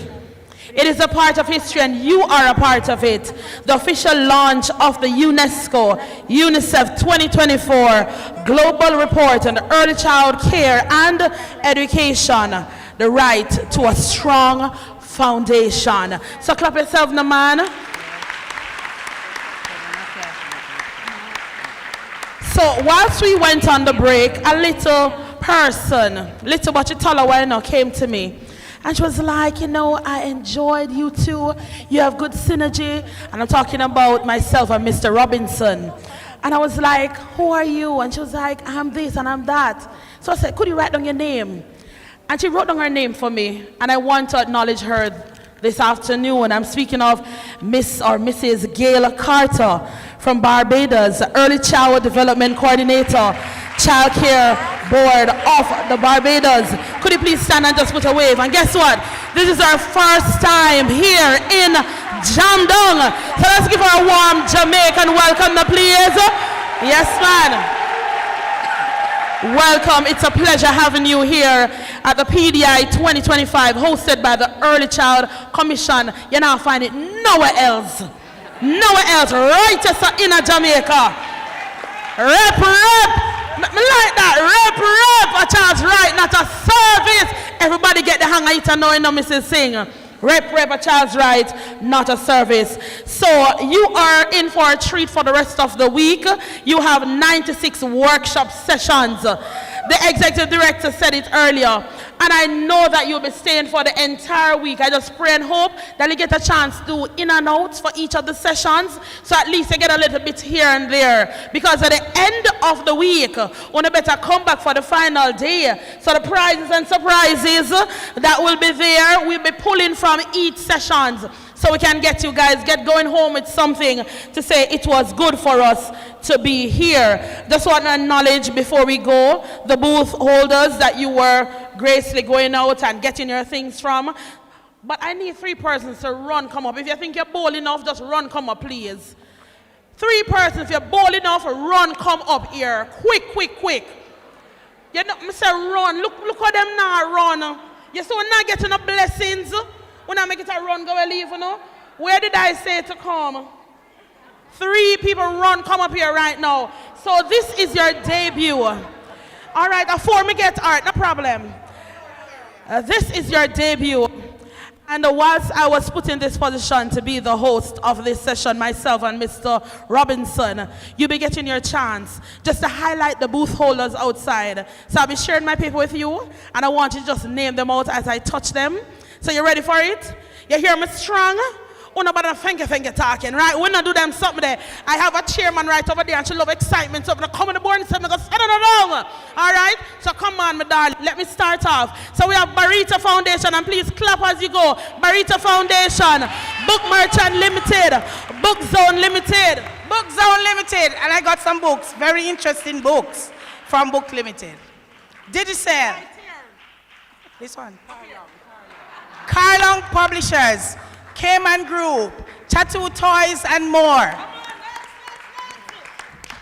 Child Protection and Family Service Agencies, Cradle for Life, Denlex, Digicel, First Creative Concepts, Guardian Group. Next.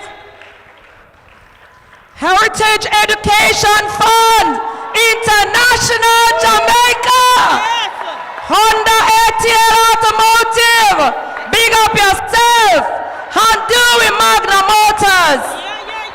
Jamaica Publishing House, Jamaica Stock Exchange, Jamaica Teachers Association. John Galt Insurance Brokers, JTA Cooperative Credit Union, Kemar Books and Cyraflex.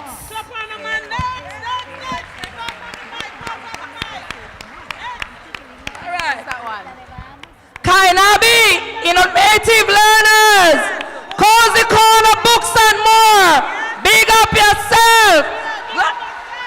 Learning Hub Online. Come forward, no man. LMH Publishing, Minerva, Pledge Keepers, Shortwood Teachers College, Skin Fusions, Teaching Strategies, the Heinz Simony School, Tip the Friendly Society, Victoria Mutual Group, White Rain Publishers, Wilson Literacy Academy. Clap them, no man. Big up on the sub.